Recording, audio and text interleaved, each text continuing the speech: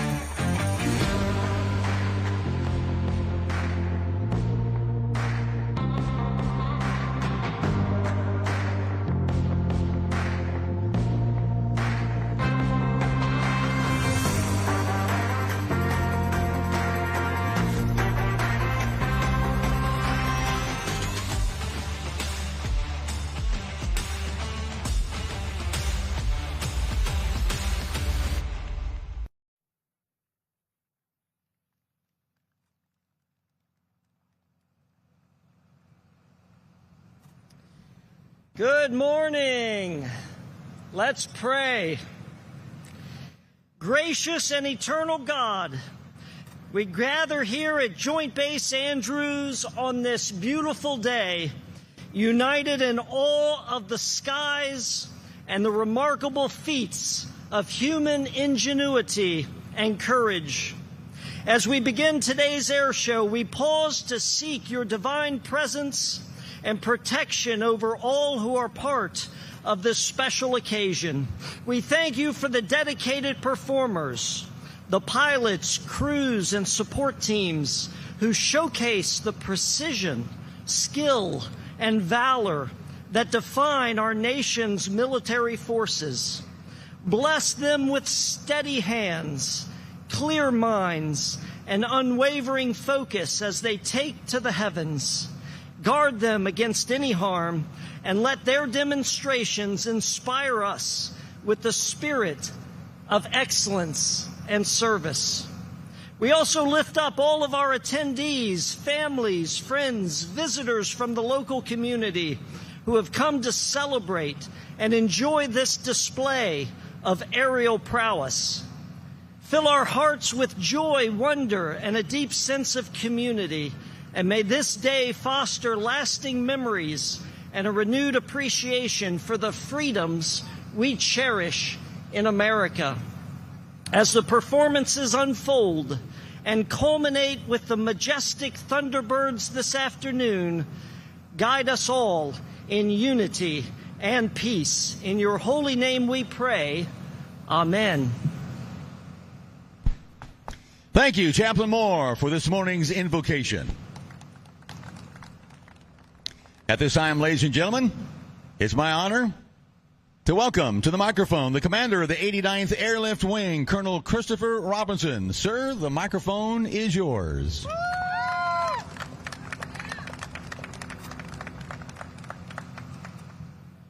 Well, good morning, everyone, and welcome to Joint Base Andrews and America's Airfield.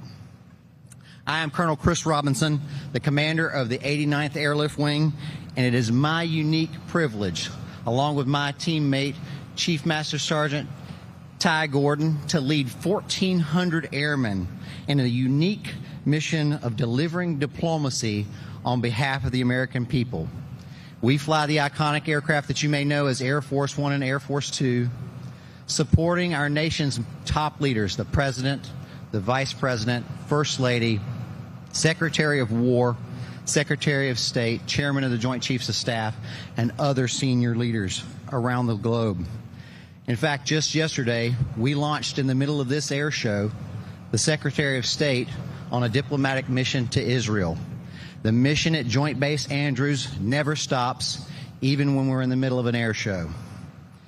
I'd like to start out by thanking our distinguished visitors who are here today. General DeVoe, the commander of Air Force District Washington, and his lovely bride. I'd also like to thank the commander of this amazing installation, Colonel June O. Thank you for opening up this base so that we can share the wonderful things that are happening here at Joint Base Andrews. I'm truly proud to be your wingman.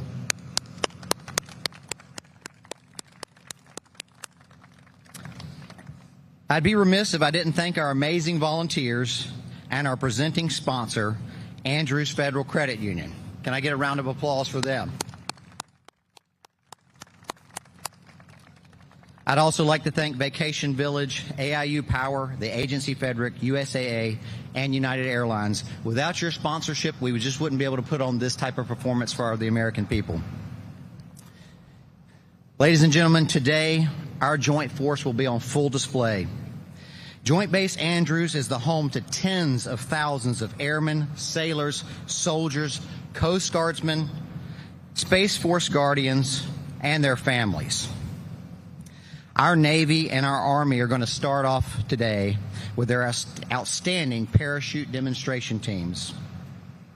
We will also have the Navy's F-18 Rhino demonstration team, followed by the U.S. Air Force C-17 demo, civilian aerobatic ACS, historic warbirds, and we will end the day with the United States Air Force aerial demonstration team, better known as the Thunderbirds.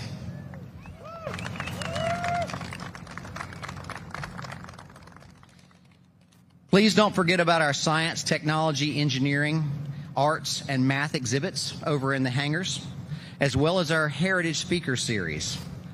We are truly excited to have you all here today with us, and we hope to entertain, to educate, and most importantly, inspire future generations to dare to do great things.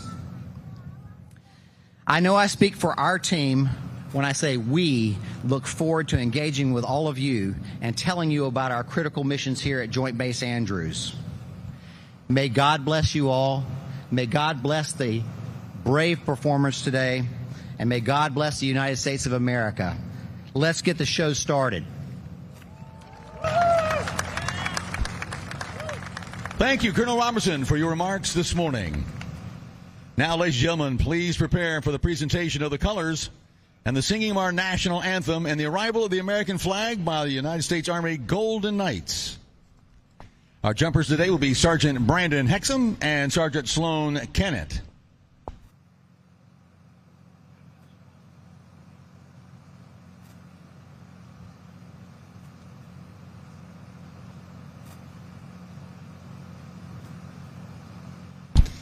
All right, ladies and gentlemen, we're just moments away again from the national anthem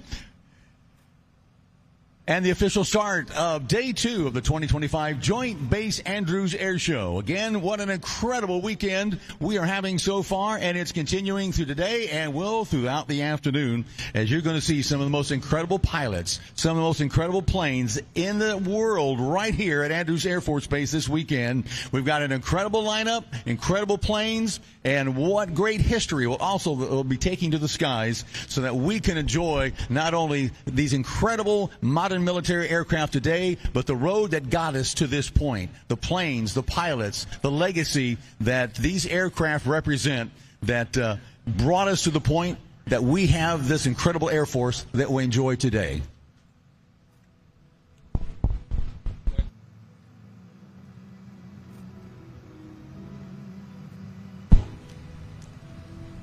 Our jumpers today will be exiting the aircraft, the C-147, at about 6,000 feet. When they jump out of the aircraft, they can accelerate to speeds of up to 120 miles an hour as they head towards the ground. The parachutes you'll see them fly today are called Ram Air parachutes. They operate under the principle of the Wright brothers' first airplane. Believe it or not, the Wright brothers did not have ailerons on their aircraft. They actually turned the plane, the Wright Flyer, by warping the wings, by bending or twisting the wing and allowing the aircraft to move to the right or to the left. These parachutes operate under the same principle. You'll notice as they come down, they'll actually be able to steer in the direction they want to fly. By using control cables on the left and right, they can actually pull on it. It causes the wing to stall out on the left or right side, and the parachute will turn in that direction. So you'll see our pilots begin to turn and move and control the direction of flight. These parachutes have a forward airspeed of about 22 to 25 miles an hour. And when they get close to the ground, I want you to watch very closely, because when they get close to the ground, you'll see the jumper pull down on both control cables. What he's doing at that point is he's stalling out their parachute, just like an aircraft right before it lands. It stalls right as the wings touch the ground. And the same thing happens with the parachute. Ladies and gentlemen, high overhead, jumpers are away, and we are getting started. Let's get ready to rock and roll for Day 2 of the 2025 Joint Base Andrews Air Show.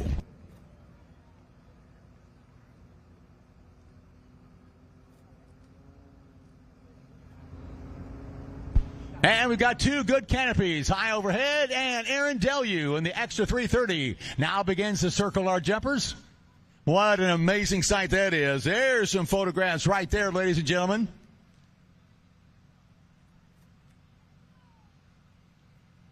Gee, Enterprise Winter Car ought to give us a little plug for that. Beautiful sight. Aaron Deleu coming all the way around the jumpers.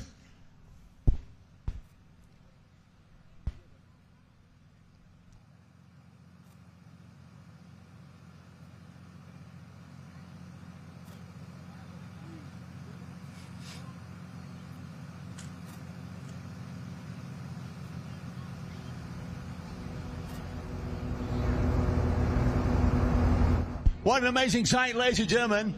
As we get the second day of the 2025 Joint Base Andrews Air Show underway. That is a sight indeed. Aaron Deleu circling our jumpers. Copy, 3, get you.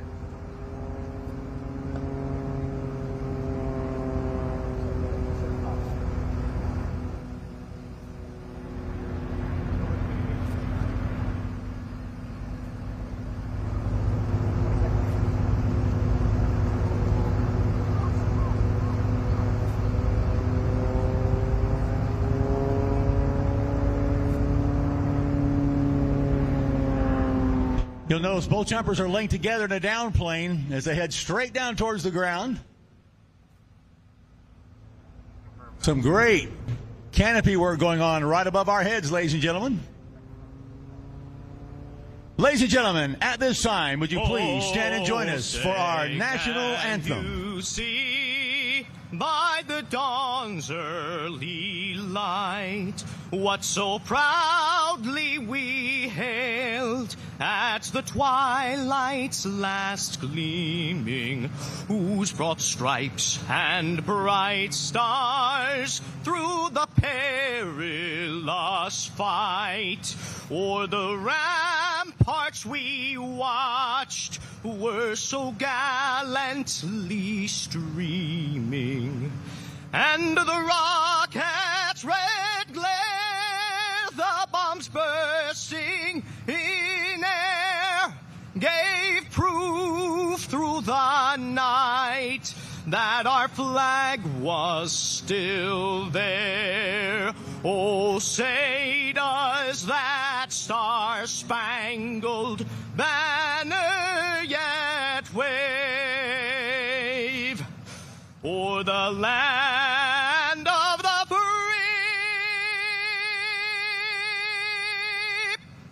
and the home of the brave.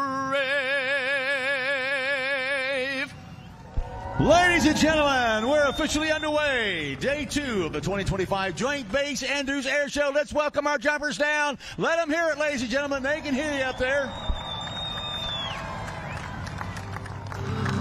What a sight, ladies and gentlemen. As our jumpers pull down on both control cables and touchdown safely. Another big round of applause, your United States Army Golden Knights.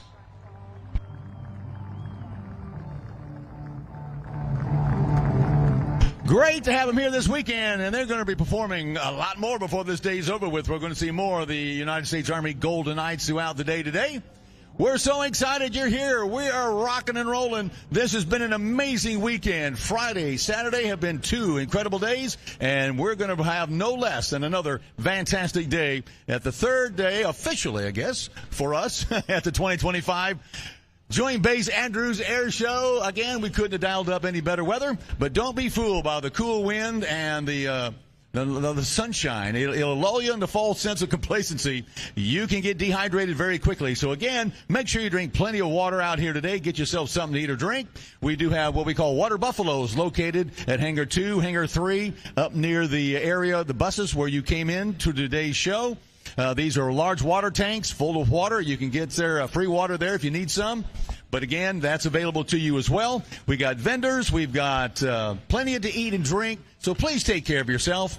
Don't go away hungry or thirsty. Make sure you're drinking plenty of water. Water, all right? Very, very important.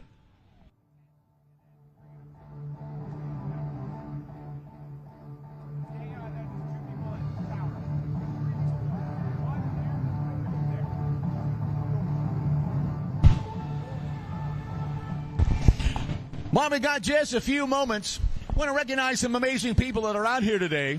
If you are a veteran of any of our armed forces, if you are a veteran of any of our armed forces, would you please raise your hand?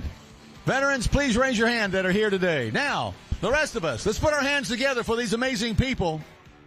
Thank you, veterans. Thank you so much for your service to this country, for your dedication. Words cannot express how grateful we are for your service to this great country. Thank you guys so much.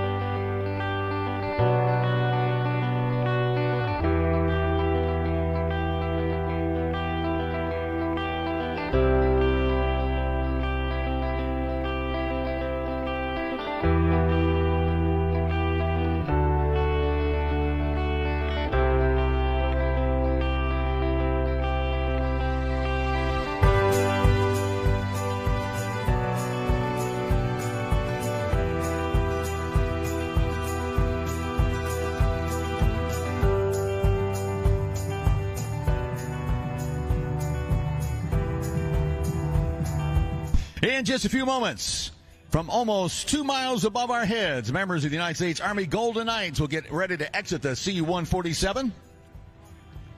From the early days of flight to the first step on the moon, man has relied extensively on a small deceleration device known as the parachute. Created initially to save a pilot's life as he jumped from his disabled aircraft, parachuting has evolved through modern aviation technology to become the extreme sport of the 21st century. Good morning, ladies and gentlemen. I'm Sergeant Sloan Cannett, originally from Beverly Hills, Michigan.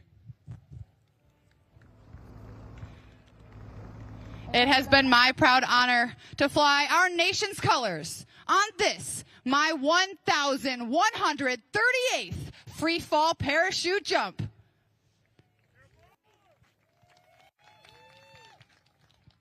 I will describe for you all today a demonstration of precision free fall as performed by members of your United States Army parachute team, the Golden Knights.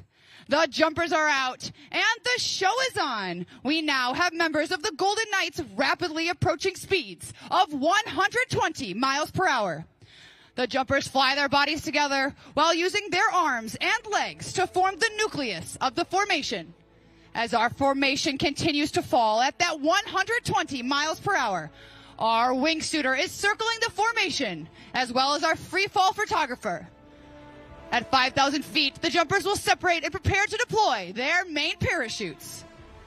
And there you have the high-flying black and gold of your United States Army parachute team, the Golden Knights.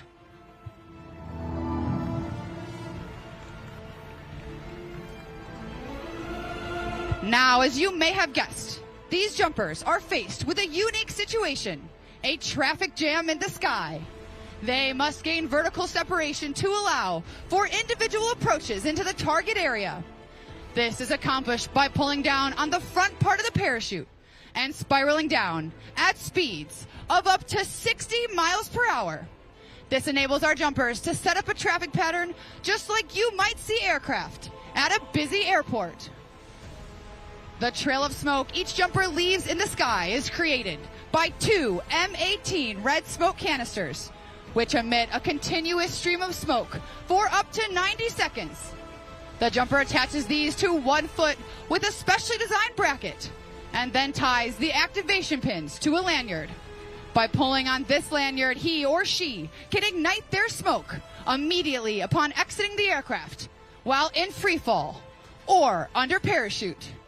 At 1,000 feet, the jumper does what is called a wind penetration check, checking his distance and speed across the ground.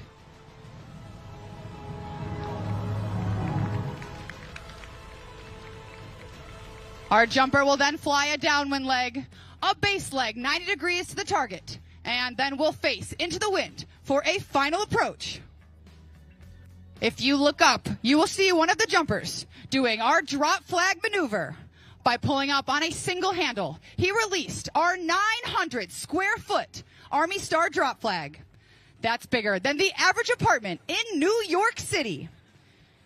To orient this large flag, there's a 35-pound weight attached to the bottom, plus the weight of the flag. That adds 50 additional pounds to the jumper. The flag is attached to the front of the jumper's harness by 4 attachment points. It is piloted by an extremely skilled canopy pilot, as it is much harder to fly and land in such a small target area. Ladies and gentlemen, this will conclude our performance for the morning. And on behalf of the entire team, I would like to thank each and every one of you for being such a warm and receptive airborne audience.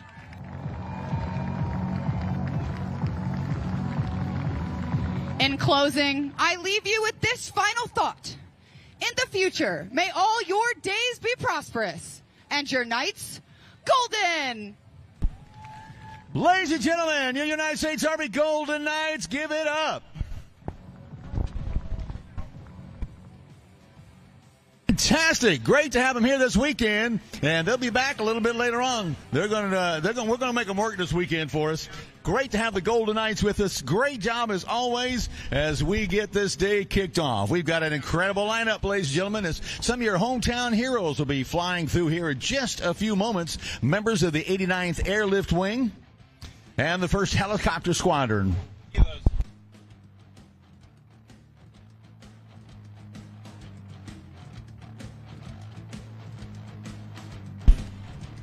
The 1st Helicopter Squadron, their mission is to deliver continuous, immediate response capability vital to national security, provide priority airlift for national-level civilian and military senior leadership in the National Capital Region, support Joint Force Headquarters, NCR task defense to civil authority, search and rescue, and medical evacuations.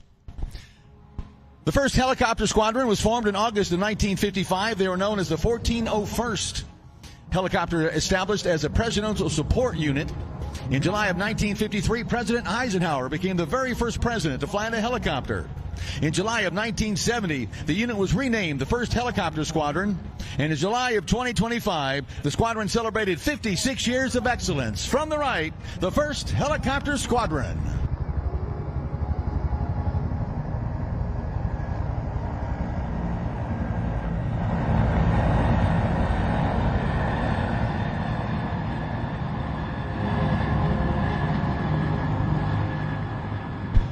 The 1st Helicopter Squadron flies the UH-1N Huey.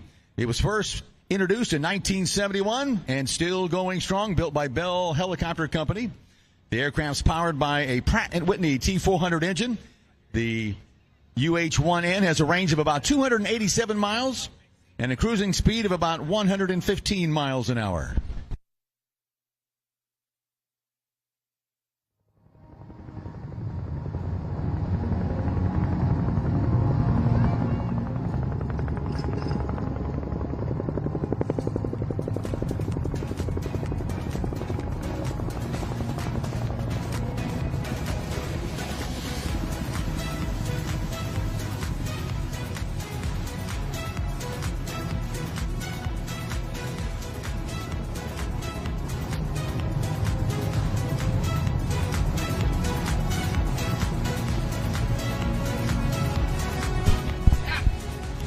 And coming up next, another one of your hometown heroes, the 89th Airlift Wing.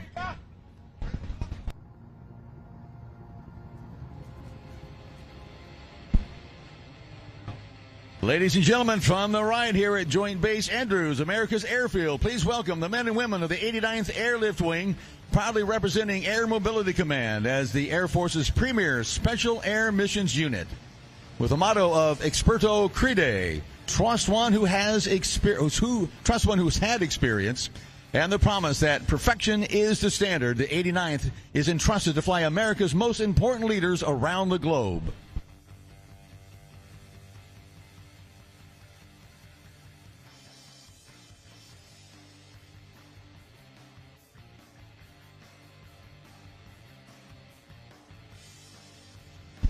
The 89th Airlift Wing's legacy goes back to its beginnings in 1949 as the 89th Troop Carrier Wing.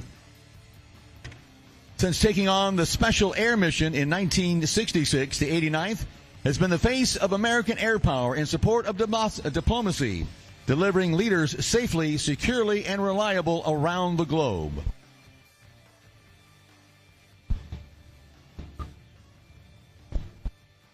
Inbound from the right, ladies and gentlemen, members of the 89th Airlift Wing and the C-40.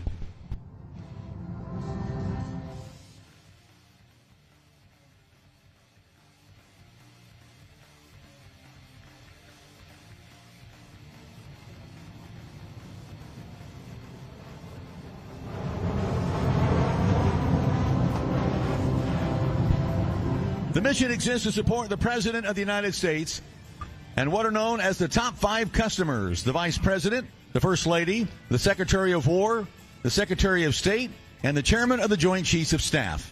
To execute these no-fail missions, the 89th operates a versatile fleet of C-32As, C-40B, and C-37AB, along with the Presidential Air Group flying the VC-25A, known worldwide as Air Force One. What truly sets the wing apart are its people. Sam Fox Airmen, from pilots, flight engineers, and flight attendants to maintainers, communicators, and support professionals, these airmen uphold the tremendous history, culture, and value of the wing. For them, perfection is the standard, because delivering diplomacy on behalf of the American people is the mission.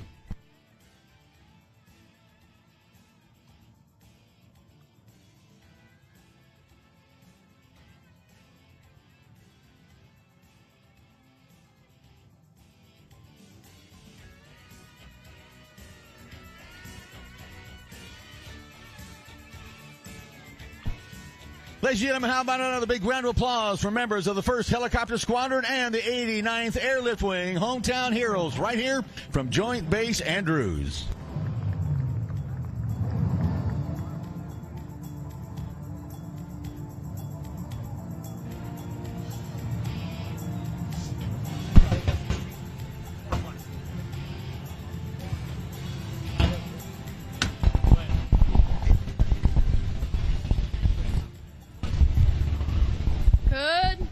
Ladies and gentlemen, my name is Midshipman Sophia Urea, and I am honored to introduce to you the Naval Academy Parachute Team, the Sky Goats.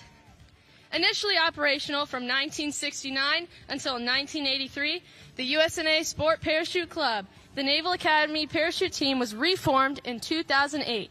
The team, currently composed of 23 active members, all specialize in skydiving and sport parachuting. The mission of the Naval Academy Parachute Team is to provide midshipmen with the unique opportunity to develop advanced leadership skills, to positively represent the Naval Academy in collegiate parachute competitions and sport parachuting demonstrations, and to execute public parachute demonstrations just like today. The parachute team is led by head coach Matt Sakala, former officer in charge of the Navy parachute team known as the Leapfrogs, and guided by officer representatives, Marine Corps Major Hardesty, and ironically enough, Army Lieutenant Colonel Greta. The jumpers featured today are from the current senior and junior class and are hoping to commission into various communities, including naval aviation, naval special warfare, marine ground, submarines, and surface warfare. In a few moments, our jumpers will be exiting the Golden Knight aircraft at 10,000 feet to perform a specialized show just for you.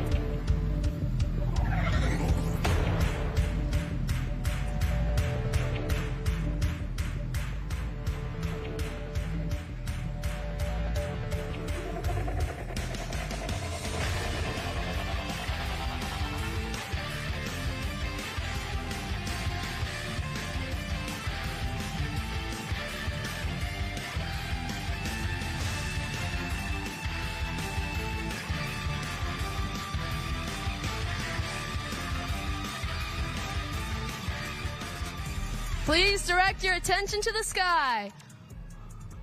Our jumpers are on jump run right now and looking at the aircraft to get ready to exit. Jumpers away! Our jumpers just exited the aircraft at 10,000 feet and have ignited their red smoke foot brackets. They will be forming together in the sky and displaying a bomb burst where 4 jumpers track away from each other at speeds of 120 miles per hour before opening their parachutes.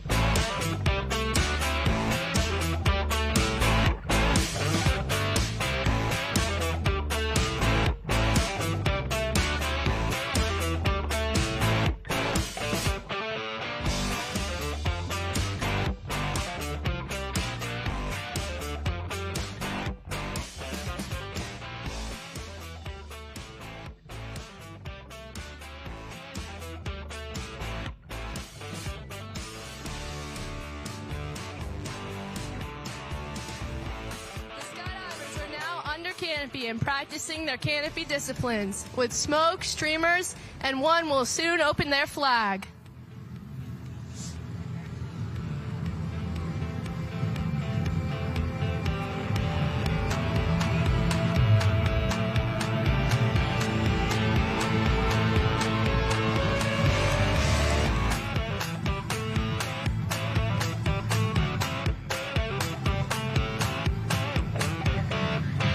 Coming in now, Midshipman Henry Borthwick from Jonesboro, Tennessee. Please give it up as he lands safely on the concrete.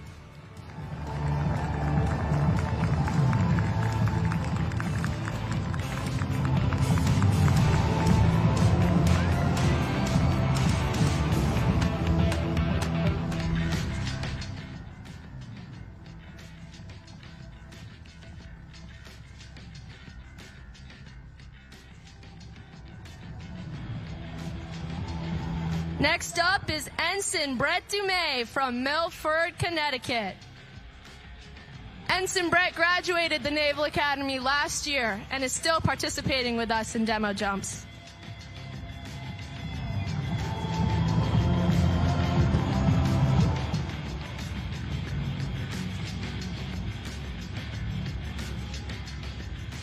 Coming in together, we have Midshipman Jason Lenning from Sioux Falls, South Dakota, and Midshipman Kobe Boateng from Columbia, Maryland.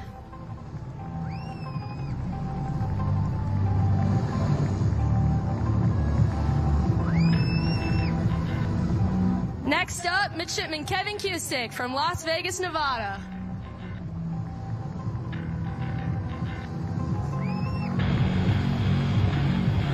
Flying the streamer, we have Midshipman Luke Wertelman from Mickleton, New Jersey.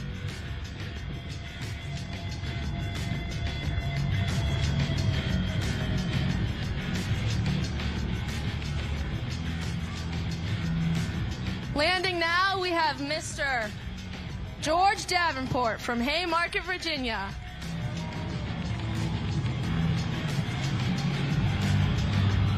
Oh, Brody Boggs, Midshipman Brody Boggs landing the streamer in the grass.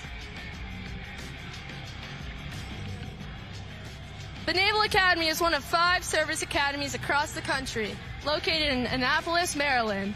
We're very close with our rival academy, West Point, which commissions officers into the Army. As much as we're one unified force, we love a little friendly competition, as you can see with our brand new Beat Army flag.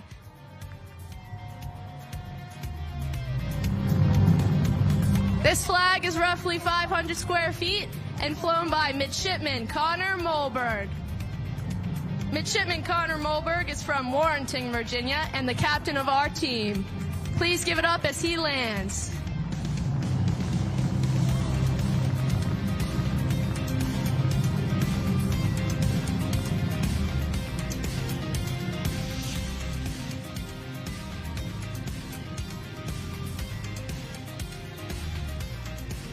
give us one last round of applause to the midshipman jumpers of the Naval Academy parachute team. Following the demonstration jump, the team will be packing at the south end of the runway and walking around the air show vendors. Thank you for watching our show. Go Navy and beat Army. All right, they have thrown down the gauntlet there, Army. So it's on. Ladies and gentlemen, United States Naval Academy, Sky Goats, great to have them here this weekend.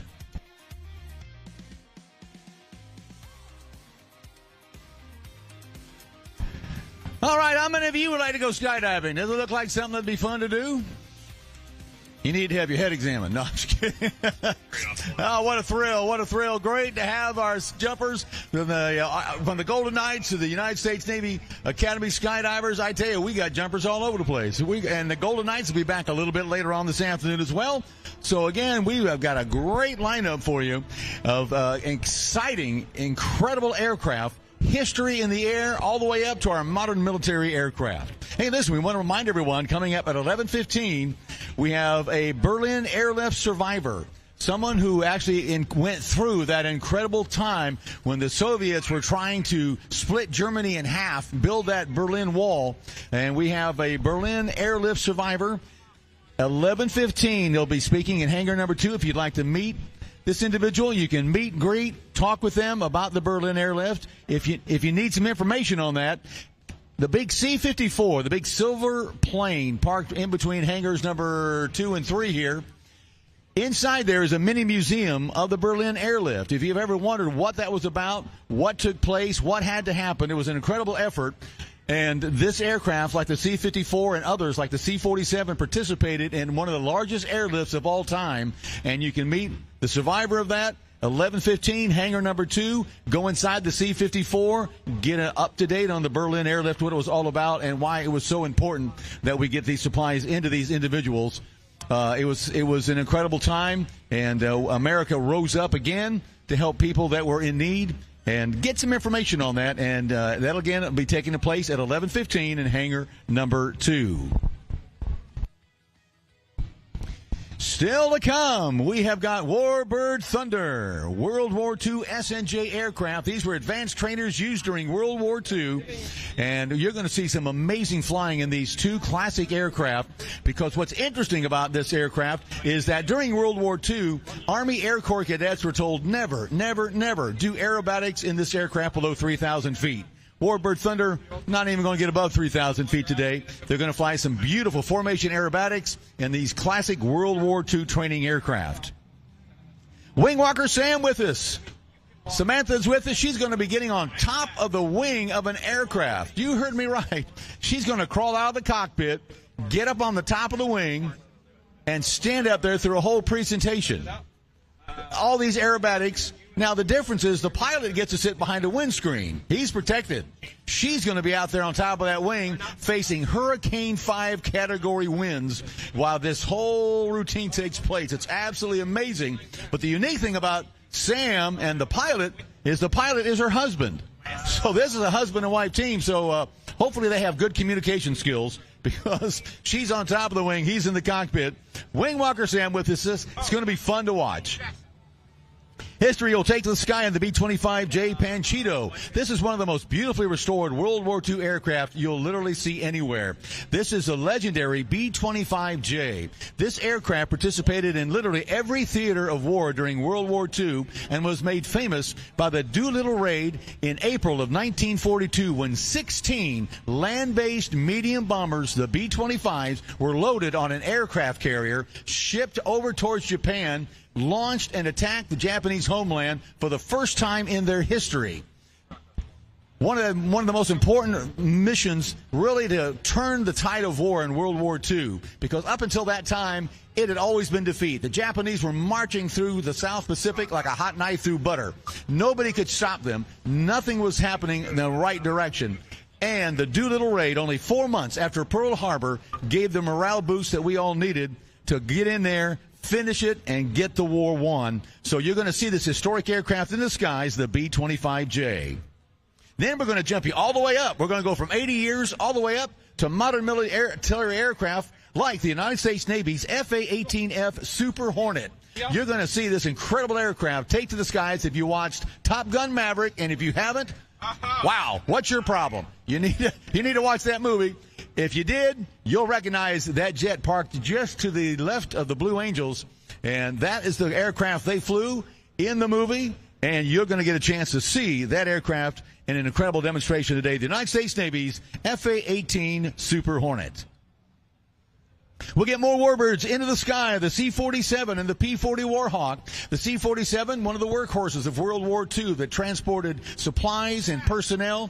If you've ever seen movies like The Longest Day about the Normandy invasion in 1944, C-47s were the aircraft that carried the paratroopers into Europe and got the thing started. And it was an amazing feat, as literally hundreds of thousands of personnel, we're talking planes, ships. It was the largest amphibious landing of all time, and you're going to see one of the aircraft that helped participate in that, the C-47, and of course the P-40 Warhawk.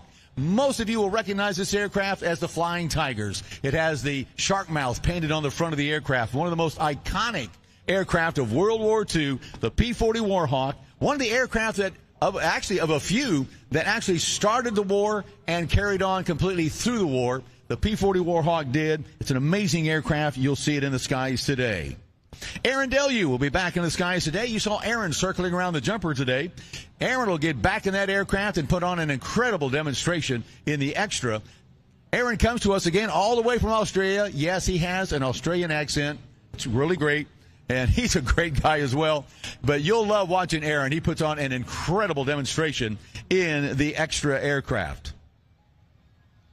You're going to see the United States Air Force C-17 Globemaster III, one of the workhorses of the modern military age. It started with aircraft like the C-47, the C-130, and now the C-17 Globemaster III carries on the incredible condition of these amazing cargo aircraft that can get supplies, personnel into some of the most remote airfields you'd ever think. There's no way a jet can land in that area. The C-17 can land in some of the most incredible environments in the world, from ice to sand to dirt. Doesn't make any difference. All right, you'll hear a distinctive sound of some round engines on the takeoff roll. It's Warbird Thunder and their North American SNJs.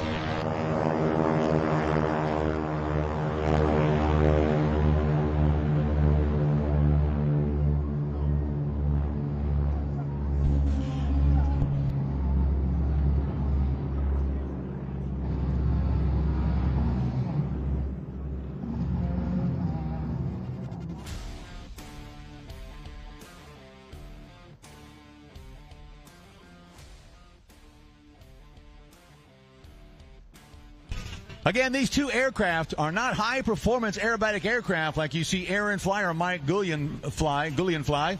These are World War II trainers. They weigh over 5,000 pounds. They have no air conditioning in the cockpit whatsoever. These are heavy World War II training aircraft that trained literally every pilot in World War II because it was the only advanced trainer single-engine aircraft that we had. If you were in the Army Air Corps during World War II, you would have called this aircraft the T-6 Texan. If you were in the Navy, like these two aircraft were manufactured for, they were called the SNJ. If you were in the Royal Canadian Air Force, they called this aircraft the Harvard. You'll hear those three names, but it was all basically the same aircraft. The T-6 Texan, the SNJ, built by North American Aviation during World War II. And again, literally every pilot had some time in the T-6 Texan.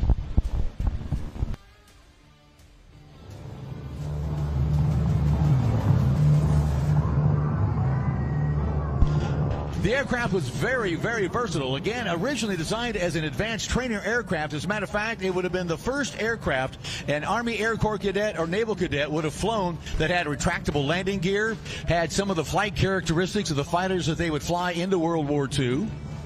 So it not only trained many pilots, but it could also be adapted with a .30 caliber machine gun in the rear cockpit for air-to-air gunnery training. Practice bombs could be put on underneath the wings for bomb training. So it had a lot of versatility. As a matter of fact, they could even be modified with an arrestor hook on the back of the aircraft so it could land on an aircraft carrier.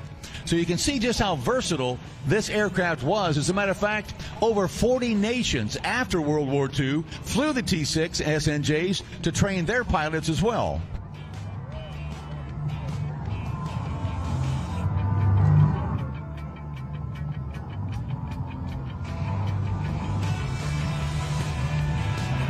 So what you're about to see, ladies and gentlemen, is a unique look at history 80 years ago, as these SNJs will be coming in just a few moments, and we'll get a nice look at these incredible aircraft built and designed so long ago, but still going strong today.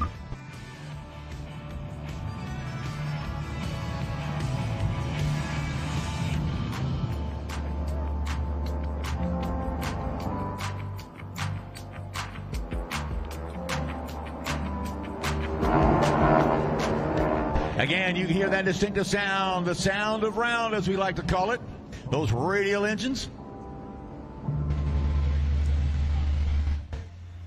Let's get ready to take you back in time. Yep, we're going to time travel. Let's go back 80 years to the conflict known as World War II from 1939 until 1945. Ladies and gentlemen, here they come.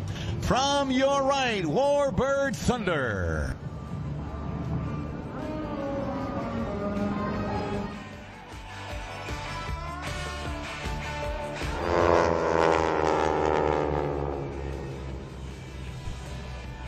These are two World War II ex-Navy advanced training aircraft designated as SNJs. They're completing one of the oldest aerobatic maneuvers. It's called a classic loop, first performed in 1913.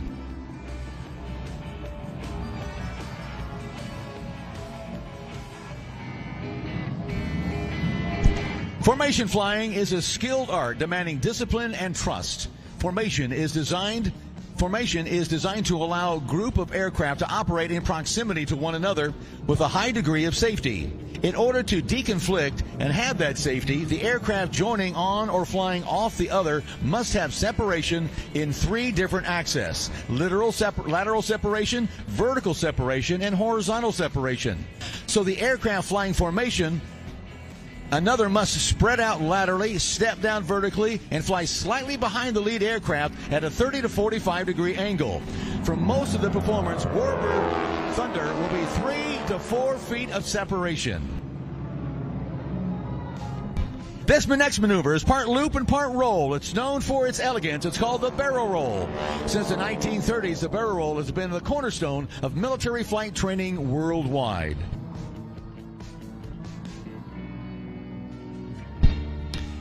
In the 1940s, Navy and Marine Corps aviators had a few nicknames for the SNJ. It was called the Pilot Maker because of its role as a trainer, or sometimes called the Old Growler due to its distinctive signature sound. But it was often most referred to as a Jaybird. These aircraft were manufactured by North American Aviation in Inglewood, California, and are designated as an SNJ because they were Navy aircraft. The Army Air Corps and later the Air Force had a version designated as the T-6, and again the Canadian Air Force flew the version called the Harvard. There were over 15,500 of these aircraft produced, and they're commonly referred to as the Texans. Most military pilots of the greatest generation received their advanced training in a Texan, and without a doubt, this aircraft played a major role in training of our pilots for both World War II and the Korean conflict. Notice that the formation has changed. Warbird Thunder is what is called in a close trail formation. An aileron roll is a very common maneuver, but rarely flown while in close trail formation. This requires incredible precision and trust because the wing pilot is singularly focused on the lead aircraft.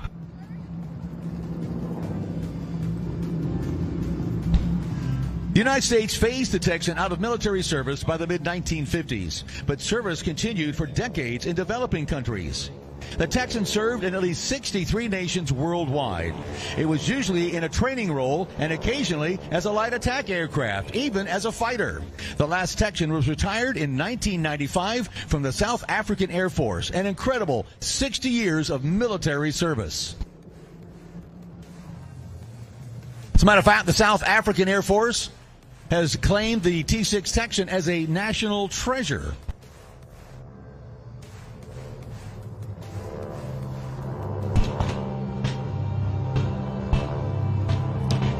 We're now going to see a line abreast loop. The wing pilot is on the right, and his sole focus is staying in perfected alignment and synchronizing himself with the lead aircraft.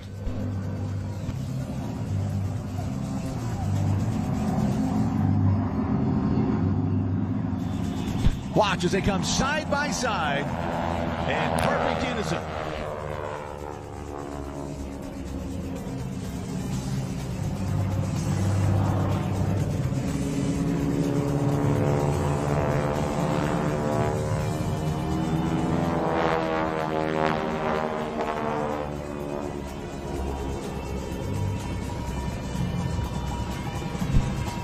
The Warbird Thunder pilot today are Chris C.T. Thomas and Mike callsign Buick Eberhardt. C.T. is the lead aircraft and resides in Virginia Beach with his wife. He's a third-generation pilot and learned to fly at 17 years of age. With his naval aviator father as his instructor, C.T. earned flight time flying instructing, towing banners, and also flying charter and freight. He's flown well over 110 different models of aircraft and has been flying for over 37 years. The number 2 pilot, known as the wing pilot, is Buick Eberhardt. He resides with his wife in Miami, Florida. Buick started flying in sailplanes at 14 years old and powered aircraft when he was 17. After graduating from Daniel Webster College, Buick served in the United States Navy for 20 years as an F-14 Tomcat and A-4 Skyhawk pilot. Buick has been an airshow performer in the MiG-17, the A-4 Skyhawk, and the L-39. Both CT and Buick are both airline captain pilots.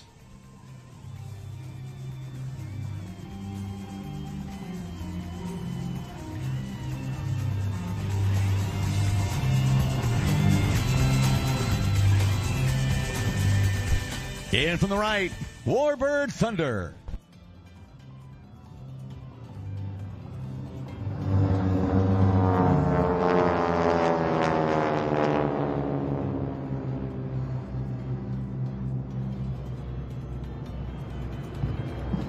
This maneuver is dedicated to the men and women of our military and to the family members that have sacrificed and support them.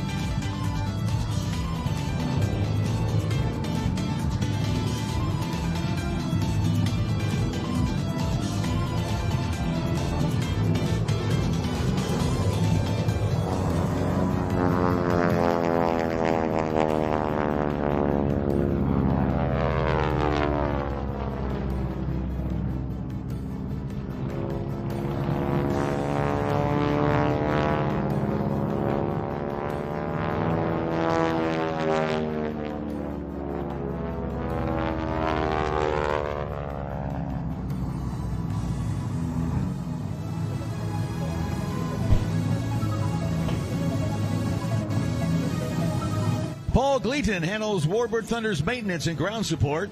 Paul is an FAA licensed airframe and power plant mechanic and is also a private pilot.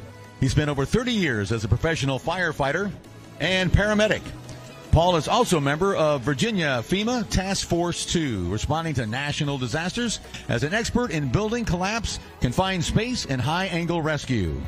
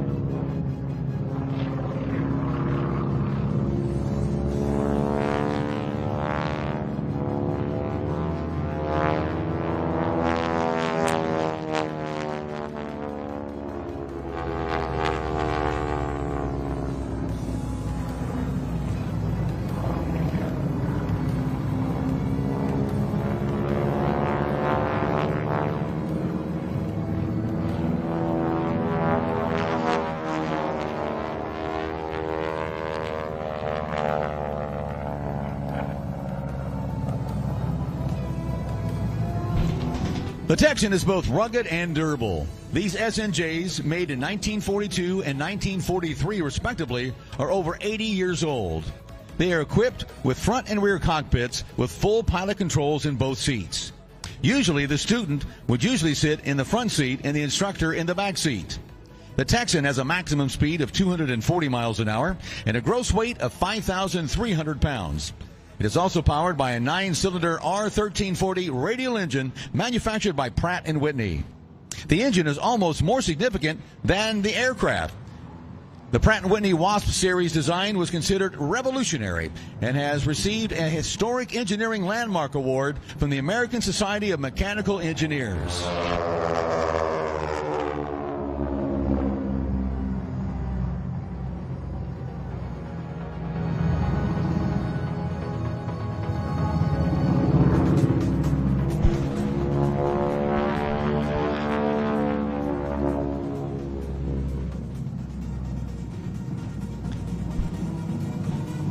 To transfer the R1340's 600 horsepower into thrust requires a huge propeller.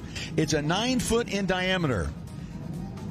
The occasional bark you hear are the propeller tips approaching supersonic speeds, and occasionally the wingtip or the propeller tips will break the speed of sound. That's that distinctive sound you hear when the aircraft is flying past. You can find Warbird Thunder on Facebook, Instagram, TikTok, and at their website, warbirdthunder.com.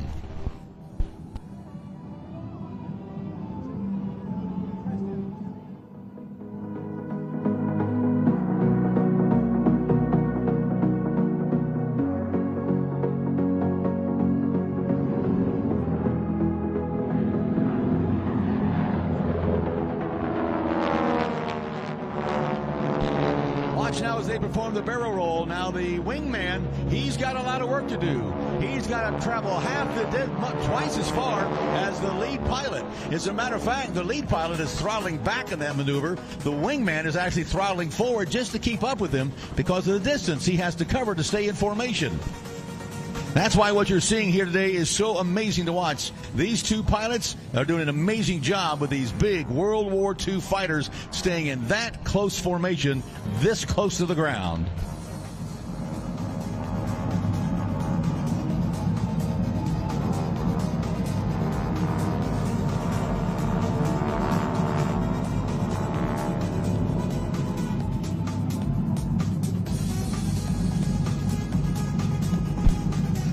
Warbird Thunder Air Shows appreciates your support on social media, where you can view great pictures, watch exciting in-flight videos like you saw here today, and often see behind the scenes of what it takes to make an air show team fly. Again, you can find them on Facebook, Instagram, TikTok, or at their website, warbirdthunder.com. All right, get your cameras ready. Here they come from the right, the photo pass.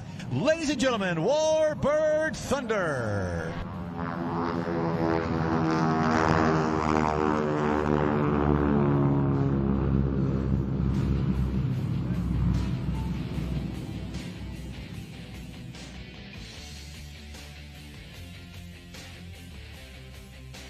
Ladies and gentlemen, what'd you think of Warbird Thunder? Was that amazing?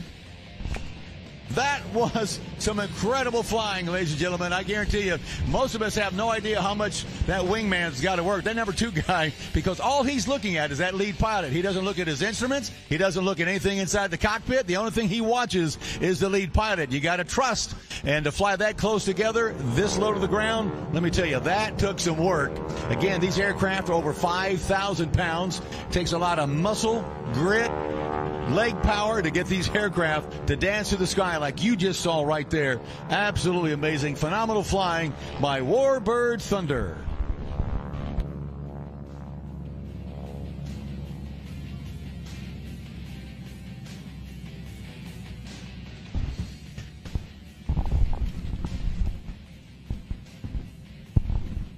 All right, be sure to make your way to hangar number 2, because coming up, At 12 noon today, we're going to have our first Heritage Leadership Forum.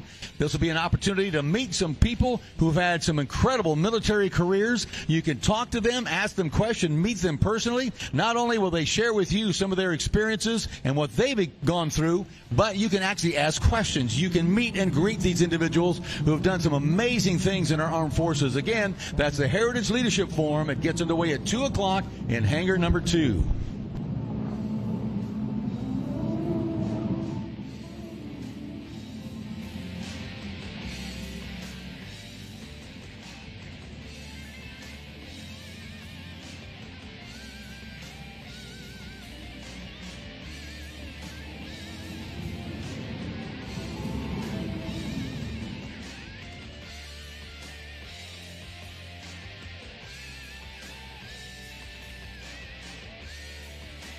All right, ladies and gentlemen, look high overhead at AIRSHOW Center. You're going to see a big white biplane coming across the sky. In that aircraft is Wing Walker Sam. She's in the front cockpit. Her husband is the rear cockpit. What you're about to see is really, truly amazing. There are not many people doing what you're going to see here today, and that's wing walking, as the aircraft will reposition in our AIRSHOW Center, slow down, way down. Sam's got to reposition herself from the cockpit to the top of the wing.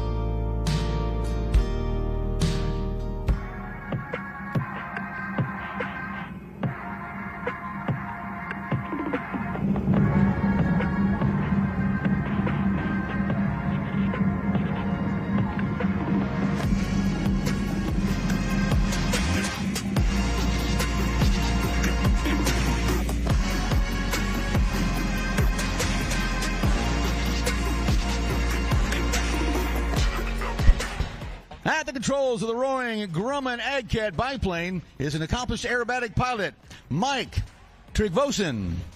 And climbing into position is his wife, the courageous wing walker, Sam.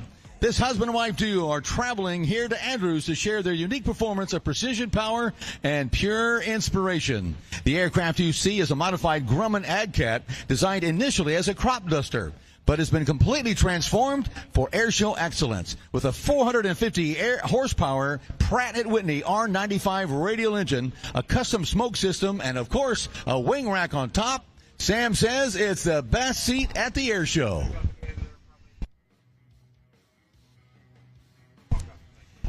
In the military, the Grumman G-146 AgCat was primarily used by Hellenic Air Force in Greece, but this AgCat is painted white to pay homage to the 50th Aero Squadron of the 1920s, who flew DH-4 biplanes, which were known for cleaning the skies of German enemy aircraft.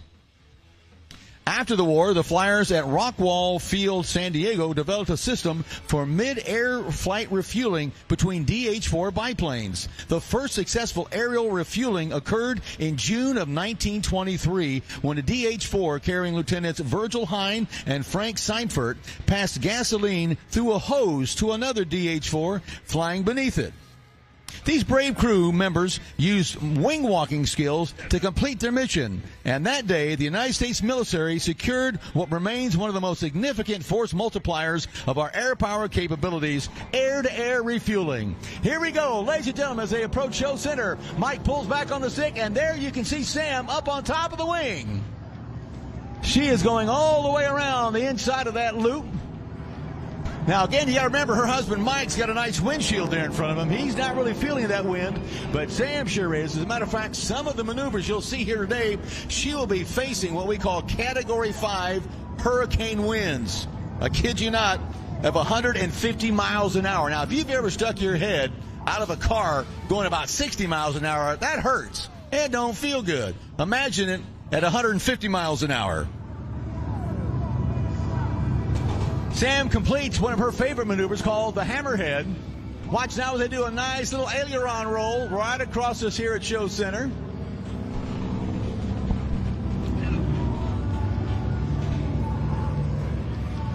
Mike follows up with a perfectly executed dynamic reverse. Then, just when you think it can't get any better, here comes the barrel roll. Watch this.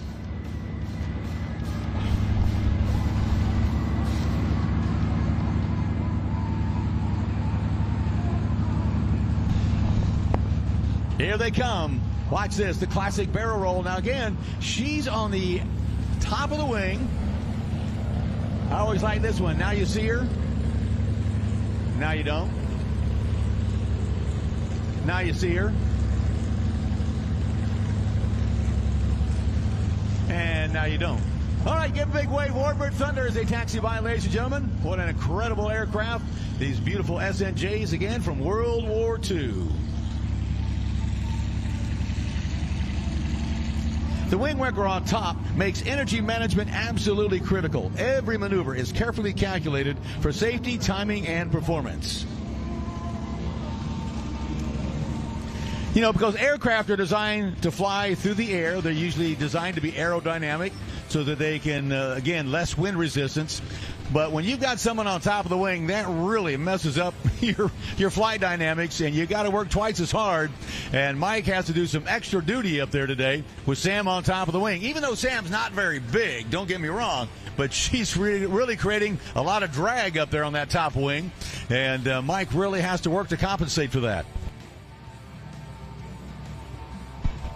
When she's not at AIRSHOW, Sam works in the commercial space industry where she makes maneuver recommendations for space science missions as a satellite collision avoidance engineer. She also has served for years in the military and now works as a combat airfield operations air traffic controller for the Air National Guard. Whether it's in space or air traffic control, she says her entire professional career has revolved around risk management. And wing walking is no different. It's a thrilling challenge that requires this duo to identify every failure mode and engineer around it. Watch this, the big barrel roll all the way around. Again, she's on the inside of that roll.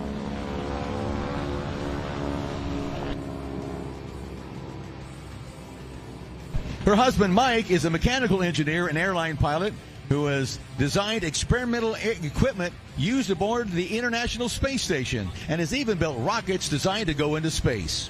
Together, Sam and Mike credit discipline, curiosity, and a shared appreciation of math and science to repeatable success of the high-flying performance that you're seeing here today. Give a big wave to Sam as she goes by. She can see you up there on top of that wing.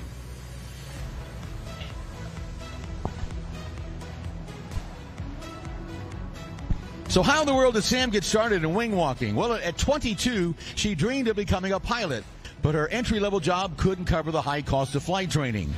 Determined, she sought a second job and then applied to be a wing walker for a team in Oklahoma. She completed her first season performing in air shows in 2014, and between both jobs and saved enough to cover her flight training.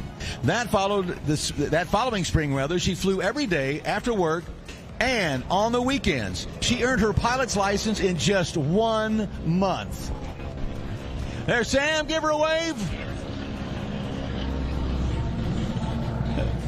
Again, that big AgCat modified for the high-performance aerobatics you're seeing here today.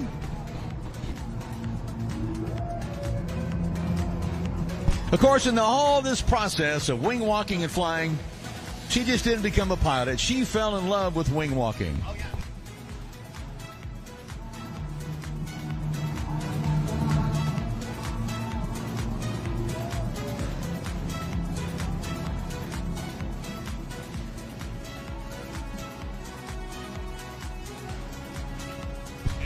Now, as we talked about earlier in the flight, Samantha started off in the cockpit, the front cockpit of this aircraft, and of course the plane can't land with her on that top wing, so she's going to have to reposition herself back down from the top of the wing down to the bottom. Now, into the cockpit. Now, I don't know if any of you saw the latest Mission Impossible music, and Tim Cruise doing all those fancy stunts in those biplanes. Well, he did all those himself, and he said it literally took him out.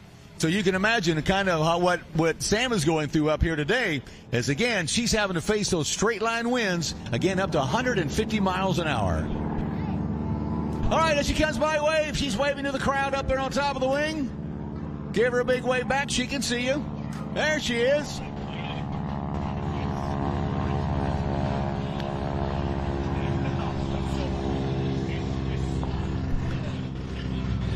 The knife edge of the photo pass. Again, give us a nice look at Sam on top of the wing of this aircraft.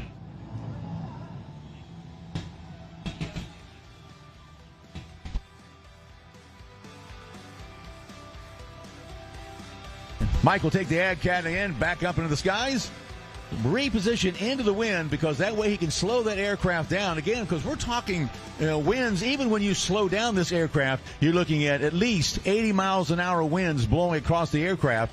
And Sam is repositioning herself in those 80 mile an hour winds back into the front cockpit.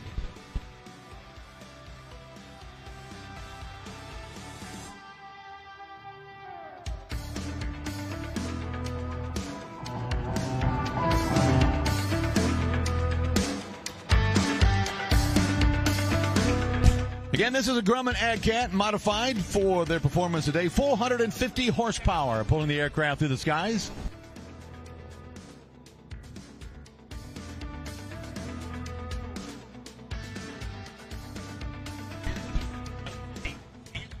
If you're wondering about the smoke system that's built on these aircraft they perform here today, this is actually a biodegradable smoke oil that is not harmful to the environment in any way, shape, or form. Might help with a few mosquitoes here and there.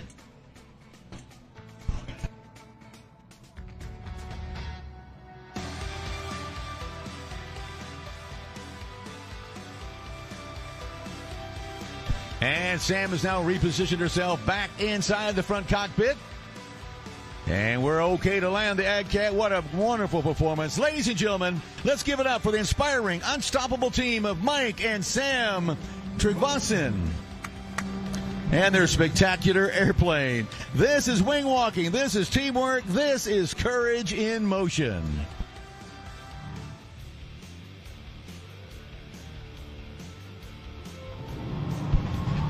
Oh, wow, ladies and gentlemen, that was, again, some more time traveling for aviation lovers as we remember the 1920s and 30s when barnstormers would crisscross the country. These daring young men in their flying machines would wow people because, again, relatively to the time, aviation in the 20s is still a pretty brand new thing to see. You didn't see aircraft flying every day like we do now. And so these young men would fly these biplanes across the country, sell rides, put on little aerobatic demonstration, and, of course, wing walking became a very popular sport in the 1920s and 30s. And some of these were absolutely amazing feats as they would actually climb between one aircraft and another. They would, well, as a matter of fact, they would simulate playing tennis on top of the wings of a biplane. They had wing walkers on each wingtip. It was really an amazing time in our history. And the AdCat takes us back to those bygone days of the barnstormers of the 1920s and 30s. As always, we want to thank the incredible sponsors of this weekend's air show. Our presenting sponsor is Andrews Federal Credit Union. We appreciate Andrews so much for their support of this weekend's air show. Stop by their tent located at Air Show Center. You can sign up, find out all the information that they have available. Thank you to Andrews Federal Credit Union. Ladies and gentlemen, the B-25 Panchito taking off. Imagine what it must have been like over 80 years ago. 16 of these B-25s on top of an aircraft carrier being pulled across the ocean to attack the Japanese for the first time in their homeland. This is the B-25 medium bomber, one of America's most famous aircraft of World War II, built by North American Aviation, which produced the greatest number of World War II aircraft by far. For the first time, one company produced trainers, bombers, and fighters at the same time. The Mitchell's first flight was in August of 1940, introduced in 1941, and was named in honor of Major General William Billy Mitchell. As a matter of fact, this is the only military aircraft ever named for an individual. He was a pioneer of U.S. military aviation. This aircraft was used by many Allied air forces. The B-25 served in every theater of World War II. When the war ended, many remained in service operating for another 40-plus years. Now watch, ladies and gentlemen. After the attack on Pearl Harbor on December 7th, 1941, President Roosevelt got production underway. Imagine what it was like in those early days as 16 B-25s took off from the USS Hornet all of a sudden, for the first time in their history, the continent, the island of Japan, would feel the wrath of the United States Army Air Corps. Bomb bay doors are open. The B-25 Mitchell.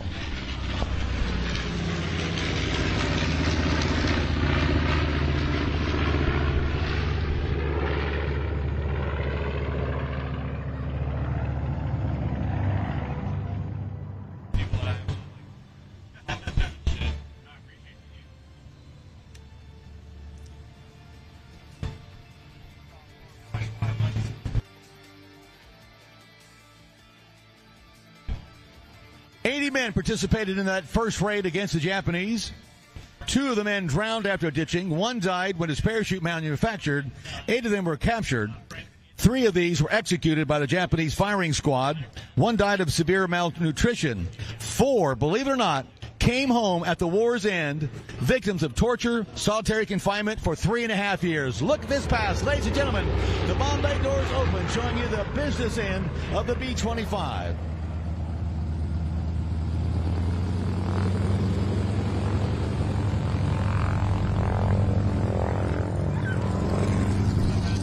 Fully loaded, the B-25 has 500-pound bombs up to 3,000 pounds worth.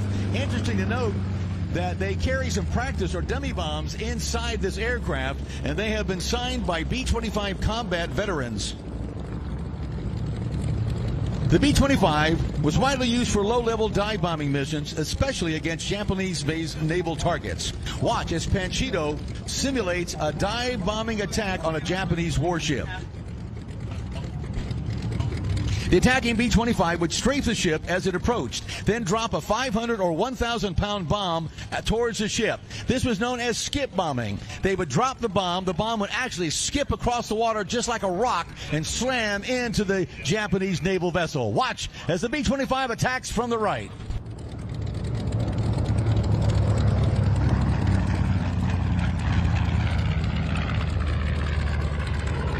Of course, one of the dangers of skip bombing is the fact that the bomb is moving as fast as your aircraft. So you had to pull up and get out of the way before the bomb hit the ship. You could get caught in your own blast. As a matter of fact, during World War II, 1 Japanese destroyer was known to surrender to a whole squadron of B-25s. Ladies and gentlemen, how about a wave and applause? We got Sam and Mike. Mike taxiing by in that AdCat, giving us a close look at that unique aircraft. Sam's going to come up here. We're going to talk to Sam in just a few moments. Watch now as the B-25 approaches from your left. Panchito's crew is now approaching at level bombing run. Watch the bomb bay doors open as she nears show center. The original design of the B-25 was for medium level altitude bombing, but as well described in this pass, crews in the field modified this aircraft with much more potent weapons.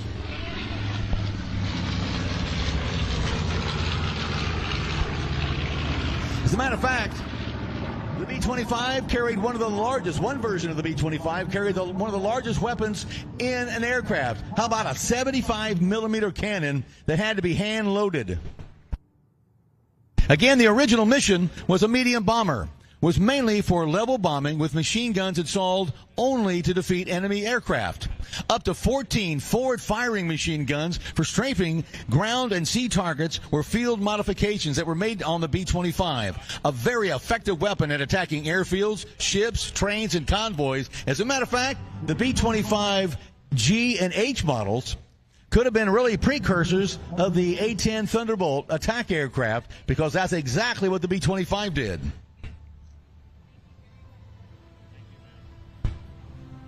Watch now. Imagine 4 B-25s approaching a Japanese airfield at treetop height. 335 miles an hour. 50 caliber machine guns blazing. Parafact bombs raining down from the bomb bay on the formation. Pass over the Japanese airfield. Again, up to 14 50 caliber machine guns pointed in one direction. The firepower was absolutely devastating.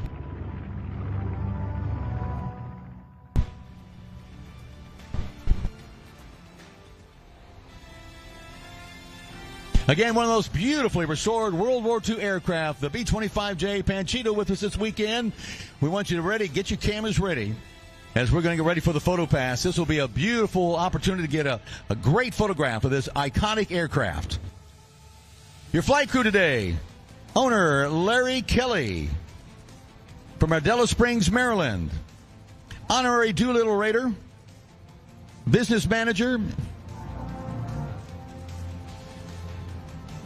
Our co-pilot is Sabrina Kipp, a Southwest Airlines captain, retired. Ladies and gentlemen, get your cameras ready. Here she comes, the photo pass, the B-25 Panchito.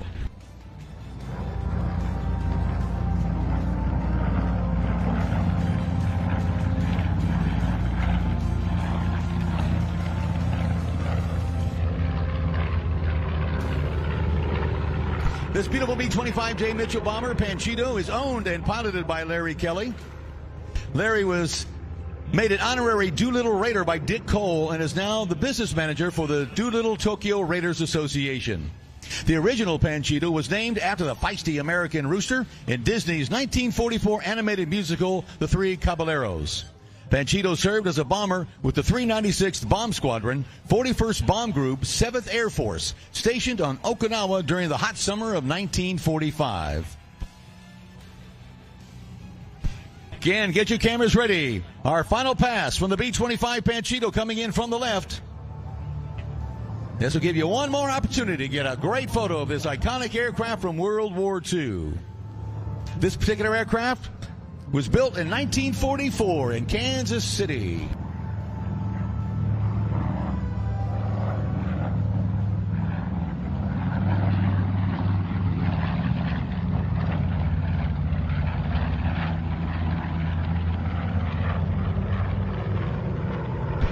Panchito is powered by two 14-cylinder, 2,600 cubic inch radial engines, developing 1,700 horsepower each.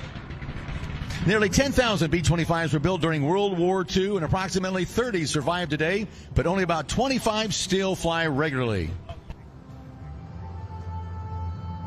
This aircraft took an 8-year restoration done by Tim Riley and finished in 1986, and what an amazing restoration. Ladies and gentlemen, what'd you think of that little piece of history, the B-25 Panchito?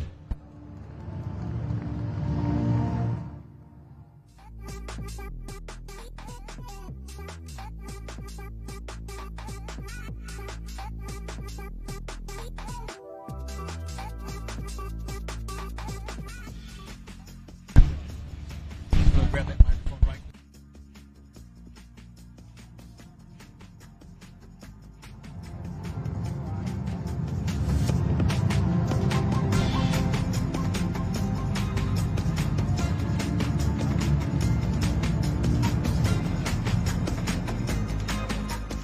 All right, I've got a very special guest with me on the platform, Sam, wing walking Sam. She's up here with me. Sam, welcome. Welcome to Andrews. Good morning, everyone. Thank you so much. It's been an absolute privilege and pleasure to be here at America's Airfield, wing walking with you guys here at Andrews Air Force Base. Or, pardon me, Joint Base Andrews. There we go. There we go. Hey, and we've talked about a little bit about, your interest and how you got started in wing walking, but just to let you know, she had a very unique experience yesterday for the first time. Wing walking.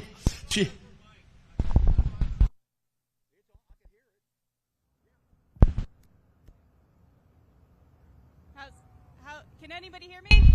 There. Loud and clear? All right. I'll let her borrow my microphone. But anyway, Sam, you had a great experience yesterday for the first time, you said, in your wing walking career. Yeah, we had a unique opportunity here this morning, or yesterday morning, actually. I had my first ever bug strike. Just on my chin there. I don't know if it was one of those lantern flies here. I'm not sure. It certainly got my attention. Was not a flight risk for us. Just got my attention, and we continued with the show. But it certainly made things interesting. I had to kid her. I said, there's an old wing walking joke we always used to say. You know how you can recognize a happy wing walker? They're the one with bugs in their teeth. And so she had a bug strike yesterday, but she survived it. She made it, and so she's a veteran of a bug strike. Now you can tell them all. But Sam, you guys, I know you're a husband and wife team, so that's pretty unique. That's right. Yeah, we're actually, not only are we a husband and wife team, we're also, my husband is a military spouse. So we like to dedicate our performance to military families out here in the audience. We're so grateful to perform at military bases specifically. I've been in the military in the Air Force for just over pushing 12 years now, now serving in the Oregon Air National Guard as an air traffic controller. That's awesome. That is awesome. Appreciate your service. Thank you so much. But again, wow. I mean, really, I'm trying to think. How many wing walkers are there really going on in the country right now? That's a great question. There aren't very many of us. There's probably about 5 of us here in North America. That's like both in Canada and the U.S. here. About 5 of us, and I've had the privilege of wing walking actually with 2 of them on the same airplane. Wow.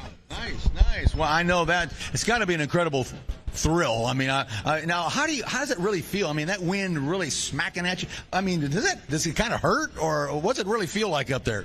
It is. It's a lot cooler up there than it is here on the ground. We're pushing speeds of about 150 miles an hour at our top speed there at the bottom of the loop. That's close to the Category 5 hurricane force for reference there. Wow, I know. That's just, I tell people that's got to be, hey, how about a big wave? Panchito taxiing by, ladies and gentlemen. Look at that beautiful B-25. That is gorgeous. They didn't look that good when they came out of the factory. I guarantee you, they have really restored that.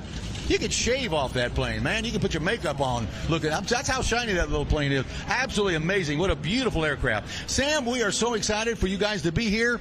I know it's a thrill to be here at Andrews Air Force Base. This is just an amazing place. The people are fantastic. The crews and everybody have done an amazing job here. We appreciate you. Thank you guys for coming. Thank you so much. And just quick before I jump down off the trailer here to meet some of the folks in the crowd here, I want everybody to know that at 2 o'clock today, I'm going to be in the STEM hangars. So we'll be there for a Q&A session. If you have any questions about wing walking, I'll be glad to field those for you at 2 o'clock in the STEAM hangars. That's going to be, you're going to be in hangar number 2? 2? You think so? Oh, that's an honest answer. All right. But she'll be there. You can meet her. As a matter of fact, she'll be walking up and down the show line here in just a few moments. I got autographs, a great souvenir from this weekend's air show. Meet Sam, and a real live wing walker, folks. I mean, again, you're a rare breed. There aren't many of them around. It's not something you hear every day. Thank you very much, Mike.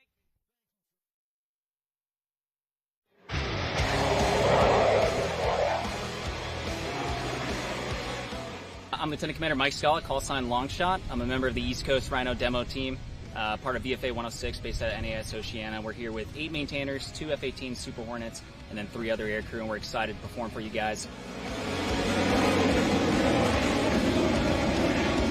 Ladies and gentlemen, from the right, the Super Hornet high-speed pass.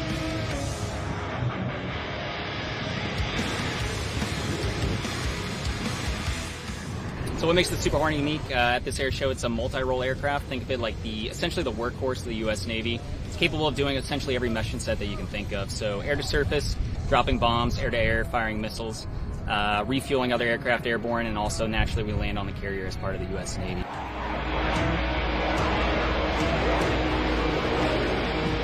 Ladies and gentlemen, from the left, the min radius turn.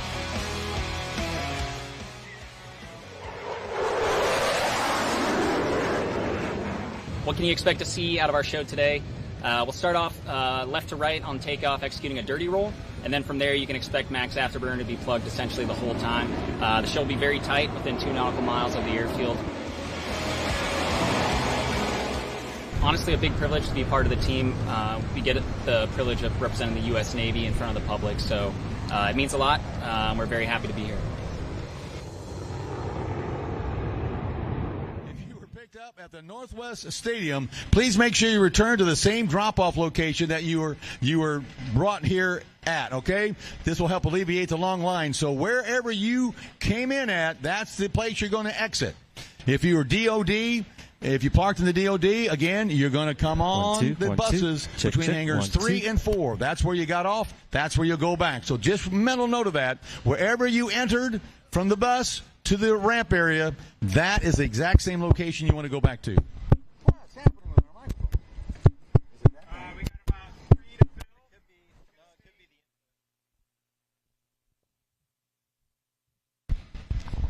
Of course, I always like to remind people the most dangerous part of any air show is going to be your drive home. So always remember, before you leave here today, we're all on the same team. We're all trying to get home. Smile and wave, and make sure you buckle up. So again, please be careful when it is time to leave the show today. Please, please be patient. There's a lot of folks out here today. It took us a long time to get you all out here. It'll take us a little bit of time to get you back, but we'll definitely get you back home. Listen, if you haven't stopped by and gotten your premier seating yet, you still have time to do so on the far north end of the ramp. You'll see those blue tents. You can get some flight line seats, some great. I mean, you'll see the chalet area out there in front of those blue tents. You could be sitting out there right now if you'll make your way over to the chalets. They have premier box seatings. You can get tables for 2, 4 people. You got access to food. You've got access to the flight line. You'll get some great views. You need to check that out. That's on the far north end of the ramp area. You'll see the blue tent. Go by there. They'll give you the information on how you can be a part of sitting up there, getting some great seats, and enjoying some close-up views of today's air show.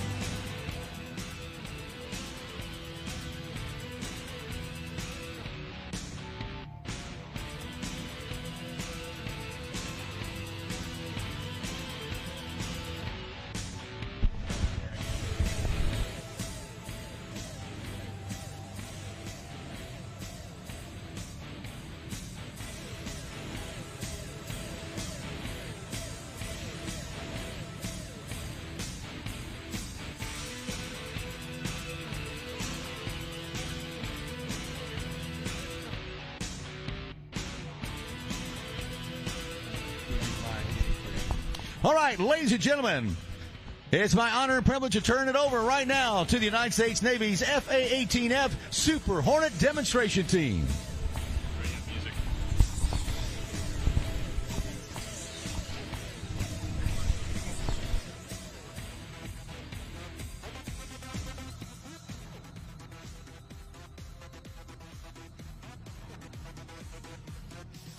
Good afternoon. Football's coming on a little bit later, but before then, we have a show for you. Good afternoon, ladies and gentlemen. My name is Lieutenant Mason Loudon, call sign Scooter McGavin, on behalf of the United States Navy and Strike Fighter Squadron 106. We are proud to present to you the U.S. Navy's Rhino demo team. The demo flight profile you're about to witness highlights the mobility, versatility, and power of the most lethal carrier-based strike fighter aircraft in the world, the F-18 Super Hornet, nicknamed the Rhino. The aircraft performing today is the F model, or the 2-seat variant of the Super Hornet. In today's demonstration, Lieutenant Commander Mike Segala, call sign Longshot from York, Maine, and Lieutenant Wyatt Rudisil, call sign Donkey from Dunkirk, Maryland, will fly the F-18 to the edge of its operating envelope. During the show, aircrew will experience nearly 8 times the force of gravity, accelerate to speeds up to 700 miles an hour, and demonstrates maneuvers being employed by naval aviators around the world, both in training and in combat.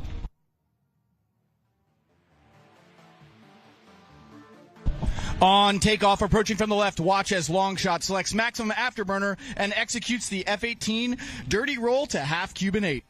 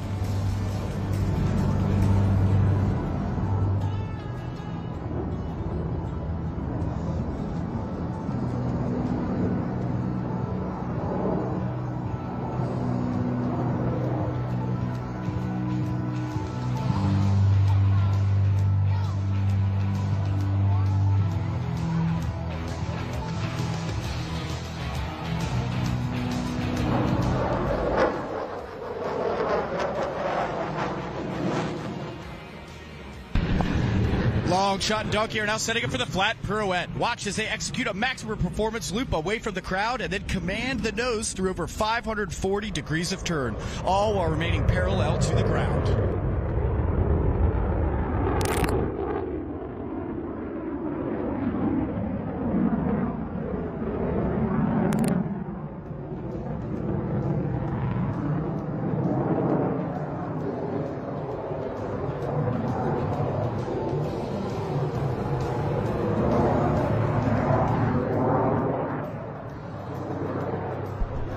Longshot and Donkey are now setting up for the minimum radius turn to tail stand. With maximum afterburner selected, aircrew will set 90 degrees angle of bank and hold 7.5 Gs for 360 degrees of turn. At the end of the minimum radius turn, aircrew will perform a maximum performance pull to the vertical, followed by a negative 2G pushover to return to level flight. Ladies and gentlemen, from the left, the Super Hornet minimum radius turn.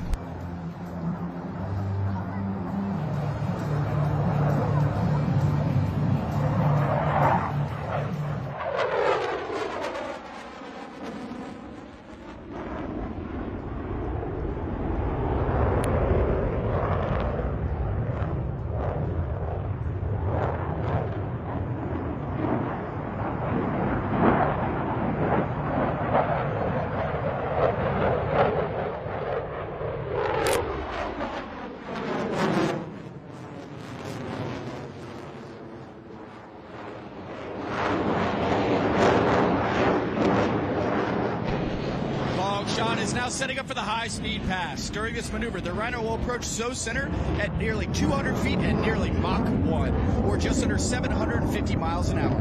In maximum afterburner, the F-18's two F414G 400 engines combine to produce over 41,000 pounds of thrust while burning 60,000 pounds of fuel per hour. As a result, you may see white compression vapor being produced around the aircraft, indicating it is approaching the speed of sound.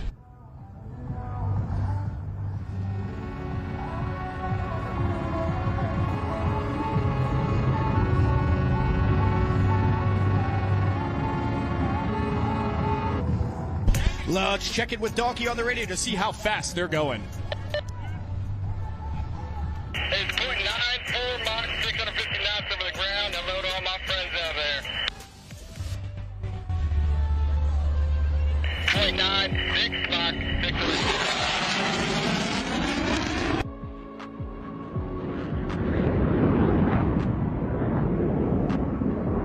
They are now in the pull and setting up for the vertical pirouette. Longshot and Donkey will first pull the aircraft into the vertical, then roll the canopy towards the crowd, followed by a negative G pushover to wings level.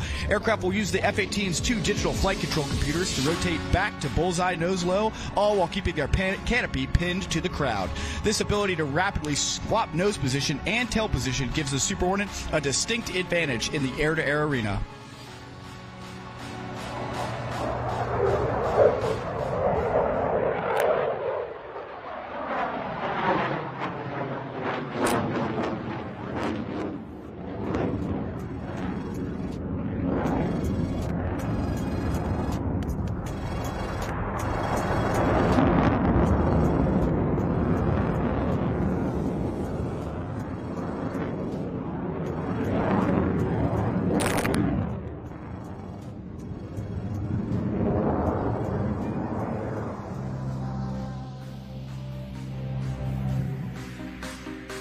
Longshot and Donkey are now setting up for the square loop. As the Super Hornet approaches SO center at 350 miles an hour, Longshot will rapidly reposition the nose 4 times, flying a distinct square path through the sky.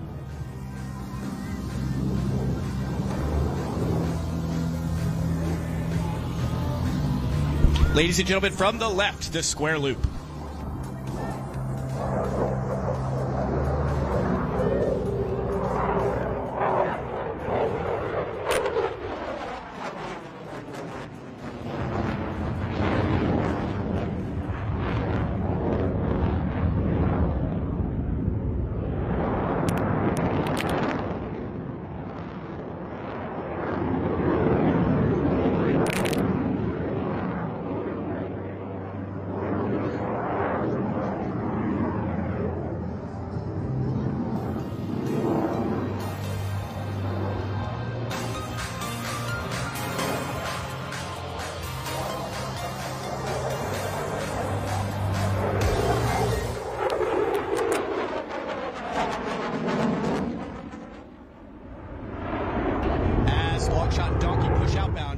now setting up for the inverted whisper pass. Approaching show center at 500 feet, they will reduce the throttles to idle power and roll the aircraft inverted. As they come into focus, note how quiet the aircraft becomes as it passes at nearly 500 miles an hour.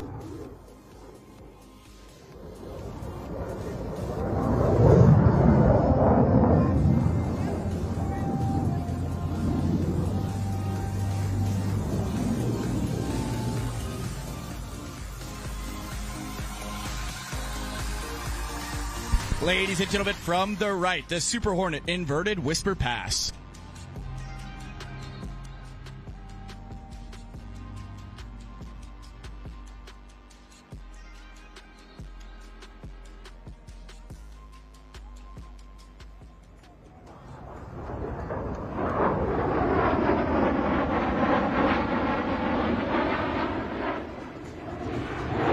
Longshot and Donkey are now setting for the high alpha pass. This maneuver will demonstrate the incredible slow speed handling characteristics of the Super Hornet.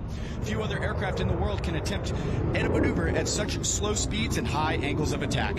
However, the Rhino's digital flight control computers allow it to remain completely controllable even at less than 110 miles an hour.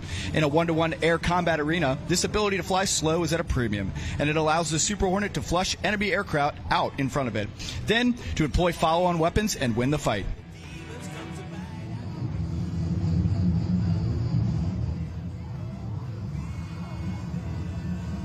Let's go back into the cockpit for another speed check.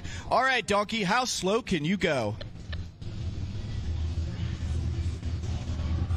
It's 15 Alpha, 120 knots, slowing down.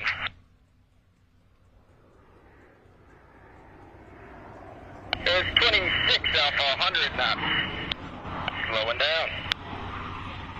Long shot here from the front seat. Just want to give a shout out to my in-laws, Shelly and Alex, thanks for coming out and supporting me. Oh, and shout out to my beautiful RC league. Thanks,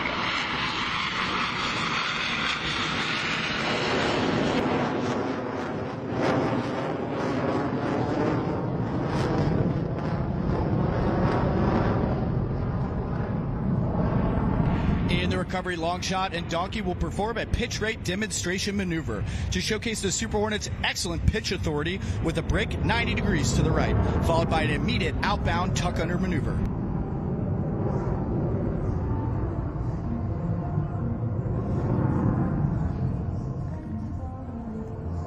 From the right, the Rhino pitch rate demo.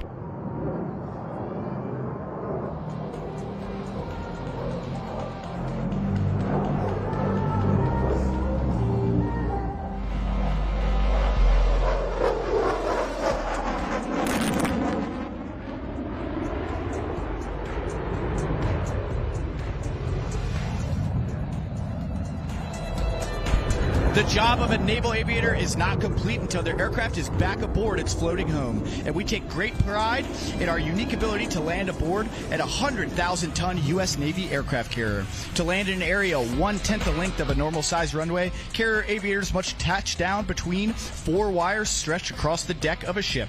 To do this, we use an optical landing system, commonly referred to as a ball. During the final portion of the approach, aircrew and landing signal officers, also known as paddles, work together to get their aircraft safely aboard. Let's listen in on final approach. Paddles, radio check. Yeah, paddles, set your line clear. Set your line clear on backup. Yeah, paddles, looking 25 over 10 right down the angle. Got the 45, don't go any higher. Little overshoot. 206, call the ball. 206, round ball, 5-4. Roger, ball. Little power. You're on, center line. You're on, go ahead, slope. Little power. Power to catch. Bolter, bolter, bolter, hook skip bolter.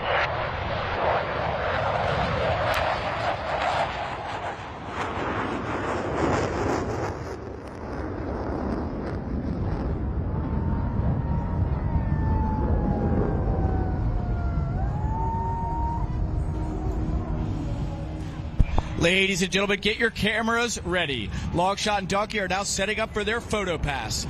The aircraft will pass show center in a 90-degree angle of bank and at 200 feet in maximum afterburner.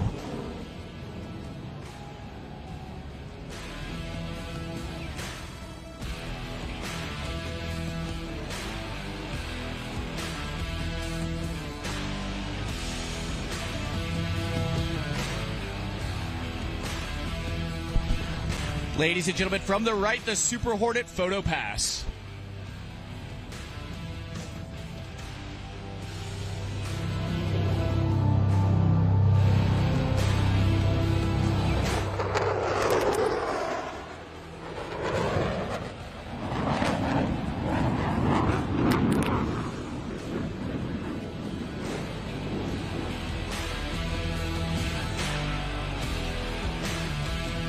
Ladies and gentlemen, the F-18 you saw here today is one of many used to train pilot and Wizzos at Strike Fighter Squadron 106, based at Naval Air Station Oceana in Virginia Beach, Virginia. Longshot, Donkey, and myself serve as instructors teaching new aircrew how to fly and tactically employ the Super Hornet. Currently, there are 33 operational Super Hornet squadrons in the Navy defending freedom and democracy around the world.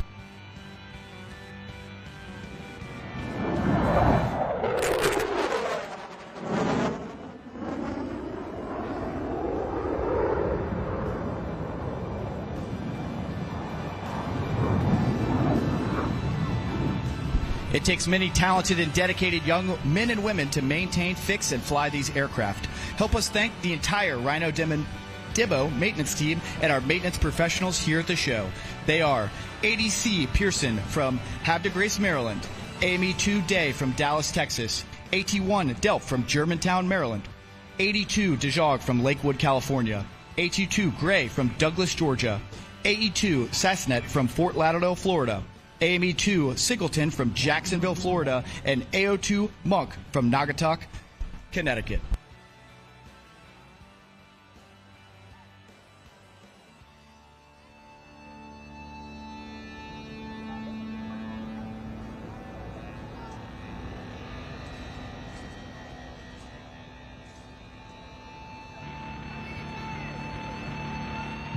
Ladies and gentlemen, on behalf of the entire United States Navy, we thank you for allowing us to demonstrate the capabilities of the F-18 Super Hornet.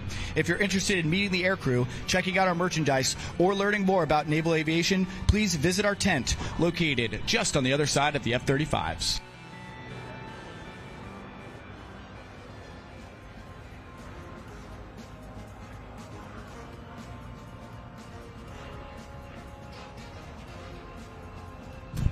Ladies and gentlemen, how about another big round of applause for your FA-18 Rhino demonstration? Little Top Gun out there going on. Thank you guys for bringing the jet in.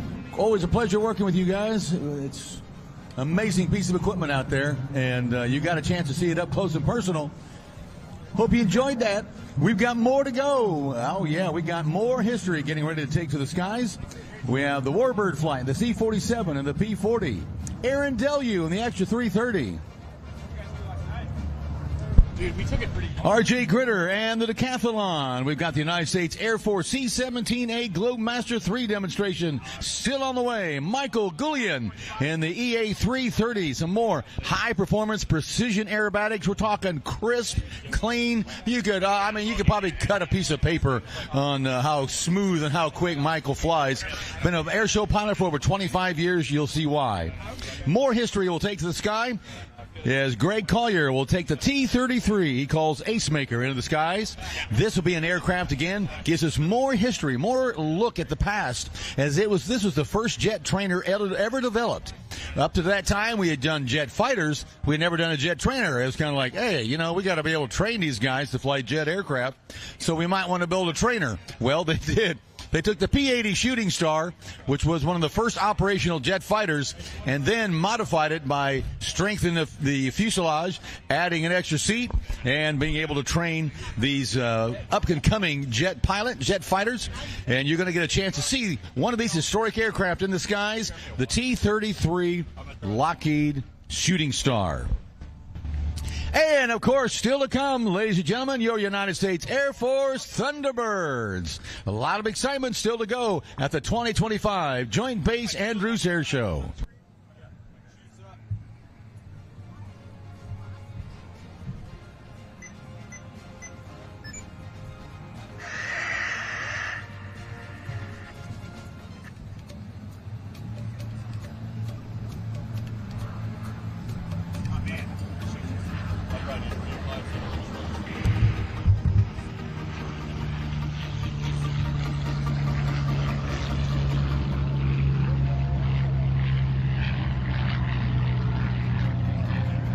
Lifting into the skies, ladies and gentlemen, the iconic P-40 Warhawk, and on the takeoff roll, the C-47.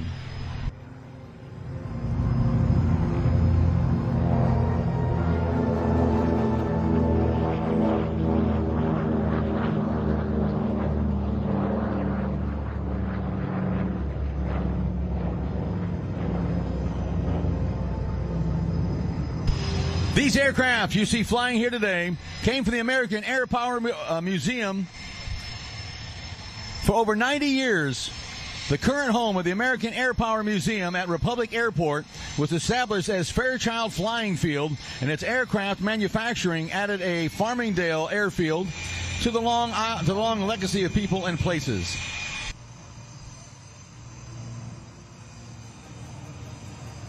All right, get your cameras ready, get up close and personal as the FA-18 crew taxis by. The Rhino demonstration team, look at this incredible piece of machinery here, ladies and gentlemen.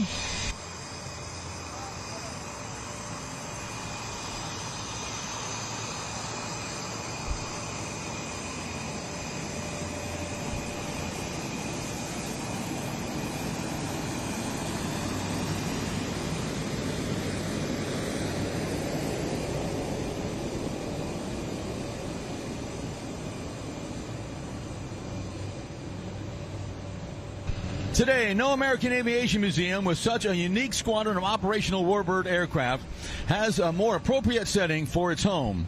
On display in and around the same hangars and flying off the very runways that dispatched Thunderbolts and the United States Air Force's premier jet fighter bombers of their era into service. This legendary setting allows the public to be immersed in the history of aviation, like you're seeing here right there with the P-40 Warhawk. Inbound from your right, the C-47.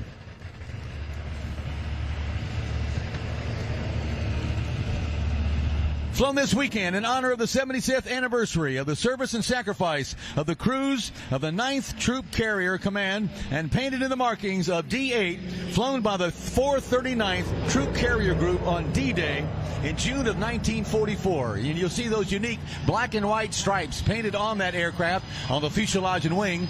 These were indicative of aircraft that were Allied aircraft during World War II, during the Normandy invasion. These aircraft were painted with these black and white stripes so they could be quickly identified as Allied aircraft. There were so many aircraft in the air at one time, it was hard to know, are they friend or foe? So that's what these black and white stripes represent.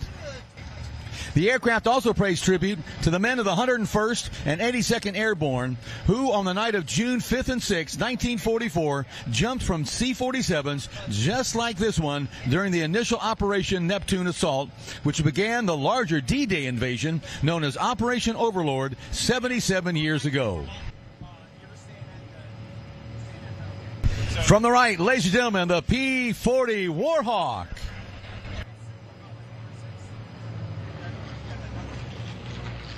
The legendary Curtiss P-40 Warhawk fighter was manufactured by Curtiss Wright Company in Buffalo, New York, through its entire production run from 1939 until 1944. It first flew in 1938, an improvement of the Curtiss P-36. The P-40 was one of the first fighters to incorporate an inline liquid-cooled V-12 motor.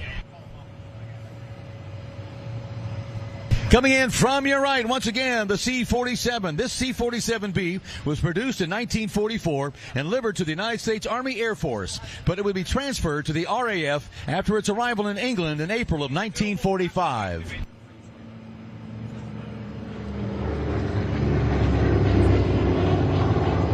This aircraft, with the RAF through 1949, and records and photographs document it participated in the Berlin airlift as well.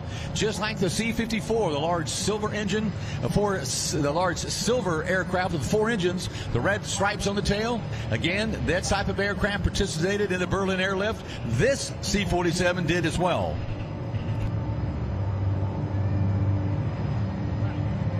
This aircraft would also see combat in the 1950s in the Indochina War while in service for the French Air Force in Vietnam. It would eventually see its longest military service in the Israeli Air Force and was only retired finally in 1996.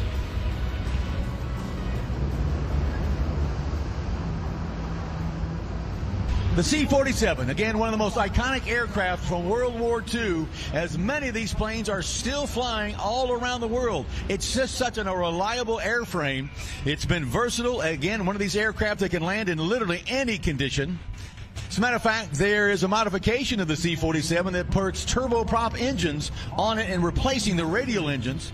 The airframe is redone in 0 time, so it's literally a brand new aircraft. Looks like a C-47, basically is, or a DC-3, but it has turboprop engines, and they are going strong. So again, this is one aircraft that just refuses to go into history.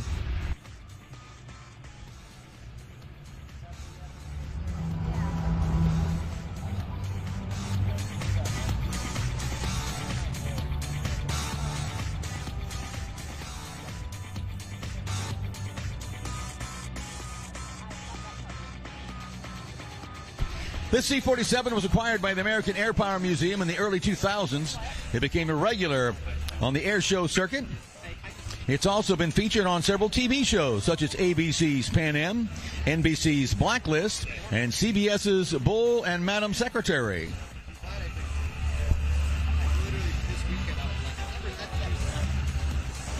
This aircraft is honored to have flown real-life Band of Brothers 101st Airborne veterans. Today, it is the showcase for this unique Living History Ride program where you can purchase a flight on board and be immersed in the life of the 101st Airborne Paratroopers on D-Day. Living historians take you on a journey back in time during the flight program.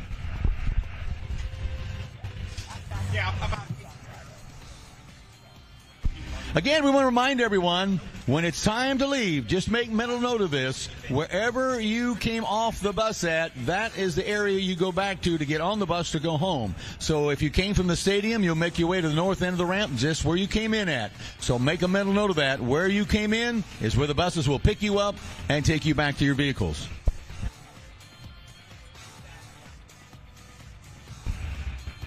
It really is amazing, ladies and gentlemen, to watch these incredible aircraft from World War II. We're talking 80 years old plus. You just can't run down to your local Napa airplane parts store and pick up parts for some of these aircraft. It literally takes hours of dedicated work, sometimes to remanufacture some of these parts to keep these legendary aircraft in the air so that future generations like myself and many others can appreciate these aircraft. Museums are wonderful. I love museums. I'm glad we have museums. But there's nothing like watching these aircraft do what they were designed to do, and that's to fly, and to continue on their legacy and the history that these incredible aircraft represent. The greatest generation, when America rose up, literally in only 3.5 years, and defeated the Axis powers that were trying to take over this planet. It's an amazing time in our history, because America didn't really enter the war until after the attack on Pearl Harbor on December 7th, 1941. But the war had been going on since September of 1939. So really, what this country did in only 3.5 years was phenomenal. We went from a 14th rated Air Force. That means we were 14th down on the list, whereas 13 other nations that had bigger air forces than we did. We became the superpower that you see today, literally in only 3.5 years. It was an amazing time in our history, something that we should all be able to look back on with great pride and realize that when we do come together, America can accomplish anything.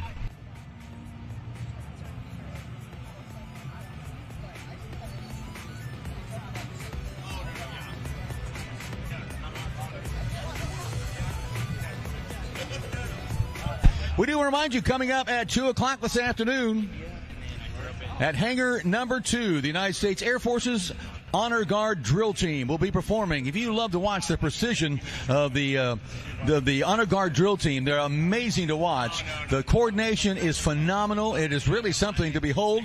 They're going to be performing today at 2 o'clock. The United States Air Force Honor Guard drill team at hangar number 2. Then coming up at 2:30 in hangar number 2, the United States Air Force. This will be the one.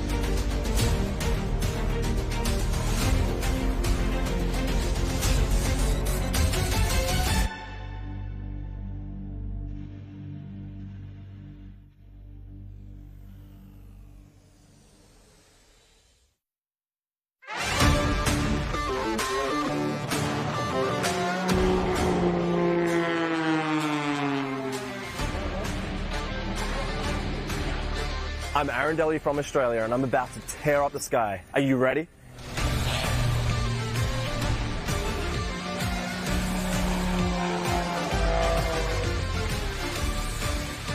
JB Andrews is such an amazing airshow. I can't believe that an Australian boy was invited to fly here.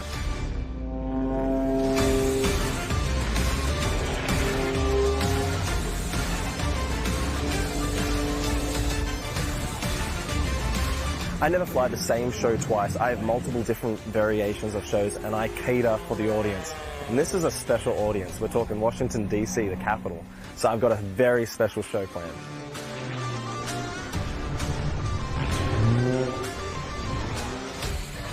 My most favorite part of the show is actually the interaction and the connection. So during my flying, I talk on the radio. You're going to be hearing me grunting, tensing, handling and pushing through the G's, whether it's negative or positive, and also during some crazy maneuvers like the boomerang. It's going to be wild.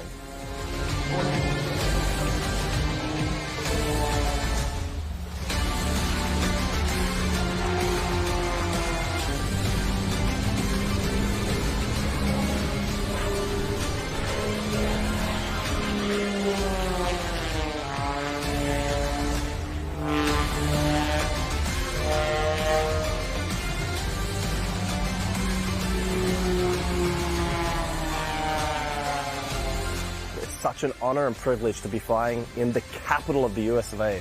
Let's bring it.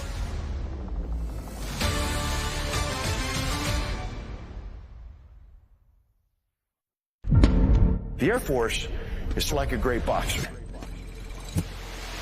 When you've got a bad guy considering doing bad actions, the Air Force is the most responsive. So we got the ability to pop the jab. But if not, we're already back in fighting stance. And you know what? We haven't committed hundreds of thousands of forces over there getting entangled in something that may take us years to get out of and loss of blood and treasure. If it's fighting with a joint force, we take a lot of them there if they got to get fast. That's what your Air Force does. So we can take it across the entire spectrum. Your Air Force provides that opportunity without the escalation threat.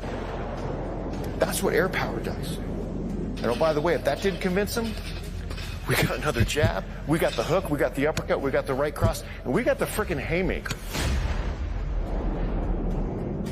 More options for the president.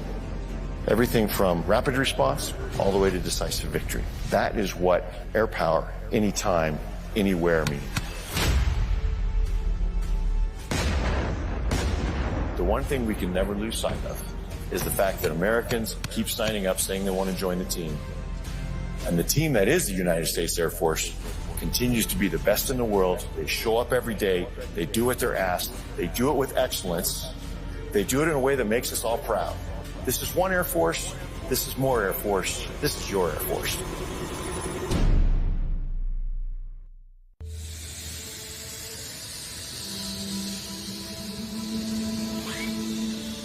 the radar just lit up.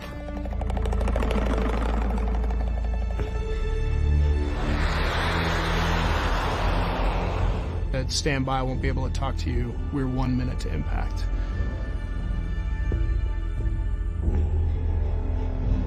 Launch to survive and defend the base. At that point, we were in an hour-long fight, just trying to kill whatever we could.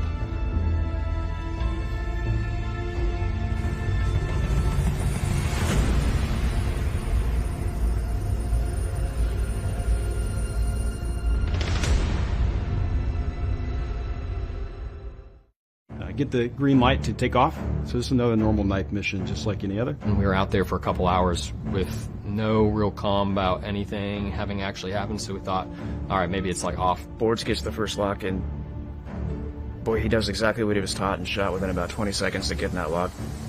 All right, I'm going to do this, and I'm going to be the first one in my formation, and I'm by far the least experienced.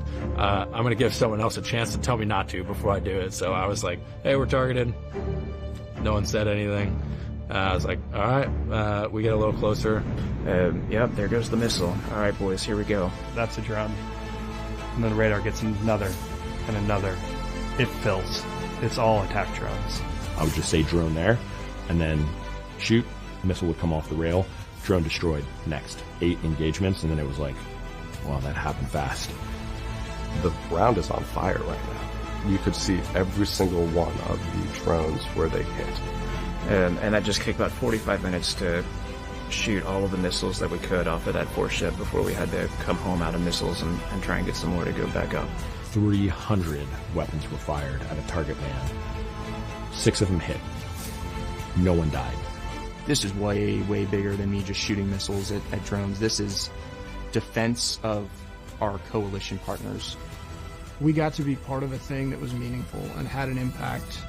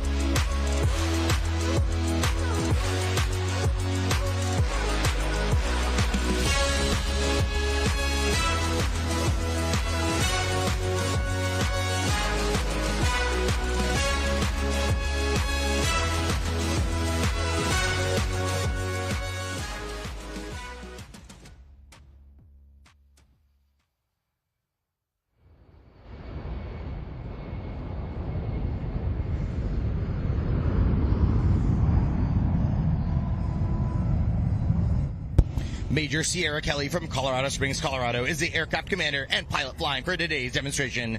She is joined by pilots Major Darren Gelson, callsign Slick, from Guilford, Connecticut, and Major Eddie Duvall, callsign Deacon, from Denver, Colorado. Our loadmaster for today's demonstration is Staff Sergeant Jacker Mamolia from Milwaukee, Wisconsin. We are based at Joint Base Charleston, South Carolina. This highly experienced crew has a combined total of over 10,000 flight hours, with 12 deployments in support of combat and humanitarian missions throughout the world. The C-17, affectionately known as the Moose, was responsible for airlifting the majority of over 120,000 evacuees from Afghanistan during Operation Allies Refuge. In addition to their combat deployments, members of the crew are uniquely qualified to conduct specialized night, low-level, and high-altitude operations in contested environments in support of the Chairman of the Joint Chiefs of Staff and President of the United States Special Operations. Hi, I'm Major Sierra Kelly with the C-17 East Coast Demo Team. So the C-17 is just awesome. It's definitely just the workhorse of Air Mobility Command, and we can go really long strategic airlift, we can fly into tactical objectives, stop on really short fields, airdrop, air refuel, air land. C-17 can pretty much do it all. It's the most exciting plane to fly because we go the farthest, we can be anywhere in about less than 24 hours. You can be anywhere in the world. As big as it is, it's still really maneuverable, really fun to fly, really tactical. So we'll do 45 degrees of bank. The best thing we do, I think, is our short field landing. We'll land in less than about 3,500 feet, and then we'll go straight into a backing.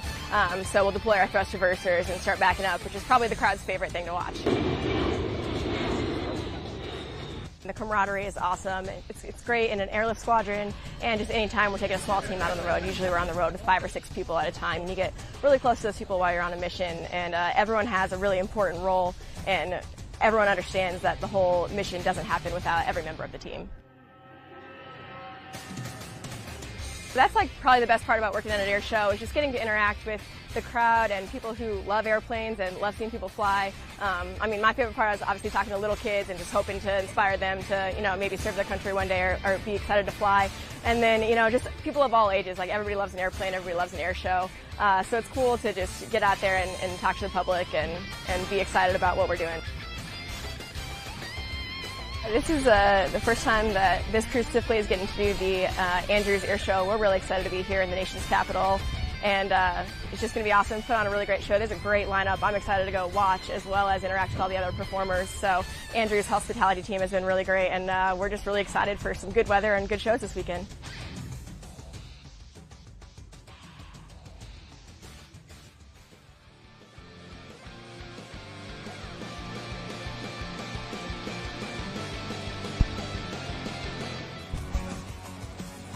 I mentioned earlier the longest airdrop mission in history. In 1998, 8 C-17s departed the U.S., flying over 8,000 nautical miles to Central Asia to airdrop troops and equipment. The mission lasted over 19 hours and delivered critical supplies and troops to the region. Also in 1998, the C-17 airlifted Keiko, the orca from the movie Free Willy, right from Charleston, in a specialized tank from Oregon to Iceland to return the whale to its native waters. Because of the heavy load and short remote runway in Iceland, the C-17 was the only aircraft that could perform this mission to return Keiko to the wild.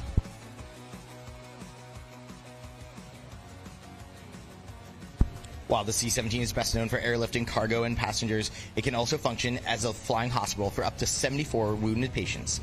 Specialized medical teams are able to use ample space in the cargo compartment to care for wounded passengers while transporting them to higher-level medical facilities. Approaching from your right, the aircraft will perform a slow-speed pass. During the pass, please notice the wing leading-edge slats and large powered lift wing flaps. A unique feature of the C-17 is the flaps extend to the exhaust of the engines, which generates lift, allowing it for slow final approach speeds. Slow approach speeds enable this aircraft to land and stop in very short distances. Later in the demonstration, you'll see our skilled pilots land this aircraft in less than 2,000 feet. To put that in perspective, the Lincoln Memorial reflecting pool is 2,000 feet long, so the C-17 could easily land with room to spare. Get your cameras ready, as this will be your best opportunity to take photos of this amazing, state-of-the-art machine. Coming in from your right.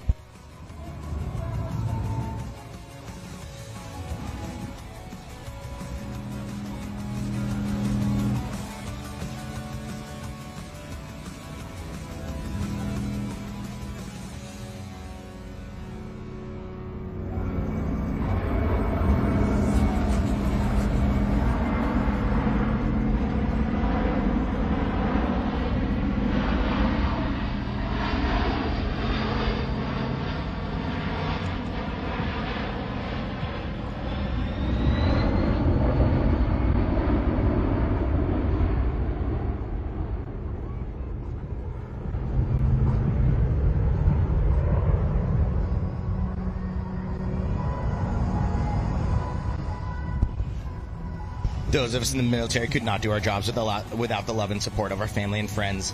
Today in our audience, we'd like to dedicate our demonstration to the family and friends of our East Coast demonstration team and all United States military members and their families.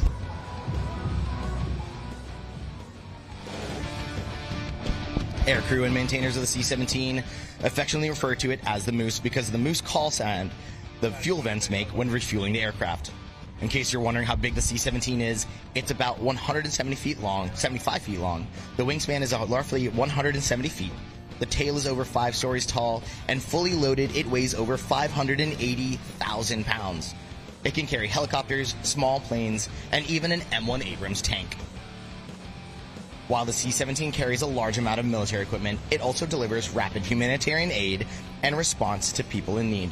When Hurricane Irma hit the Florida Keys and Puerto Rico in 2016, C-17s were among the first aircraft to land in both locations, delivering critical supplies and rescue personnel to assist in recovery efforts.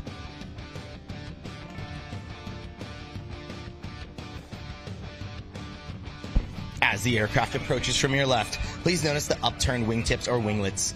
These decrease aerodynamic drag and increase fuel economy. To give you a better idea of the aircraft's overall size, the winglets are nearly 9 feet tall.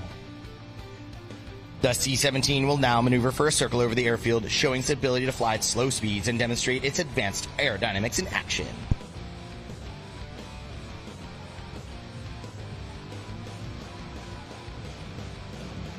Ladies and gentlemen, bear with us right now. As you know, ops never stops. The C-17 is now in a hold as we do have a medical evacuation happening and looking at our aircraft helping out with that.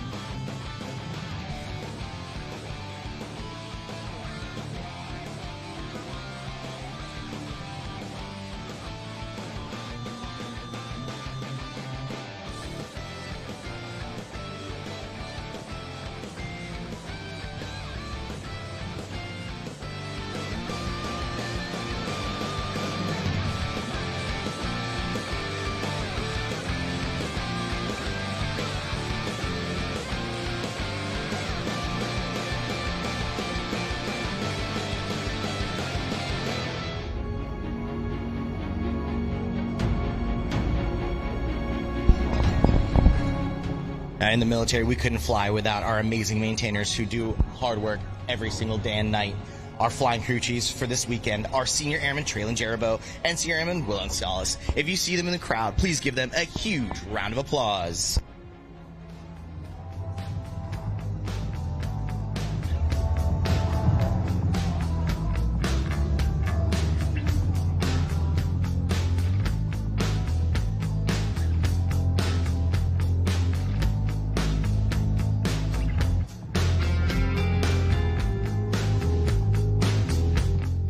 The C-17 was designed with maintenance support personnel in mind, so it takes less time and fewer people to keep it flying. The major system components are located at eye level and have easy open panels, making the aircraft very simple to maintain. In addition, the aircraft has multiple backup systems which increase overall reliability rates. The stellar design of the C-17 fleet allows for continuous operations throughout the world in various environments.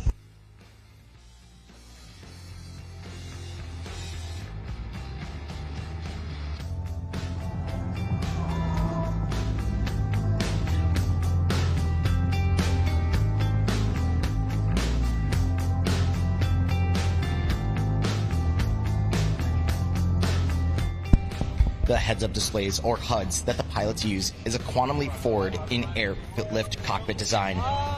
All the information needed to fly the aircraft is displayed on 2 glass plates in front of the pilot's eyes. This allows the pilots to fly in any weather conditions without constantly looking inside the aircraft to monitor instruments. This component increases the ability to land in marginal weather conditions and with maximum payloads.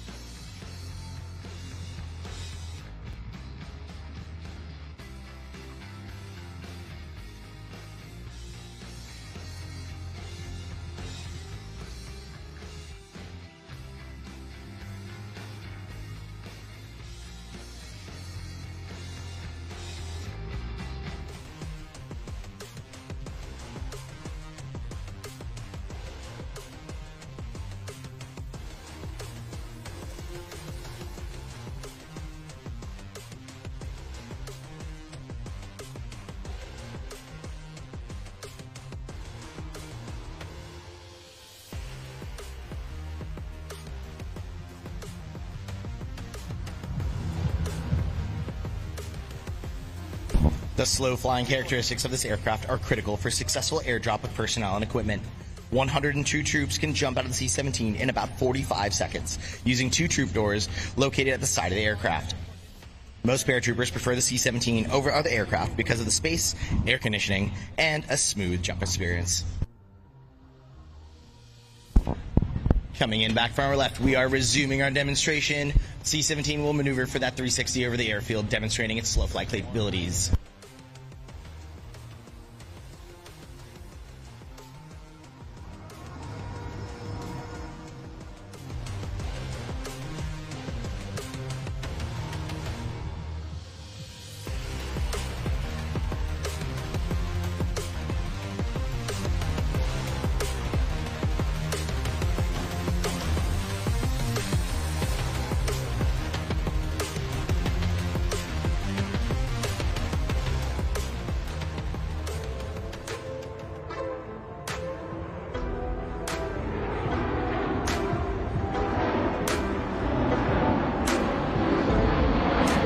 Give it up for your C-17 East Coast demonstration team.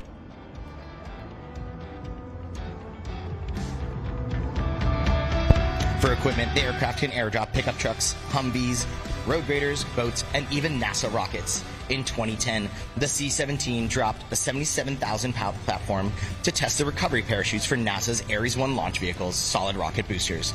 To put in that perspective, that's the weight of about 6 elephants extracted from the aircraft. As you can see, the C-17 is extremely maneuverable at high and low speeds, making it easy to operate in any tactical situation. Some more interesting facts about the C-17 Globemaster III. We are the only aircraft in the world able to deploy thrust reversers in flight, achieving 15 to 20,000 feet per minute descent rates or rapidly slow in level flight.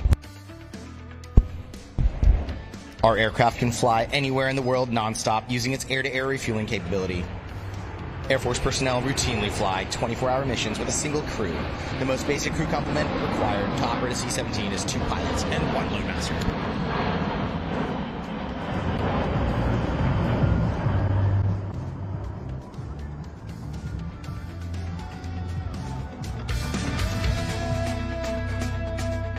The heavy-duty landing gear allows it to land on surfaces such as cement, sand, dirt, and even ice. As a result of this, C-17s have been in over 180 countries and every continent in the world since production began.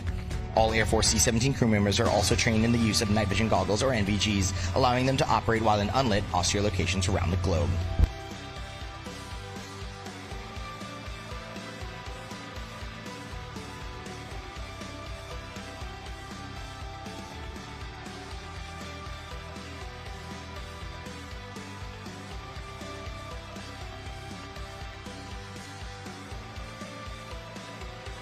As the crew makes their final approach, the aircraft will be flying at just under 120 miles per hour.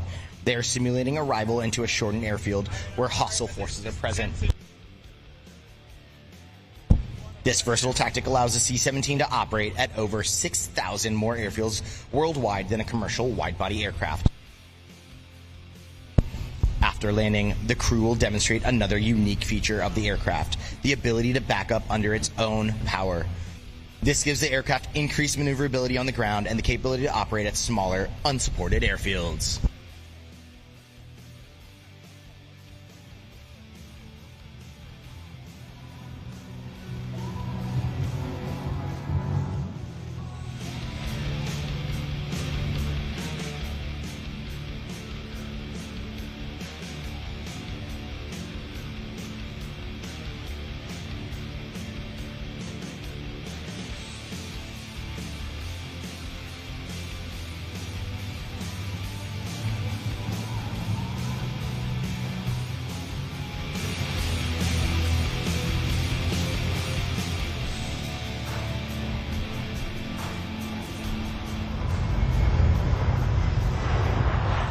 Give it up for your C-17 East Coast demonstration team.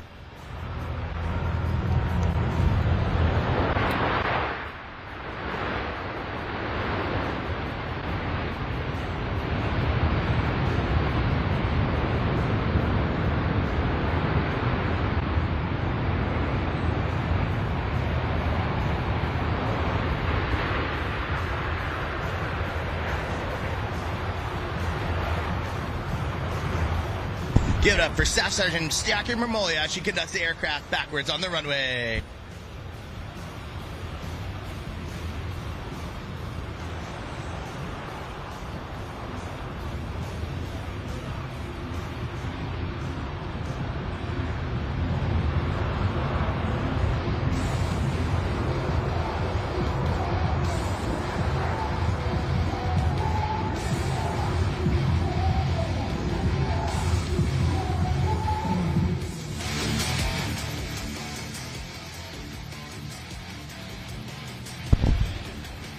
All the maneuvers you've seen here today are examples of those flown by our operational air crews on a regular basis, as they provide the highly responsive and flexible airlift capability for America.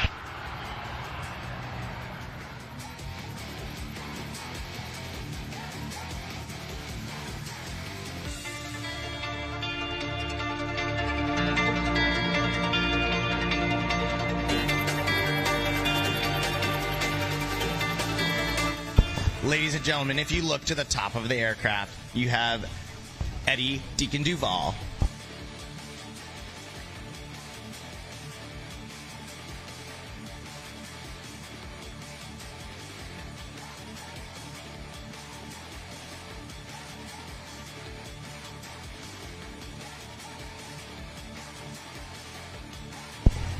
Ladies and gentlemen, this concludes today's demonstration. On behalf of the men and women of the United States Air Force, Air Mobility Command, and Joint Base Charleston, we thank you for being with us today. And we hope you enjoyed this brief look at the C-17 Globemaster III, the United States Air Force's core airlifter and workhorse, which will continue to provide rapid global mobility for America today, tomorrow, and well into the 21st century. Mike, back to you. Thank you, Chuck. Great job as always. What a great demonstration. Did you enjoy that, ladies and gentlemen? What you think of the C-17? Huh? What an amazing aircraft. Wow. I'll tell you, I love air shows. I never get tired of it because you get to see some of the most incredible pilots and incredible planes anywhere in the world. And this weekend here at Joint Base Andrews is no exception, as this has just been an amazing weekend. And we still got more to go. We're not done yet. Coming up in just a few moments, we'll have a departure from the 89th Airlift Wing. Couple of aircraft getting ready to take off. These are C-32As.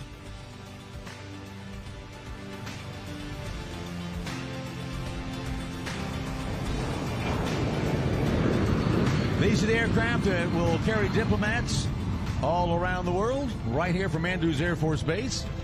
They can also be used as backup aircraft, such as what you're seeing here today.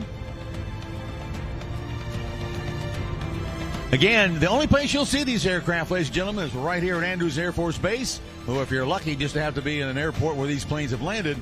But this is where they operate out of. This is where it takes place. This is why this is such a busy airport and a busy air base, because of everything that goes on out here. And that's why I just want to take a few moments to take my hat off to the amazing men and women of Andrews Air Force Base. You guys have done an amazing job this weekend. You have a full slate on your plate before you wake up in the morning, and it's full when you go to bed at night. But yet they had time to put this all together, ladies and gentlemen. Let's give a big round of applause to the staff and personnel here at Andrews Air Force Base. What an amazing job they do 24/7.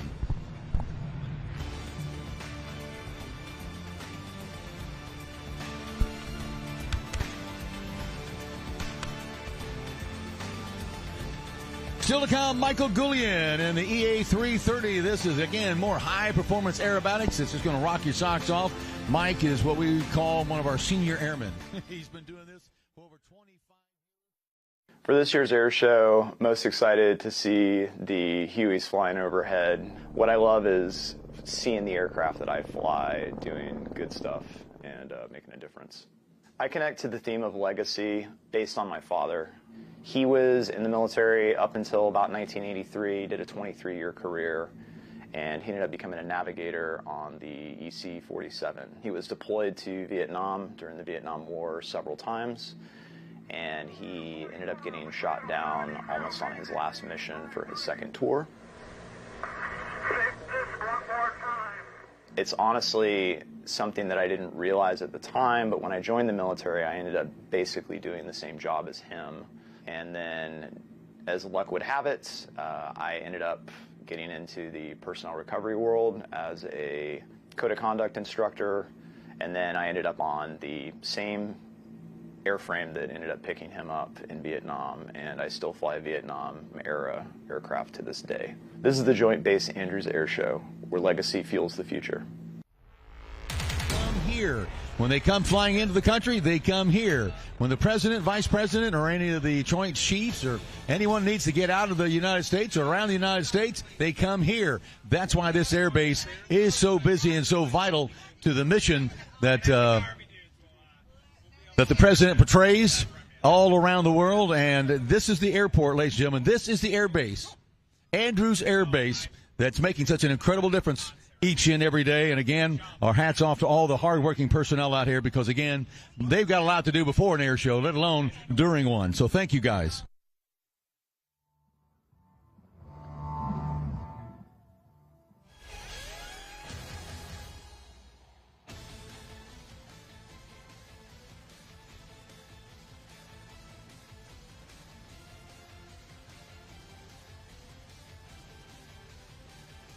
Airshow operational and announcing services are provided to the 2025 Joint Base Andrews Air Show by David Schultz Air Shows of Clearfield, Pennsylvania.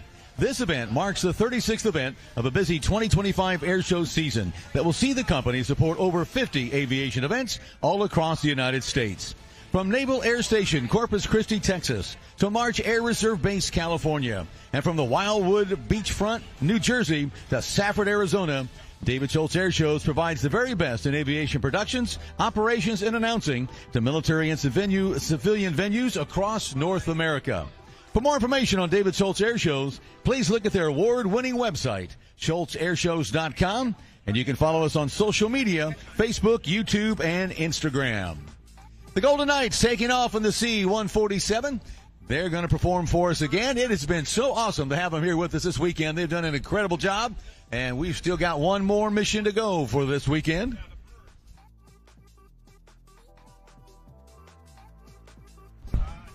Still to come, Michael Goulian in the EA330. Again, some incredible high-performance aerobatics. If you haven't had a stop by their trailer yet, you need to check that out. That is pretty cool. You'll see the black semi-tractor trailer with the big gold and black trailer that says aviation right across the top of it. Over here by hangar number 4. If you want to get a flight simulator ride, you can do it. You can get in the cockpit and feel kind of what it would be like to be an aerobatic pilot. If you've never flown aerobatics before, this might be a unique opportunity for you, but you actually get inside the simulator, fly the aircraft like you do. Hi, I'm Michael Goulian. I'm an airshow pilot, and I fly this awesome Extra 330.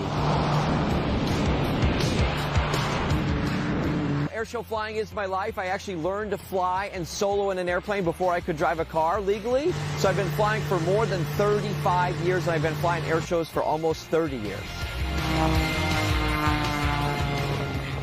People think about my airplane, they think about a Formula One car in the sky. One seat, all carbon fiber, tumbling end over end, backwards, 300 miles an hour, and it is an exercise and rock and roll show in the sky. I think what separates my air show from a lot of the others, whether it's a warbird or a military airplane, is the maneuverability of this airplane, right? The Extra 330, it is meant to fly the most extreme maneuvers and impress crowds all around the world, and that's the job that I have here this weekend. The cool thing for me is when somebody watches me, you can see the precision and the fine-tuning of all of the career that I've had, getting coached, being competitive, flying right on a razor's edge, yet making the airplane tumble end over end, backwards. So we're doing some of that crazy air show flying, but to an untrained audience, they can see that this person is in control of this airplane every single second it's in the air.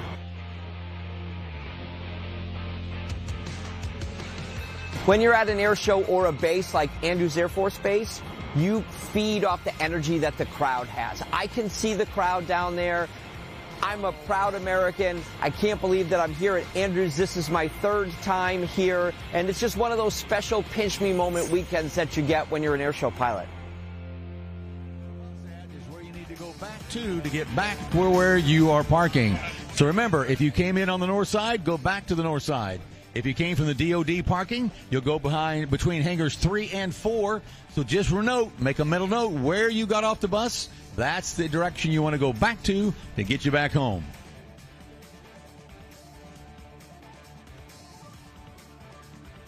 United States Army Golden Knights, a demonstration team and competition parachute team representing the United States Army. Their mission is to connect to the American people with the Army through parachute demonstrations, competitions, and other events.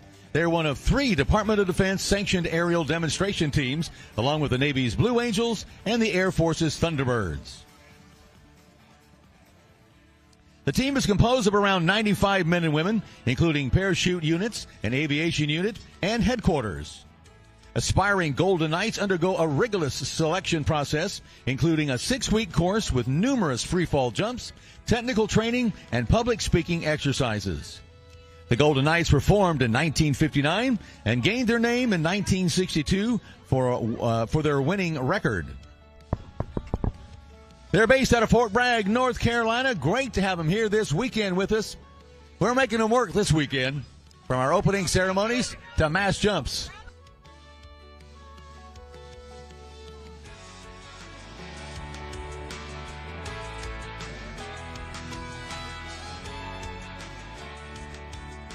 Well, we don't get these streamers very often to land right on top of us, but we did. These are crate paper streamers. So, again, they're not going to hurt you if they land on you.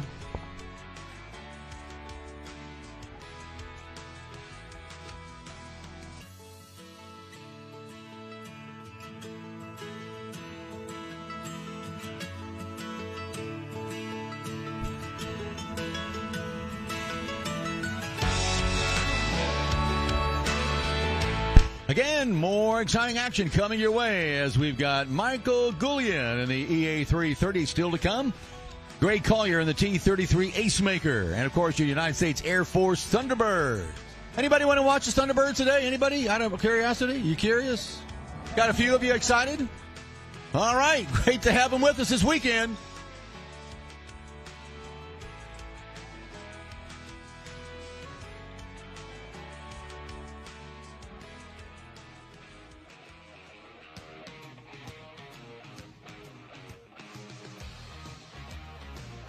An amazing weekend we've had so far. We hope you're having a wonderful time. Again, we want to remind everyone, please, please, please drink a lot of fluid, okay? You need water. You need refreshment. This year I'm most excited for the old generation of aircraft, P-51, old style aircraft that gave birth to the Air Force. This year's theme is legacy. For me, the connection for that is I am the youngest out of 4 brothers. My father and his father served in the military. His father was in Korea. My father himself was in the Cold War era in Berlin when the wall fell. And the next generation, my brother, he was in Iraq, and the next one was cybersecurity. My brother, who's currently still serving in the UK, and then myself. For me, it's just being proud, My family, we've given literally blood, sweat, and tears to the country, help out, support just the country and everything else around us. Just do what we can to help and protect the Constitution of the United States. This is the Joint Base Andrews Air Show, where legacy fuels the future. All right, yourself. Put some water in you. Be careful out there. Make sure you have sunscreen on. And, again, in just a few moments, again, when the Thunderbirds get ready to take off, we do remind you that will be your final earplug warning alert for the day. If you don't have earplugs, you need to get you some. Again, it gets noisy around here. So if you don't have earplugs, make sure you get some before the Thunderbirds take off today. An absolutely perfect weekend, ladies and gentlemen, for the 2025 Joint Base Andrews Air Show. And, of course, we've got some incredible sponsors that make this air show a reality. Thank you to Andrews Federal Credit Union, our premier sponsor for this weekend's air show. Andrews Federal Credit Union, amazing people doing an amazing job. If you'd like to find out more, get information about the services that are available from Andrews Federal Credit Union, stop by their pop-up tent located right in the middle of the show center line, right here at Show Center. You can't miss it, the blue pop-up tent. Stop by. They'll be glad to answer any of your questions you might have about Andrews Federal Credit Union. Again, thank you, Andrews, for your great support from this weekend's air show. We want to say a big thank you to United Airlines and Vacation Village, two more great sponsors of this weekend's air show, and AFA, amazing. Thank you, guys. If you do business with any of these companies, Andrews Federal Credit Union, AFA, United Airlines, or Vacation Village, please tell them thank you for their support of this weekend's air show. We appreciate them so much, and we can't do without them. Again, no Bucks, no Buck Rogers. The next performer literally wrote the book on aerobatic flying. He's been flying air shows around North America for over 25 years and has been flying since he could drive. What you're about to see is the ultimate display of intensity, precision, and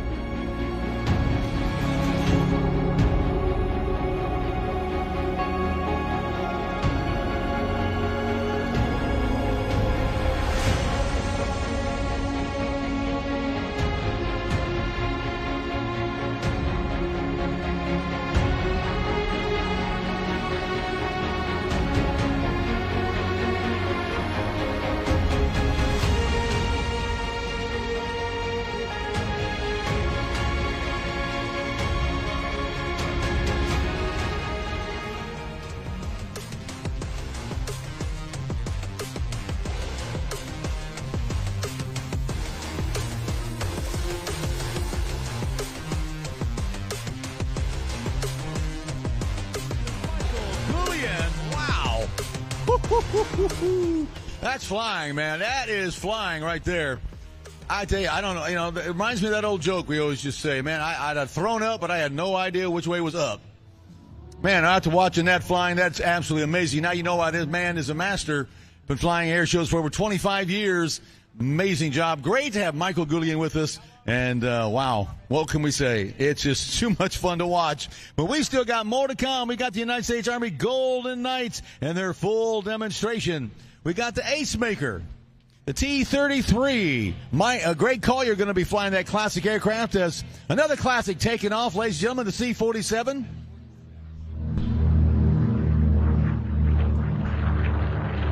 C-47 painted up again in the markings of the Normandy invasion, those black and white stripes painted on Allied aircraft so we could quickly recognize who was who. Hey, Mike's taxiing out here in front of the crowd. Give him a big wave as he comes by. Mr. Michael Goulian. What an amazing performance, ladies and gentlemen. Give him a big wave as he comes by.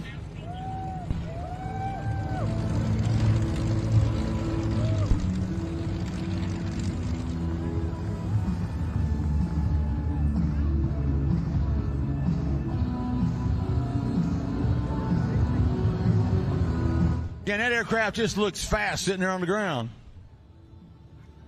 Great to have Michael Goulian this weekend. And again, if you want a little taste of what it's like to be an aerobatic pilot, stop by his trailer located over here by hangar number 4. You'll see the large black semi-tractor trailer with the big trailer loaded behind it. You see aviation written across the top. Can't miss it. It's got Michael Goulian's mugshot on there. Stop by there. You can get in that simulator, kind of get a feel of what it's like to be an air show pilot. Plus, they got some great stuff you can pick up as well. They'll sell you stuff. I mean, we'll sell you some stuff. Absolutely.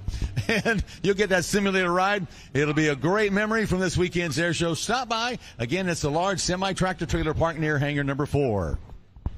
Again, we want to remind you, coming up at 2 o'clock, if you haven't made your plans, you're going to want to check out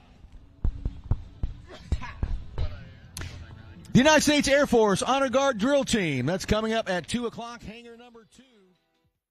My great-grandfather served in the Army during World War I out in France. So when Germany cut the phone lines between the American forces and the French forces, he basically was constantly crossing German lines to connect the communication lines. Seeing like all of what he did during his time, like in fighting an actual war, like he did something, and like I'm doing something now, but like it's different, but it's similar. I don't know. It's just kind of exciting to know that I do have like family out there that also served. The thing I'm most excited to see for the air show is the F-35 demonstrations. I just find it interesting because it is like the newest fighter that the Air Force has. This is the Joint Base Andrews Air Show, where legacy fuels the future. Ladies and gentlemen, let's go with the United States Army Golden Knights.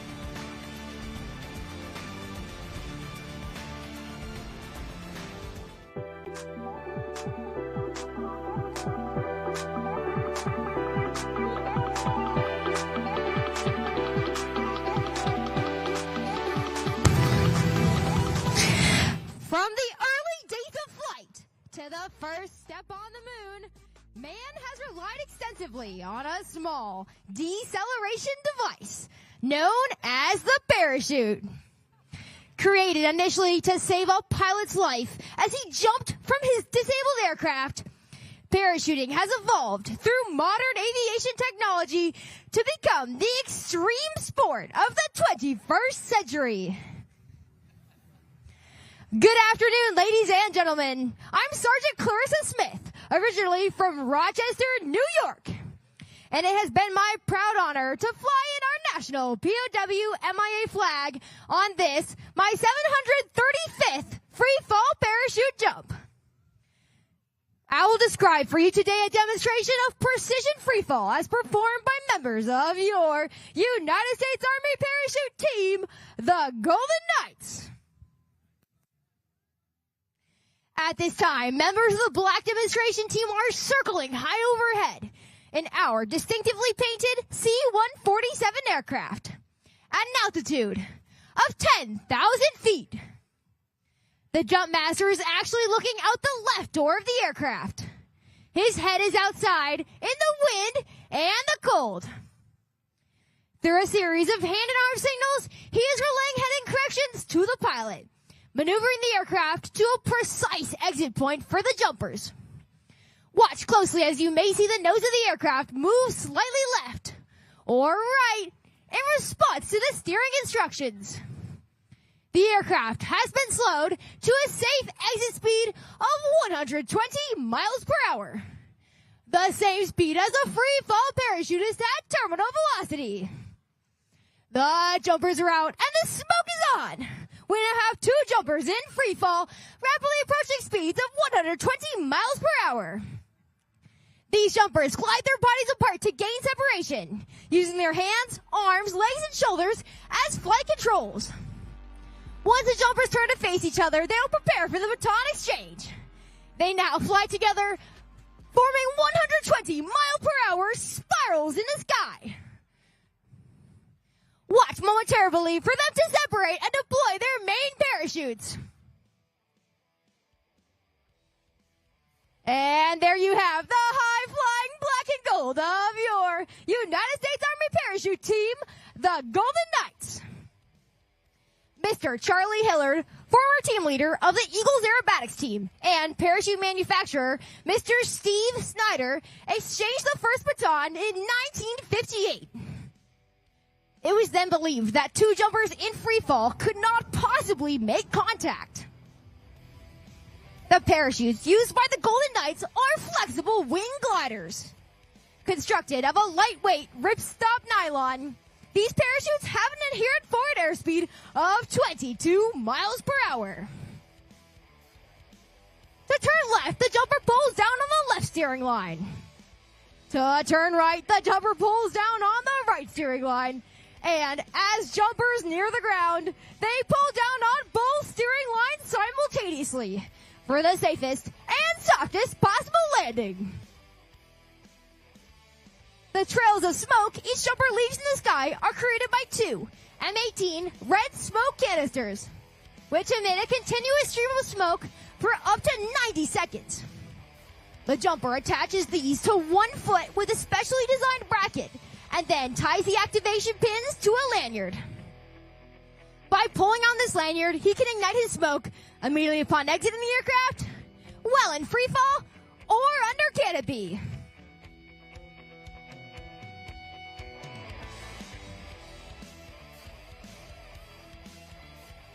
Each year, the Golden Knights fly south for the winter to conduct 2 months of intensive training in Homestead, Florida. During this time, thousands of cumulative free fall jumps are executed to prepare jumpers from everything from high-speed maneuvers to mass formations, and from night operations to pinpoint canopy piloting accuracy. Jumpers hone their skills to prepare for any tricky situation the upcoming air show season might bring. Ladies and gentlemen, if you look again high overhead, our distinctively painted C-147 aircraft is inbound for the second pass of today's performance. On this next pass, you will see the dramatic cutaway maneuver.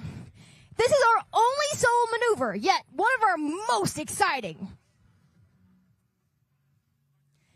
The pilots who fly the team aircraft have the same degree of teamwork, dedication, and excellence as the jumpers. The C-147 used by the Golden Knights is a medium-range twin turboprop cargo plane, which is modified for jump use. It has one large door in the rear, which can be opened during flight. It is pressurized for comfort during travel from Fort Bragg to various locations throughout the country. The jumper is out and the smoke is on. This jumper is wearing 3 parachutes instead of the 2 we normally wear. She will open her first parachute much higher than normal and intentionally cause it to malfunction. Please do not be alarmed when this first parachute begins to streamer. There is absolutely no danger to the jumper. Watch momentarily for a black and gold canopy to inflate.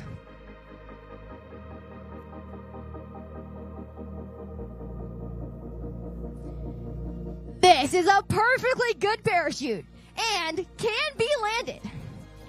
However, the jumper will reach up and release one side of the parachute, causing it to malfunction.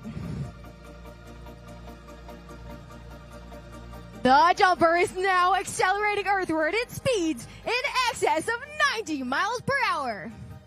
It will be impossible for this jumper to survive a landing under this parachute, so she must release it completely, return to free fall, and open her main parachute.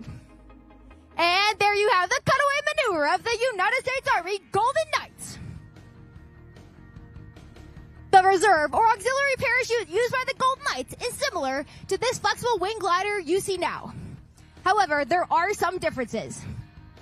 It is white in color and it is slightly smaller in wing surface area with a much greater forward airspeed of up to 30 miles per hour. This enables the jumper to make it back into any type situation, such as a downtown intersection or major league stadium. The release parachute you see floating earthward will be recovered, untangled, and hooked up to use again. If it does float toward you, please do not attempt to catch or retrieve it. Our recovery team is on its way. Unlike the military jet teams, United States Army parachute team is comprised mostly of non-commissioned officers.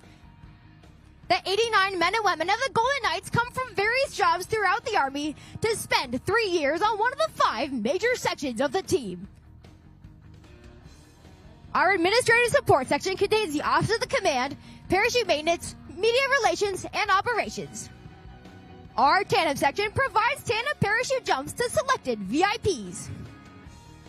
Our competition section consists of 3 teams: the 4-way free fall formation team, the canopy piloting team, and the canopy relative work team.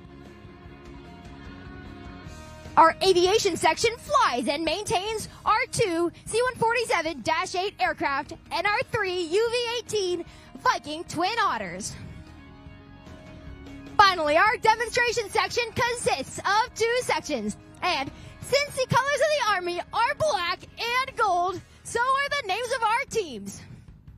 The team performing for you today is the Black Demonstration Team.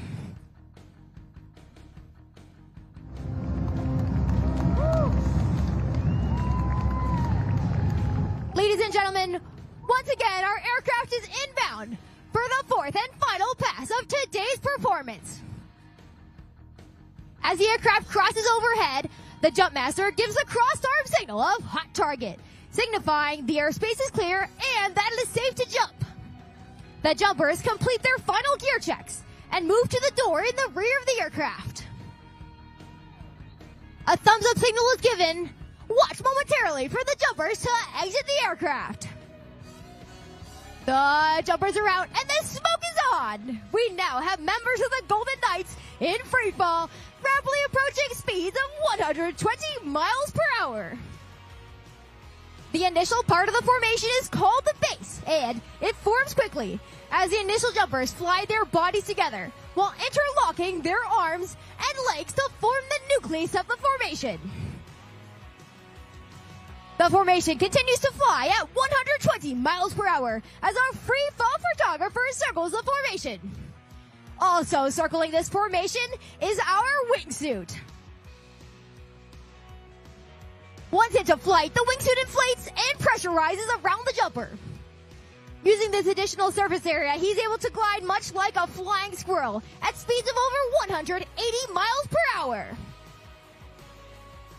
Now, as you may have guessed, these jumpers are faced with a unique situation.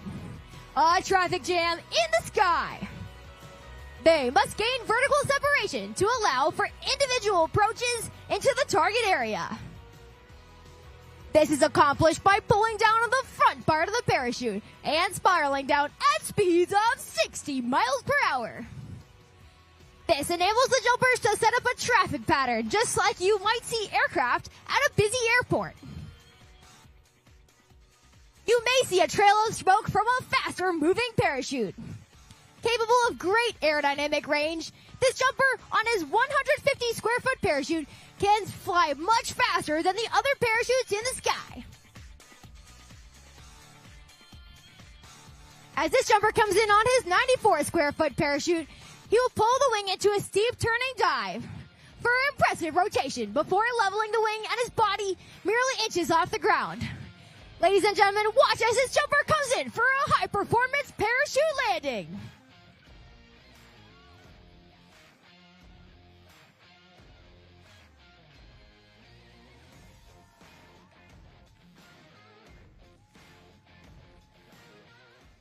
Moments ago, these jumpers were almost 2 miles overhead.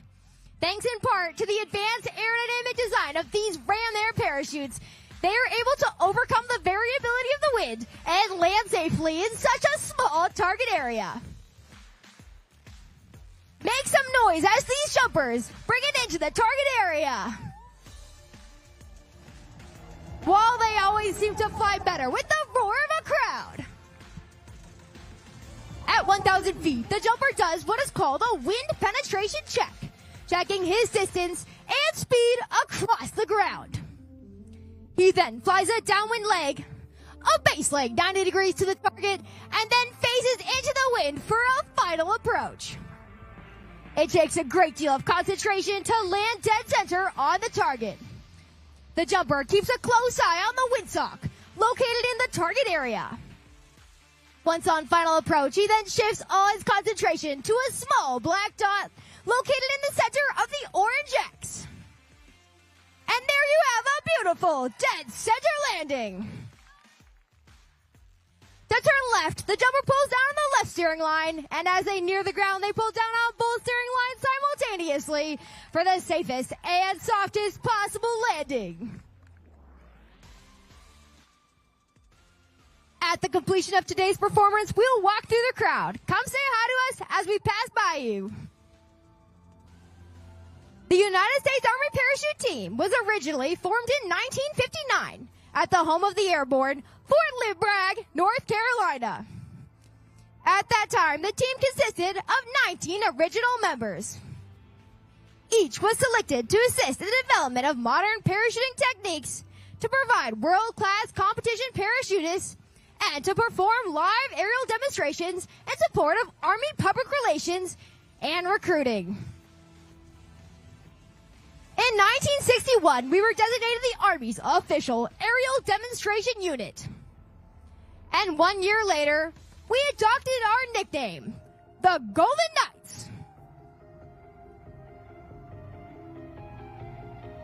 As the last of the jumpers removed their equipment and donned the distinctive maroon beret of today's modern paratrooper, I would like to introduce the jumpers. But first, performing the typical duties of ground control. From Ripley, Oklahoma, he is an airborne mortarman with 161 free fall parachute jumps. Staff Sergeant Brendan Morden. And flying our incredible wingsuit from Medford, Oregon. He is an airborne communications specialist with 1,631 free fall parachute jumps. Staff Sergeant Kyle Wade.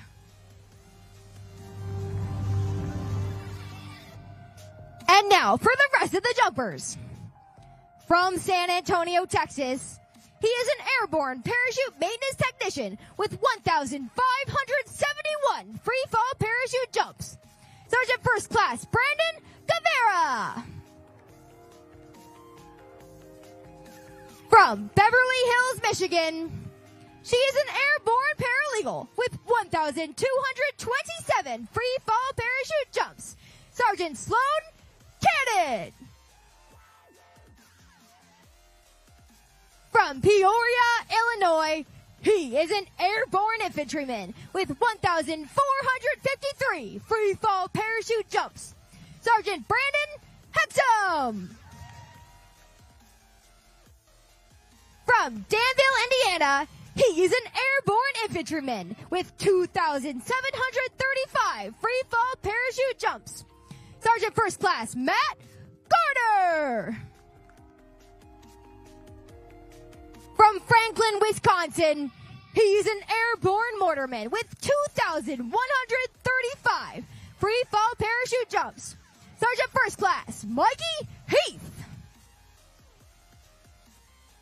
And leading the Golden Knights in free fall, the team leader of the Black Demonstration Team. From Cedar Rapids, Iowa, he is an airborne signal intelligence voice interceptor with 7,141 free fall parachute jumps. Sergeant First Class Marcus Dennison.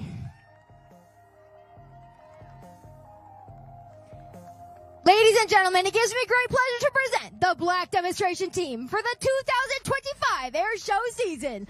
All members of your United States Army Parachute Team, the Golden Knights.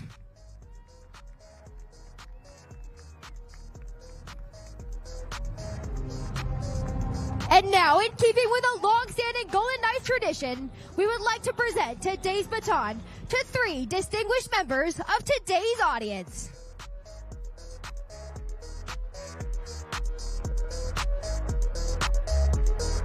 The Air Show would like to recognize Lieutenant Colonel Rock Dreyer from Appleton, Wisconsin, for his support as Airfield Ops Lead.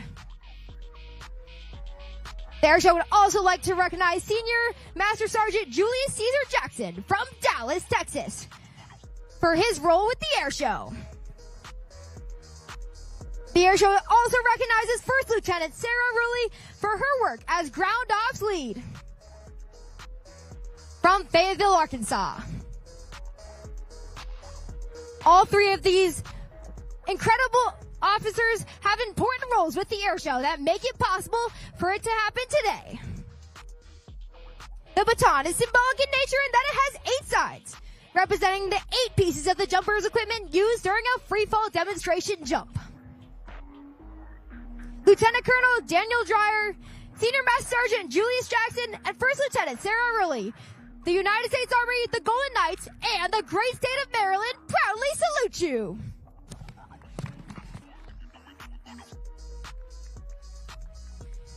Ladies and gentlemen, this concludes our final performance for the day. And on behalf of the entire team, I would like to thank each and every one of you for being such a warm and receptive airborne audience. In closing, I leave you with this final thought. In the future, may all your days be prosperous and your nights golden!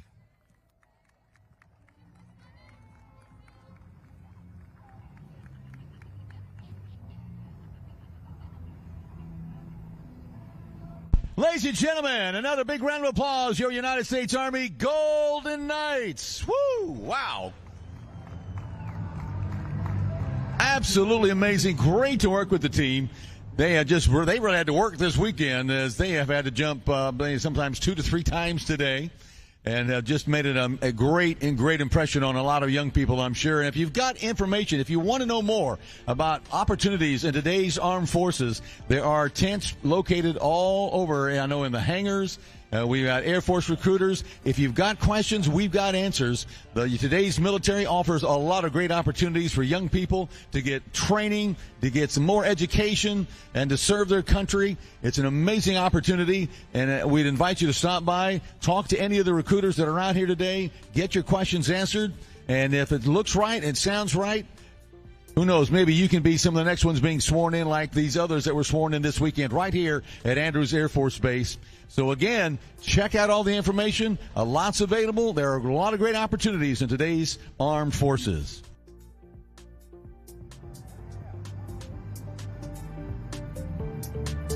Still to come, Greg Collier and the T-33 Acemaker. This is an aircraft, again, takes us back to the 1940s when jet aircraft were starting to take over the skies from the propeller-driven aircraft of World War II. This aircraft was one of the first, actually is the first training aircraft in jets that was ever developed for the United States, originally Army Air Corps. It wasn't until 1947 that the United States Air Force became its own separate branch of service. So again, we're going to get a chance to see this cool jet in the skies over Edwards Air Force Base. And of course, still to come, the United States Air Force Thunderbirds.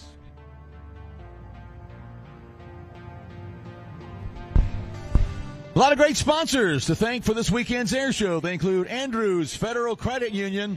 What an amazing bunch of folks at Andrews that do so much for so many people. If you want to get some information about services that are available, stop by their tent located right here at AIRSHOW Center. Again, Andrews Federal Credit Union, our premier sponsor for the 2025 Joint Base Andrews Air Show. We'd also like to thank AFA. AFA, another great sponsor for this weekend, along with United Airlines and Vacation Village. Matter of fact, I flew on United Airlines on the way up here for this weekend. Going home tonight on United Airlines, so fly a lot with them. Great airlines, and again, great sponsors of this weekend's air show. And again, another big shout out to Verizon and AT&T for their extra cellular towers they put out here to help support all these cell phones walking around in the ramp area. So again, thank you to Verizon and AT&T for your support. Hope you're having a great time out there. This is an amazing weekend. Some great air shows, and we're going to continue in a few moments as Greg Collier and the T-33 Acemaker will be taken to the skies coming through here, again, showing us a little bit more of the great American military history that's on display out here this weekend. It's really, really amazing. From World War II all the way up to today's modern military fighters, we're talking over 80 years of military aviation histories parked out on this ramp right now. So if you've not taken a look at some of these aircraft, get up close. The C-5 Galaxy, you can walk through that one. The C-130. We have the Osprey. You've seen the Osprey in a lot of movies. You watch the Transformers, you saw the Osprey. You need to check them out. They're amazing, and then we've got two incredible examples parked right out here. We got the F-15. We got the F-35s. We got a P-51 Mustang from World War II. We got the C-54. The C-54, you can't miss it. The large silver aircraft with the red stripes on the tail. What a great piece of history this aircraft is. In the inside of the fuselage is a mini museum of the Berlin airlift. You can get a lot of neat information about that incredible experience, the Berlin airlift. This aircraft represents that time in history. And all you have to do is just get up the stairs, walk inside, take a look. Plus, we've got the kids zone. We still got the area where the kids can bounce around, have some fun, burn off a few calories and a few grams of energy. And so check it out, the kids zone, located just to the north of hangar number 3. Coming up at 2:30 at hangar number 2, we want you to get ready for Max Impact. They're going to be performing at 2:30 today. That's at hangar number 2. And if you haven't had a chance to get yourself any water, well, come on. Don't go out of here dehydrated. Very, very important that you take care of yourself. Again, the wind and the breeze can be a little deceiving. It's a warm one. So please take care of yourself. I'm excited for this year's air show to just bring my nephew to his first air show and just to see the fighters again. I love jets. I love planes. I'm super excited to see AirPower. With legacy in mind and how it fuels the future, my grandfather is the biggest aspirations that I have. He served 31 years in the Army National Guard. He would tell me on walks, hey, you're going to be an officer and you're either got the Air Force or the Navy. We grew up not from the best standpoint, financially, and I feel that the military has helped bring us out of that financial situation. So definitely my grandfather being the leader and being like the fuel to get us out of where we were. And I'm just excited to provide that foundation to my kids. This is the Joint Base Andrews Air Show, where legacy fuels the future. Venues across North America. For more information on David Schultz Air Shows, check out our award-winning website, schultzairshows.com. Follow us on social media, Facebook, YouTube, and Instagram.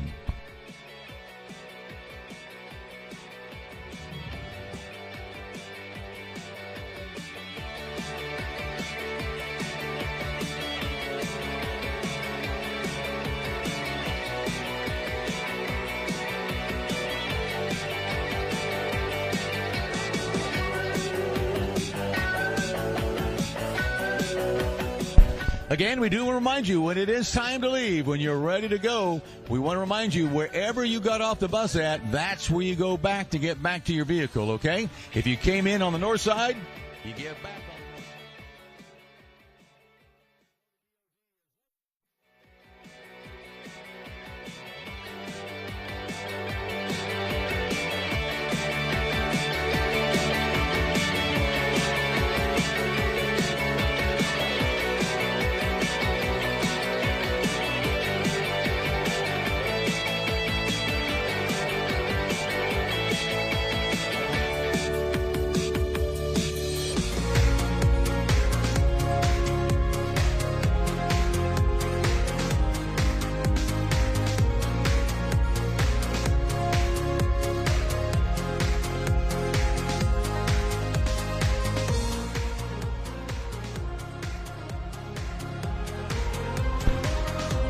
Our pilot today is Greg, callsign Wired Collier, flying the T-33. He's a native Californian. Greg, callsign Wired Collier, took his first flight at age 7 and has been hooked ever since. Greg has been flying for 4 decades after earning his license in 1982 while serving in the United States Army from 1982 to 1987. After leaving the service, he served 27 years for the FAA, keeping the skies safe as an air traffic controller at Oakland, California, from 1998 to 2015. His passion for flying never left him as he continued to fly as a hobby and an occasional air show, flying a Beech T-34 Mentor until he imported the Russian L-29 Dolphin jet in 2003. Look at this pass. Nice photo pass from right to left from Greg Collier. The T-33, the most widely used jet trainer in the world, made its first flight in March of 1948, with U.S. production taking place from 1948 to 1959. There were a total of over 6,500 built during that time. The United States Navy used the T-33 as a land-based trainer starting in 1949. The T-33 was developed from the Lockheed P-80 F-80 Shooting Star by lengthening the fuselage by over 3 feet and adding a second seat, instrumentation, and flight controls. The T-33 was designed for training pilots already qualified to fly propeller-driven aircraft. Design work began on the P-80 back in 1943, with the first flight in January of 1944. The P-80 became the first jet fighter to enter full squadron service in the United States Army Air Forces. The methods of training a jet pilot in 1947 were 180 hours in the T-6 Texan, 50 hours in the P-51 Mustang, and 25 hours in a P-80.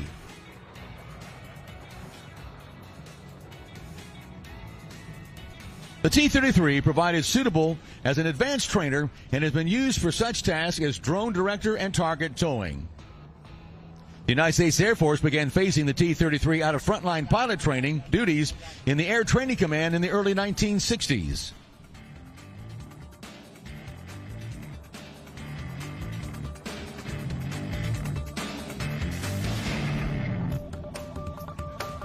You'll notice those unique little tanks on the wingtips of this aircraft. Those are wingtip tanks that give the aircraft extra range when necessary.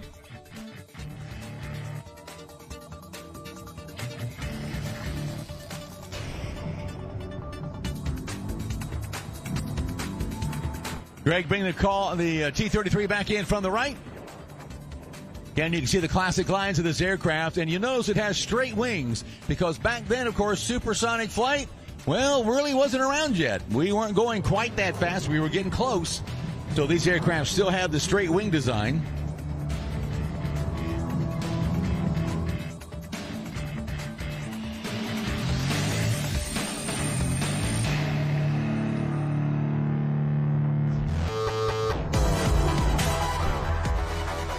The United States Air Force and Navy versions of the T-33 soldiered on into the 1970s and 80s as utility aircraft and proficiency trainers, with some of the former Navy aircraft being used as full-scale aerial targets for air-to-air missiles from naval aircraft and surface-to-air missiles from naval vessels. Big wing over from the right as Greg Collier brings the T-33 back around. The aircraft is powered by an Allison J33A35 turbojet engine, producing 5,200 pounds of thrust.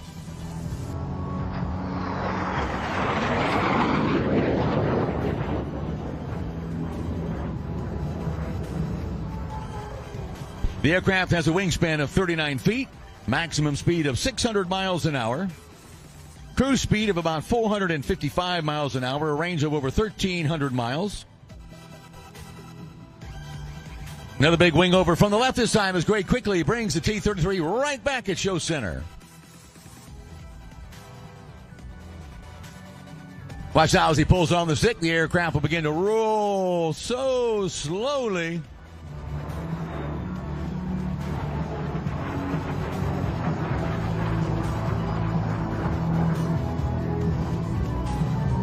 After Greg flew his friend's Lockheed T-33 in 2007, Greg set his sights on upgrading to the United States Air Force's first operational jet aircraft and a real piece of aviation history, acquiring a T-33 and naming it Acemaker in 2008. He then founded the Heritage Foundation, a nonprofit organization to help preserve the type. He holds a commercial pilot's license with instrument, single, and multi-engine ratings, as well as being a certified flight instructor.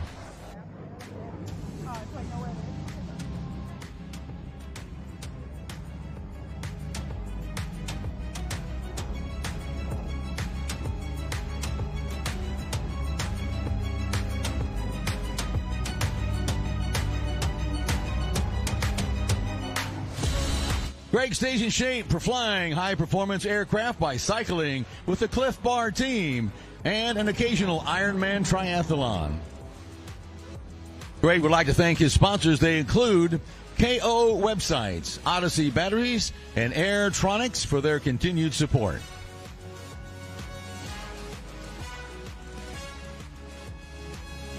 All right, ladies and gentlemen, get your cameras ready as Greg Collier sets up for the photo pass. This will be a great opportunity to get a good-looking photo as the aircraft will come in, bank its wings, give us a nice little profile shot. Ladies and gentlemen, Greg Collier and the T-33.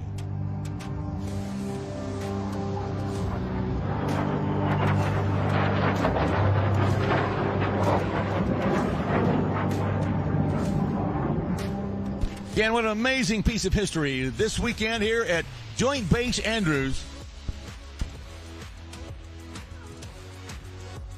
Always fun to see these historic aircraft in the air. And again, it takes a lot of work, a lot of work to keep these aircraft in the air. Again, because they don't make parts for them anymore. That happened. That quit a long time ago. It takes a lot of work and a lot of effort to keep these classic aircraft in the air. And well, I appreciate all the great organizations that work so hard to keep history flying. Here he comes from your left, Greg Collier and the T-33.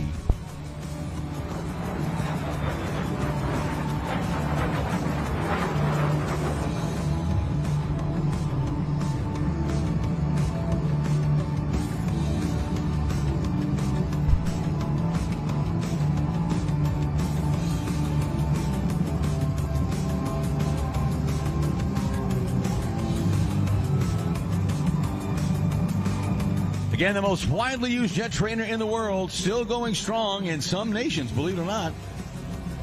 This is just a jet, again, that just refuses to quit. Again, that's a tribute to the design and build of these incredible aircraft.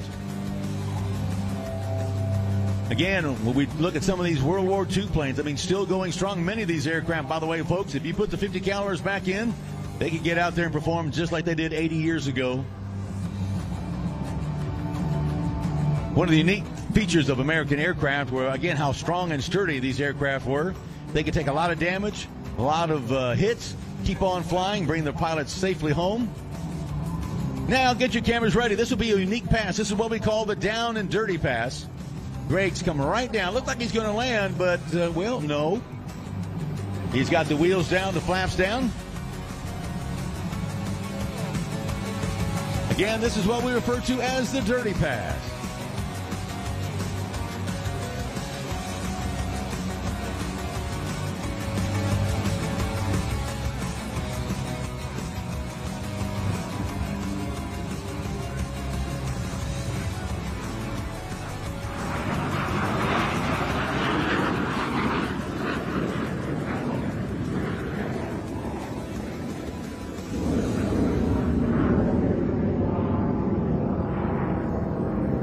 Even though work began on the P-80 Shooting Star in 1943, no operational jets made it into combat before the end of World War II. Even though a couple of P-80s were snuck over to Italy, again, they were there for evaluation, and they did not enter service or see combat. It wasn't until after World War II that the jets, of course, began to fill the squadrons of the United States Army Air Corps at that time. Then in 1947, again, the Air Force became its own separate branch of the service. The Germans were the only ones to get jet fighters into World War II, the Messerschmitt Me-262. The first operational jet by the Germans to get into combat. As a matter of fact, they had several jet aircraft that participated in World War II. The only thing we can be thankful for is that they waited too long to develop those aircraft, and not many of them were produced, at least not enough to make a difference in World War II.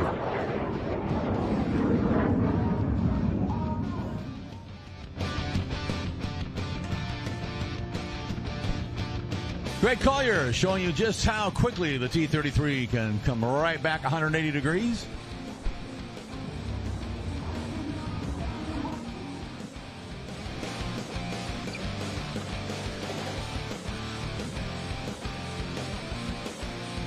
Greg actually owns 3 T-33 aircraft, keeping these aircraft in flying condition. And again, something that we can get a chance to see and enjoy, because again, museums are nice and wonderful, but again, nothing like watching these aircraft do what they were designed to do.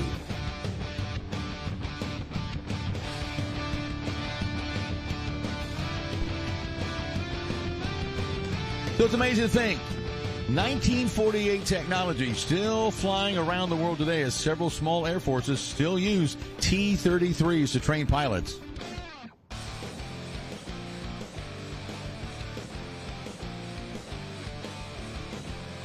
Nice 4-point roll. There's 3. And there's the 4-point hesitation roll.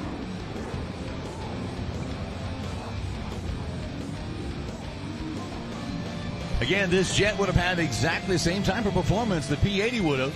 So again, it wasn't a big transition to move over to the PA. All right, get your cameras ready, ladies and gentlemen. As Greg sets up for the photo pass from your left to right. He'll come in, give us about a 30-degree angle of bank, give us a nice profile. This will make a nice, pretty picture. Here we go from your left. Greg Collier and the photo pass.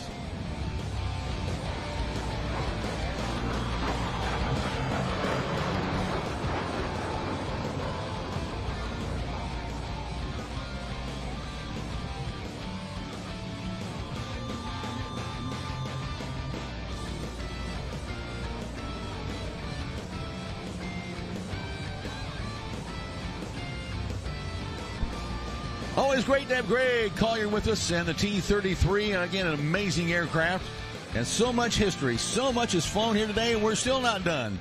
Still to come, of course, we've got the United States Air Force Thunderbirds coming your way.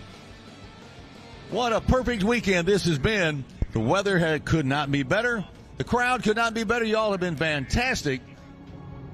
Anybody still having fun? All right, come on. Don't be bashful. Now, this has just been an amazing weekend. Again, it takes so much work, so much effort on the part of so many. But wow.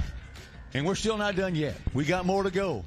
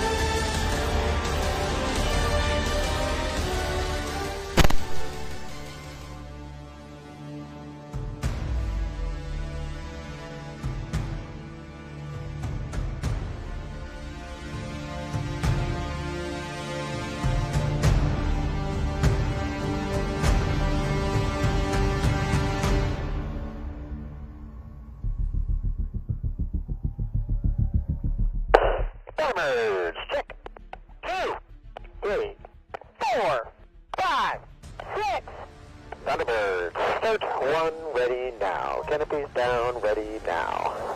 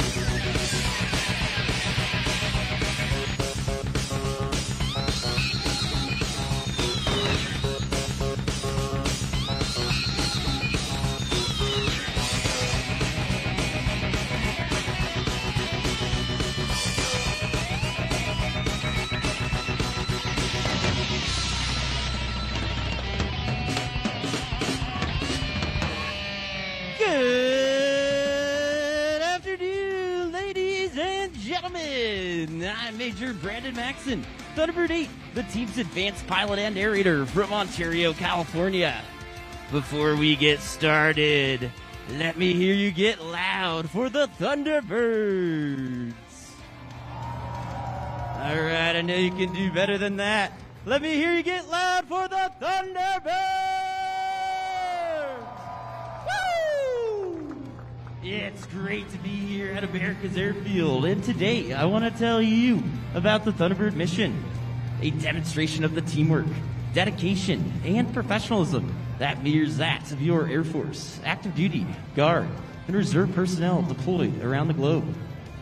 As our Thunderbirds taxi out to begin today's demonstration, the Thunderbird crew chiefs are already preparing for their recovery. Let's watch as our maintenance professionals continue to demonstrate the same level of precision on the ground that you are about to witness in the sky.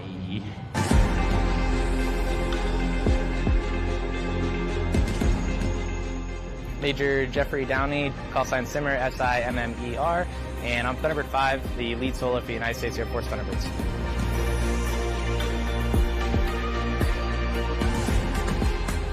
What goes through my mind in those split seconds as we're executing the maneuvers that we've trained for? We get the question a lot, are you nervous when you go up there and you perform, you see the huge crowd and you're doing these difficult and sometimes dangerous maneuvers?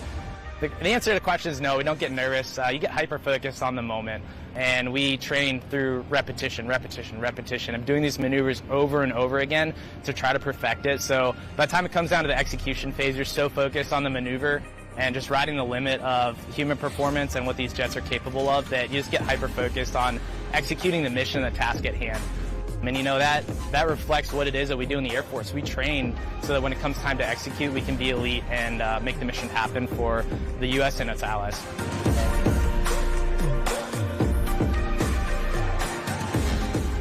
The pride and the freedom that we have and getting to display that and represent that, it's a unifying force. People come to this show and they feel proud to be an American. It's emotional. They watch the high bomb burst and they hear Celine Dion's God Bless America, and it's hard to listen to that and to not reflect and think about what it means to be American and the freedoms that we fight for. This is an incredible moment for America to unite, to come behind something that is greater than all of ourselves and to celebrate the freedoms and the capabilities that this incredible United States Air Force has. So looking forward to the weekend. Hope to see you guys out there. Woo!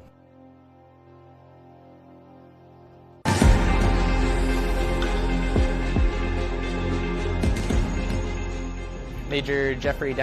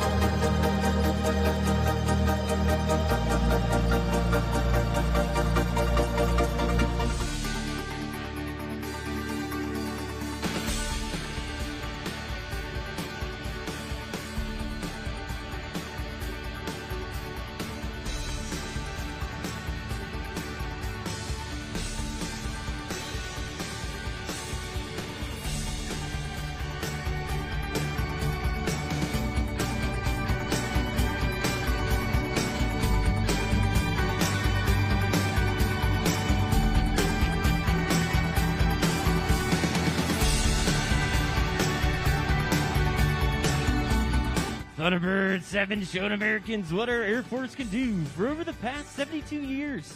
Since 1953, not a single demonstration has been canceled due to a maintenance problem.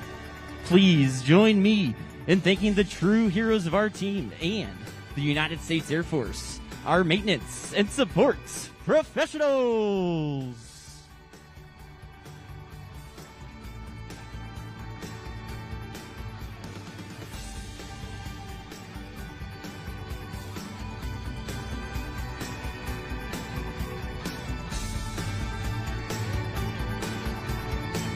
Right now, the pilots are completing some pre-flight checks at the end of the runway. And once they're ready, they'll take to the skies. Soon, you'll hear Thunderbird 1 command the pilots to run up their engines as they accelerate down the runway from your right to your left. Colonel Malafa will then demonstrate the superior thrust-to-weight ratio of the F-16 by immediately pulling the noses up into the vertical, performing the diamond loop on takeoff. As the planes lift off the ground, watch for our slot pilot, Major Tyler Clark. He'll move quickly from the right wing into the slot position, forming the famous Thunderbird Diamond. Following the diamond takeoff, the solos will perform the Mayhem takeoff. Thunderbird 6 will take off in maximum afterburner from your right to your left and execute an immediate 360-degree aileron roll at low altitude. Thunderbird 5 will then take off from your left to your right, immediately pull 60 degrees into the vertical, and perform a split S maneuver, reversing his direction while still over the runway. Hang tight while we get ready to fire on up.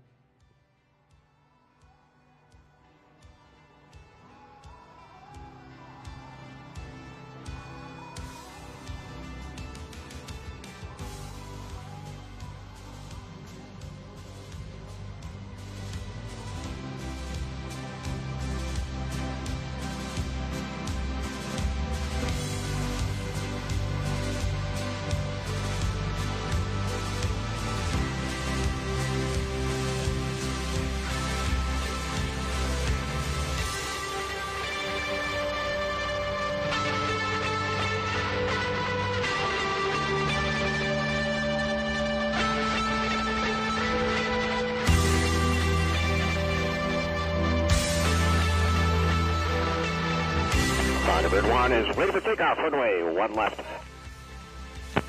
Boss, winds are calm. Runway 1 left. You are cleared for takeoff. It's showtime! Thunderbird 1 is cleared for takeoff. Runway 1 left. Thunderbirds, let's run him up.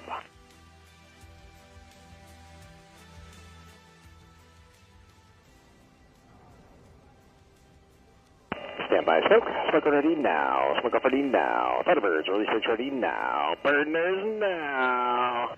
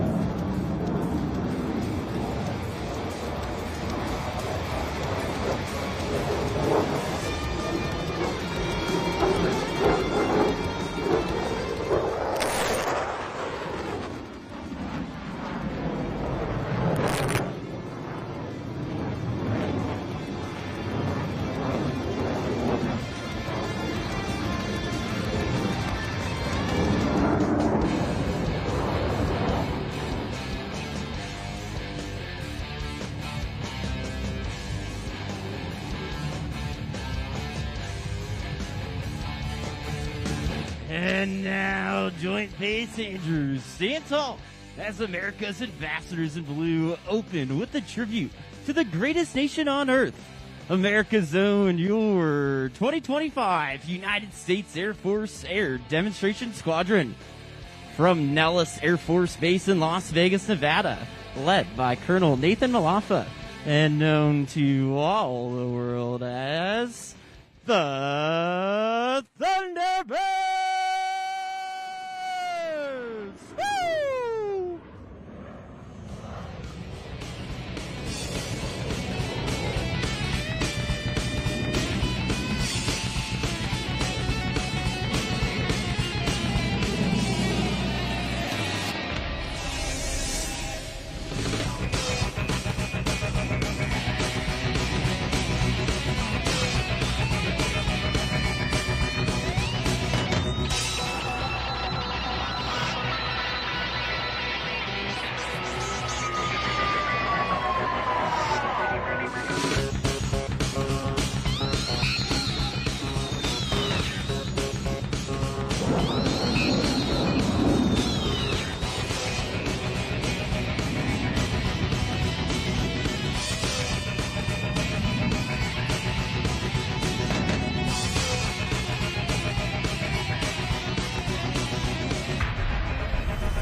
In 1954, the first solo pilot made their debut on the Thunderbirds. And in 1962, the opposing solo was added.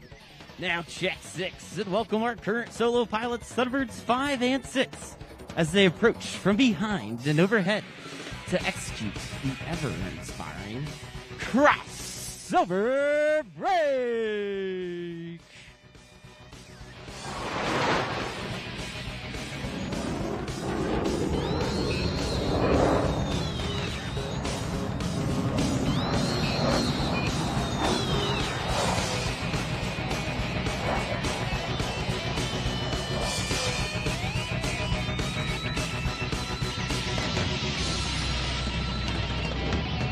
Thunderbird fans, have your cameras ready for a picture of formation flying at its finest, as the diamond is approaching from the right at a mere 18 inches apart from wingtip to canopy for your 2025 Diamonds Pass in Review.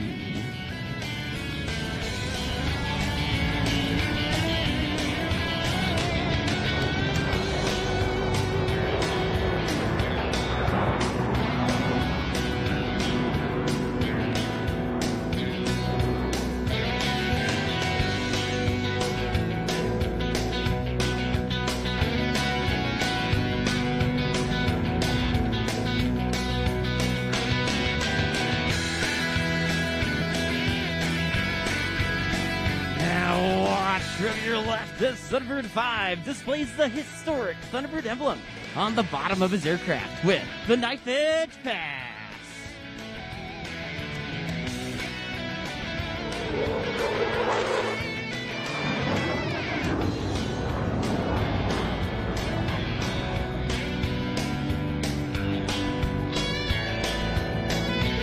The original Thunderbird Diamond was led by Major Dick Catledge, with twin captains Buck and Bill Patillo as wingmen and Captain Rob Kanaga as a slot pilot. Now look back to your left as the current Thunderbird Diamond maintains precise formation position in the Diamond Row.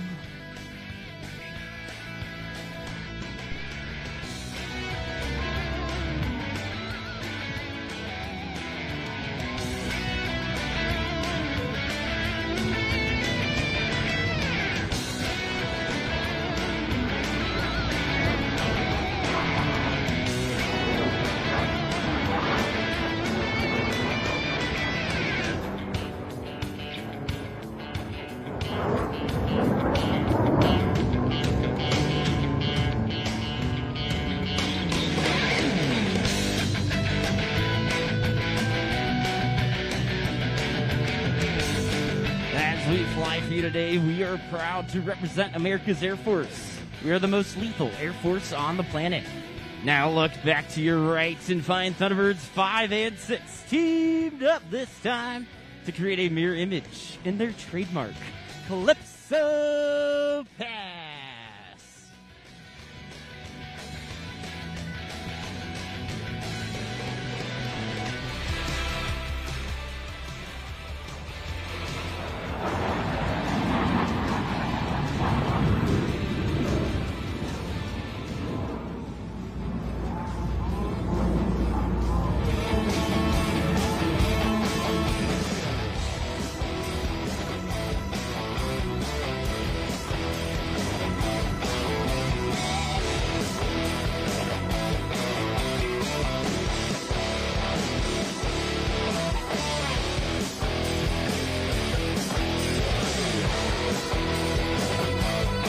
Ladies and gentlemen, the Diamond is approaching from your left shoulder in the tight echelon formation. Watch as 1 becomes 4 with the echelon pass and review.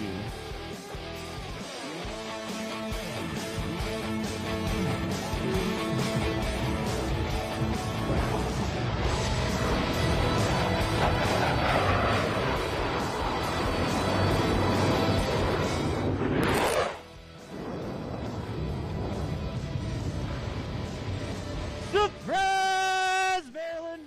That was Thunderbird 6 sneaking up on you with the sound of freedom.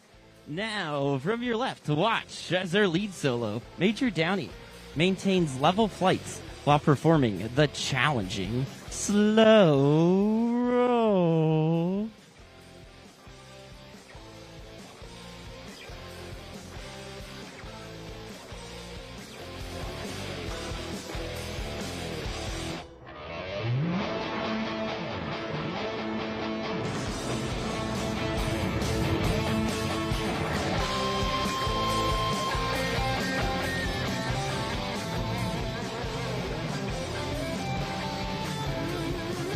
Inbound from the right, Major Scholl will demonstrate the extraordinary roll performance of the F-16 with 4 consecutive aileron rolls at low altitude.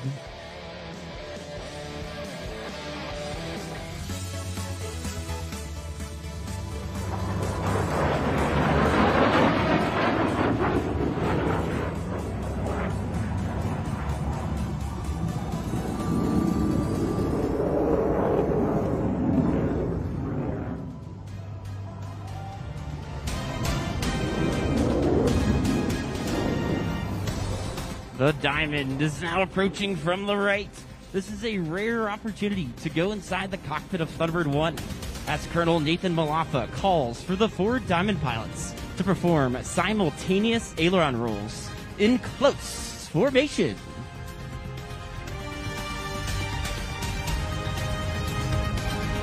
Smoke off, ready now. Air roll.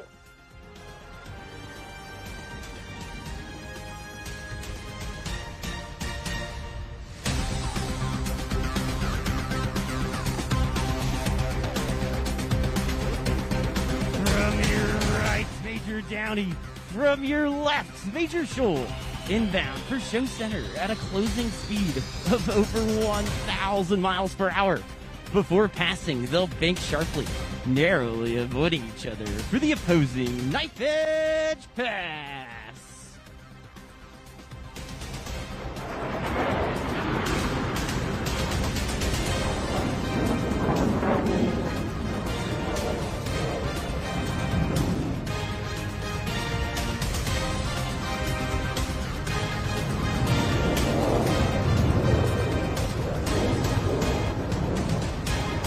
Approaching ahead and to your left, the Thunderbirds are in the challenging trail formation, with each wingman flying just a few feet from the aircraft in front of them.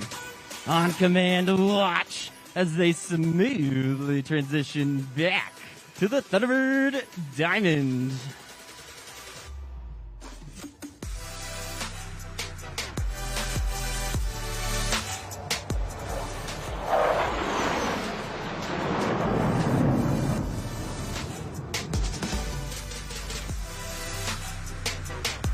Our 2 solo pilots, Simmer and Rogue, have once again positioned themselves on opposite ends of the show line to cross at show center for the inverted pass. A difficult maneuver made even more challenging since Thunderbird 5 to your left is approaching upside down.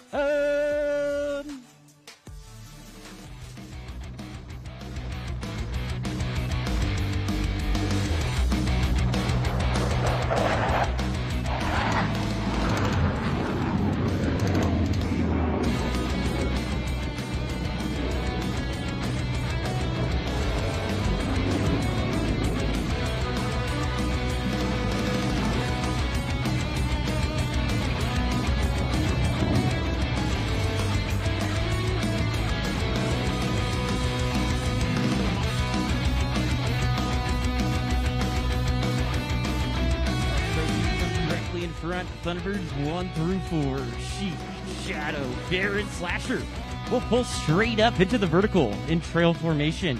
Emerging from the smoke, you'll see the pilots have skillfully transformed back to the Thunderbird Diamond.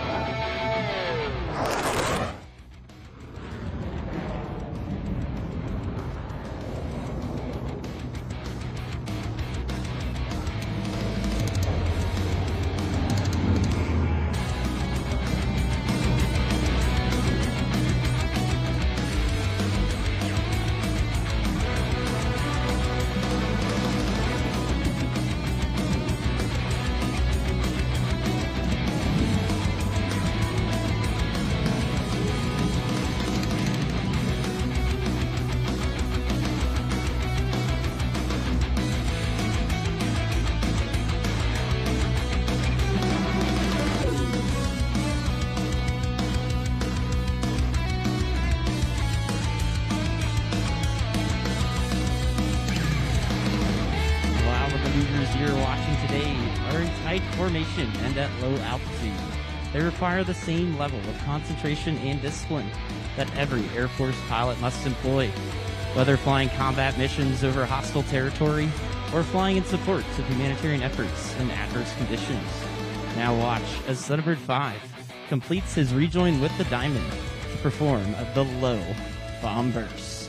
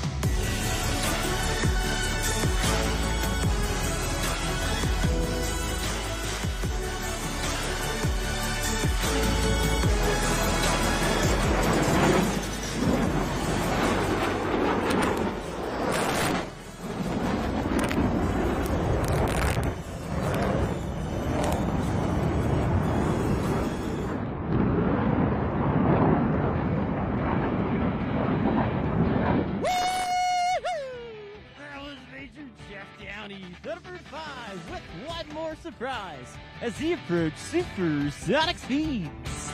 And while supersonic speeds are critical in chasing down the enemy, slow speed handling is just as important in aerial combat. Now, from the right, find Major Shoal. Low and slow.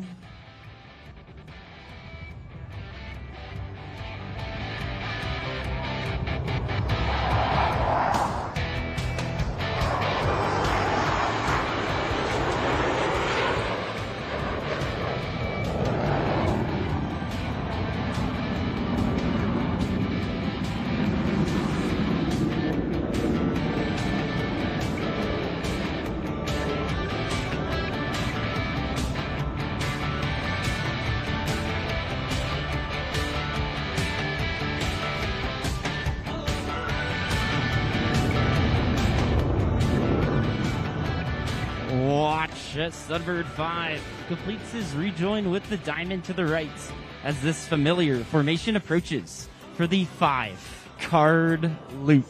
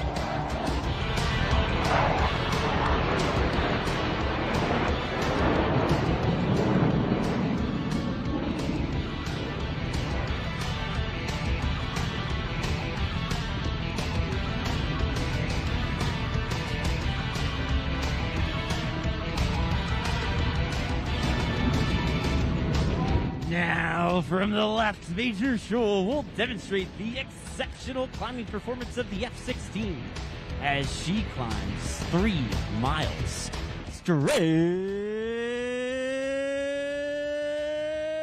up.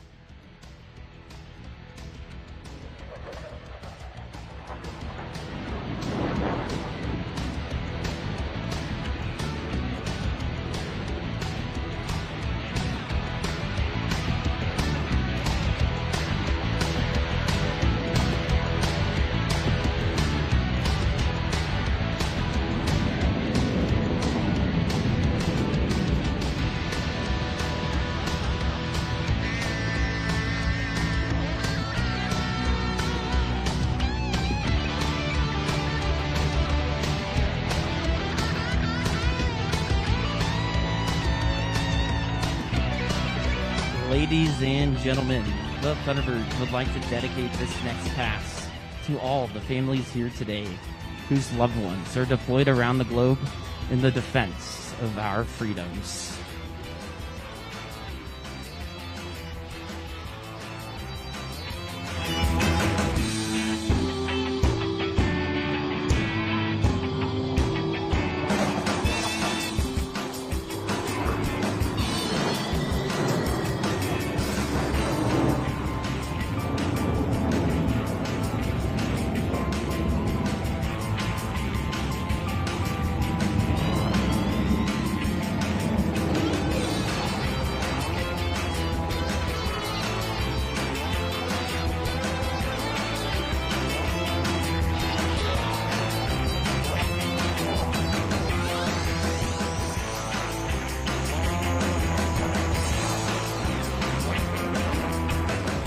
Watch from the left as Major Shoal, Thunderbird 6, demonstrates the raw power and tight turn performance of the F-16 with the maximum performance turn.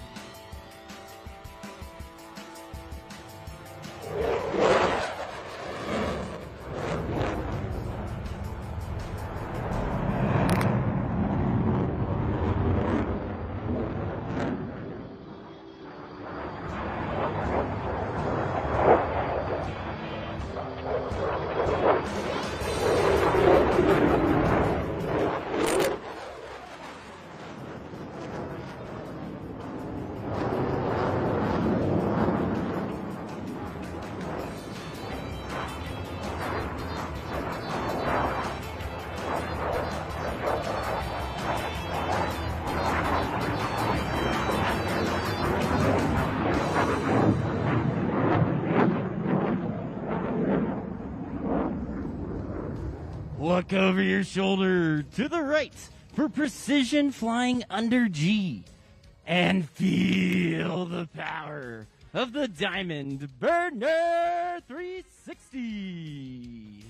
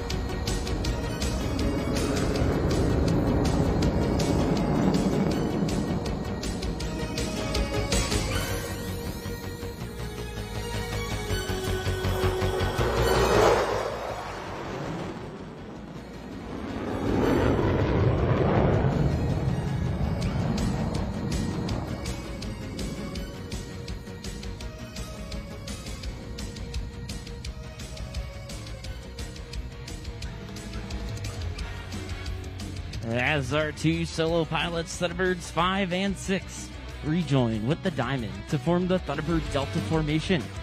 We would like to take a moment to honor those veterans in the crowd today whose service and sacrifice have given us the freedoms that we so greatly cherish.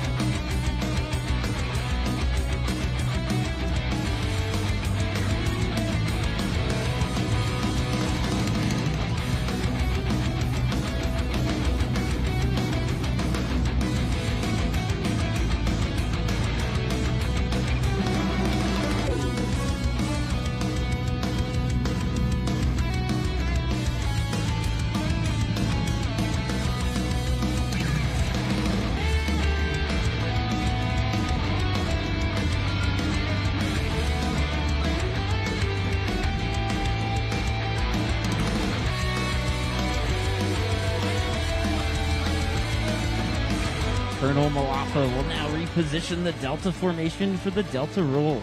As you take time to watch the precision required to maneuver 6 F-16s as one formation, let that serve as a reminder of not just the teamwork, but also the dedication and commitment that makes our team and the United States Air Force the most capable and credible force on the planet.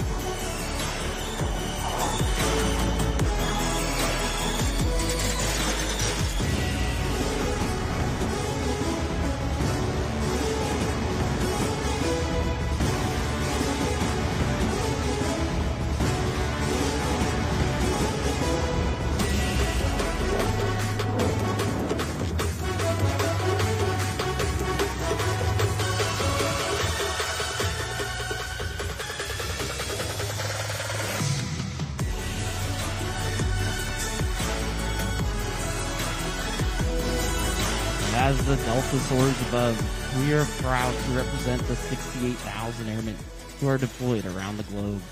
While our airmen, guardians, soldiers, sailors, coasties, and Marines risk their lives every day to fight for democracy, it is the families that stay behind who are the silent heroes of our military. Their sacrifices do not go unrecognized. And we thank every mom, dad, husband, wife, son, and daughter who support their deployed military member each day while they fight to keep our country, the land of the free, and the home of the brave.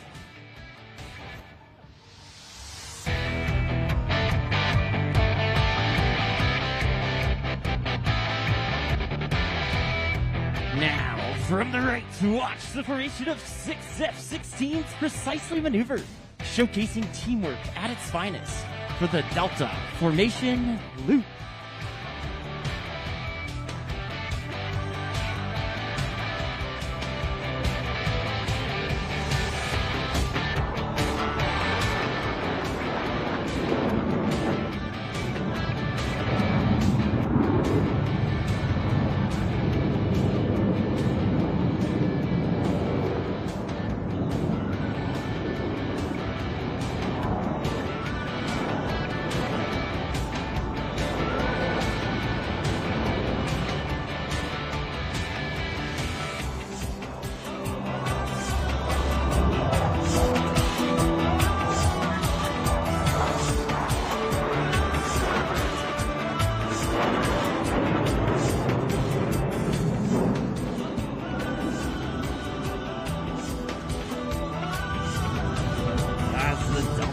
positions for the Delta Burst.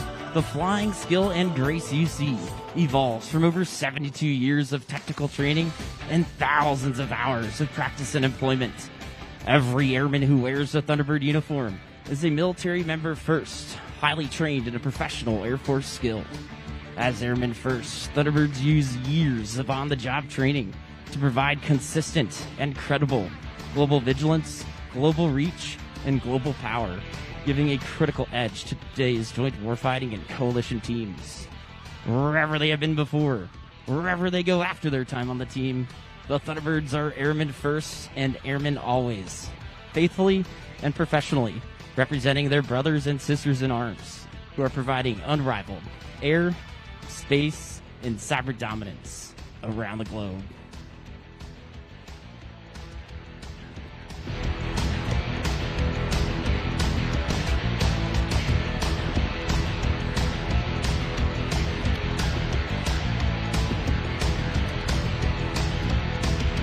Approaching from directly in front, your 2025 Thunderbirds and the inspirational Delta Burst.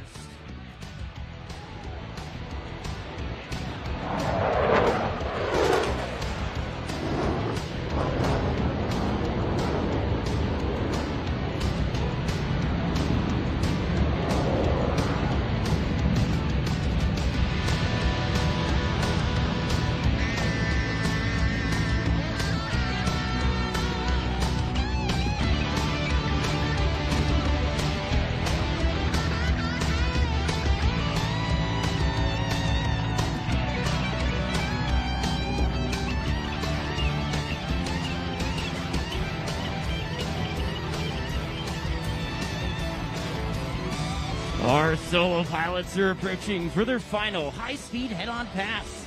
As they cross that show center, watch for them to climb sharply, then reverse course in a split S maneuver to cross again with the knife edge pass. Let's go inside the cockpit and listen as they execute this breathtaking maneuver. What's up, BMB? Follow. Ready, hit it.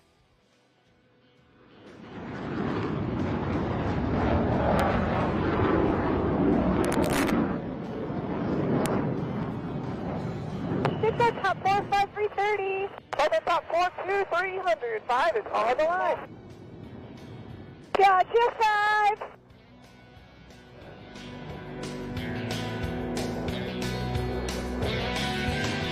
Follow. Ready, hit it.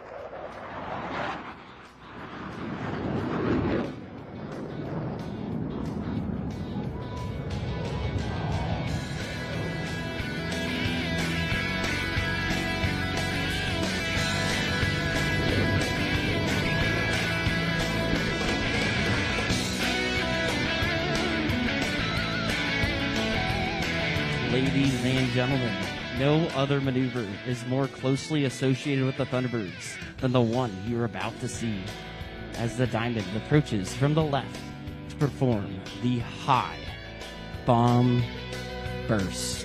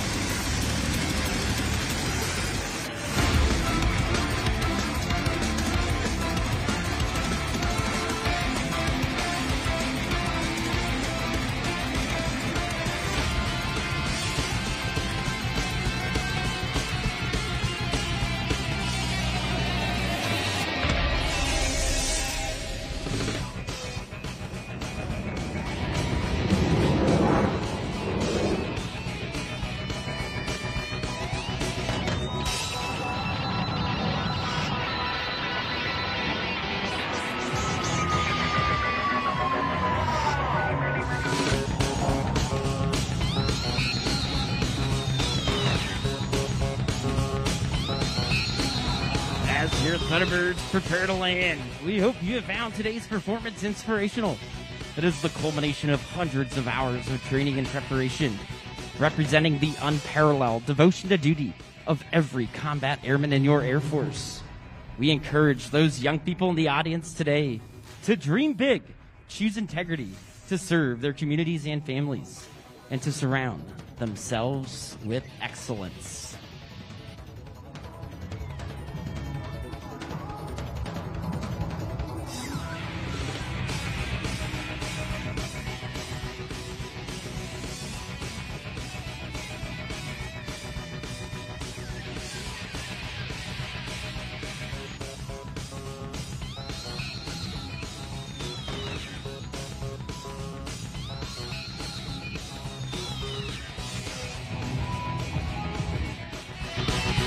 Our F-16's coming to land. We'd like to thank you for your continued support of the United States military and the Air Force.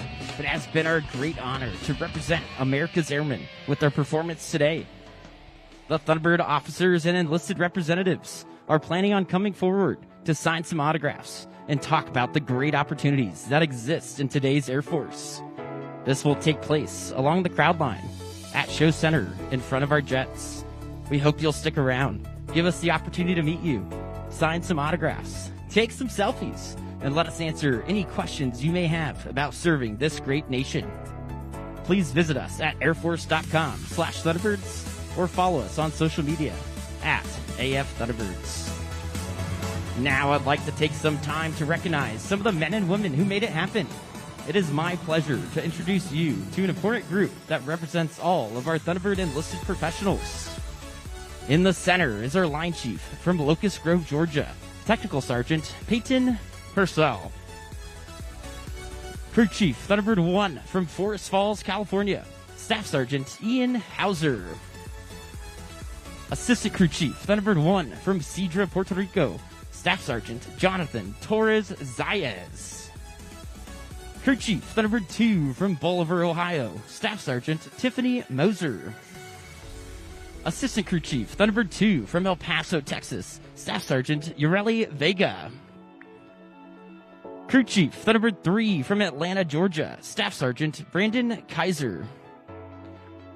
Assistant Crew Chief Thunderbird 3 from Scranton, Pennsylvania, Staff Sergeant Megan Galasso. Crew Chief Thunderbird 4 from Peoria, Illinois, Senior Airman William Dominic. Assistant Crew Chief Thunderbird 4 from Garden Grove, California, Staff Sergeant Eloy Lycona. Crew Chief Thunderbird 5 from Las Vegas, Nevada, Staff Sergeant Aaliyah Wyrick. Assistant Crew Chief Thunderbird 5 from Charlotte, North Carolina, Staff Sergeant Jordan Hutcherson. Crew Chief Thunderbird 6 from Baton Rouge, Louisiana, Staff Sergeant Elquan Harris. Assistant Crew Chief Thunderbird 6 from Dallas, Georgia, Staff Sergeant Justin Widener.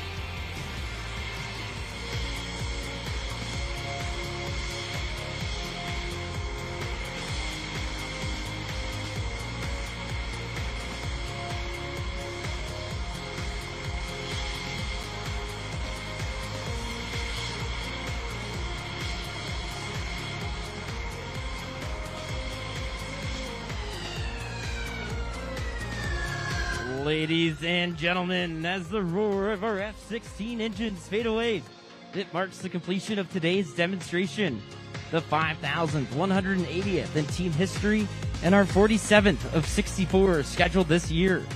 We are pleased to have flown for you today and to showcase the quality in action and pride and performance that has been the foundation of the United States Air Force for over 77 years. It takes more than just superb flying ability to accomplish the Thunderbird mission. It takes outstanding support, including 130 of the finest enlisted members of your United States Air Force, and 6 additional officers, including Thunderbird 7, our operations officer from Jacksonville, Florida, Lieutenant Colonel Tyler Keener. Thunderbird 8, that's me, Major Brandon Maxson, our advanced pilot and narrator from Ontario, California. Thunderbird 9, our flight surgeon from Longview, Texas, Major Jacob Hall. Thunderbird 10, our executive officer from Las Vegas, Nevada, Captain Jan Vecchio.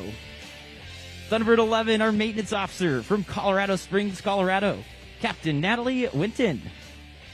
Thunderbird 12, our public affairs officer from Claremont, California, Major Crystal Jimenez. Your demonstration pilots for the 2025 Thunderbird team. Thunderbird 1, the team's commander and leader from Heartland, Michigan, Colonel Nathan Malafa. Thunderbird 2, the left wing from Greensboro, North Carolina, Major Josh Burris. Thunderbird 3, the right wing from Cerritos, California, Lieutenant Colonel Ian Lee. Thunderbird 4, the slot from Florence, South Carolina, Major Tyler Clark. Thunderbird 5, the lead solo from Arlington, Virginia, Major Jeffrey Downey. Thunderbird 6, the opposing solo from Columbus, Texas, Major Laney Scholl.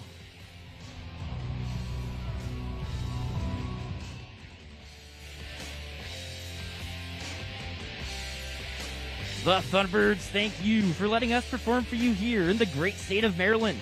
Now it's my pleasure to hand the mic back to the voice of the Joint Base Andrews Air Show, Mr. Mike McFarland. You got it, Mike!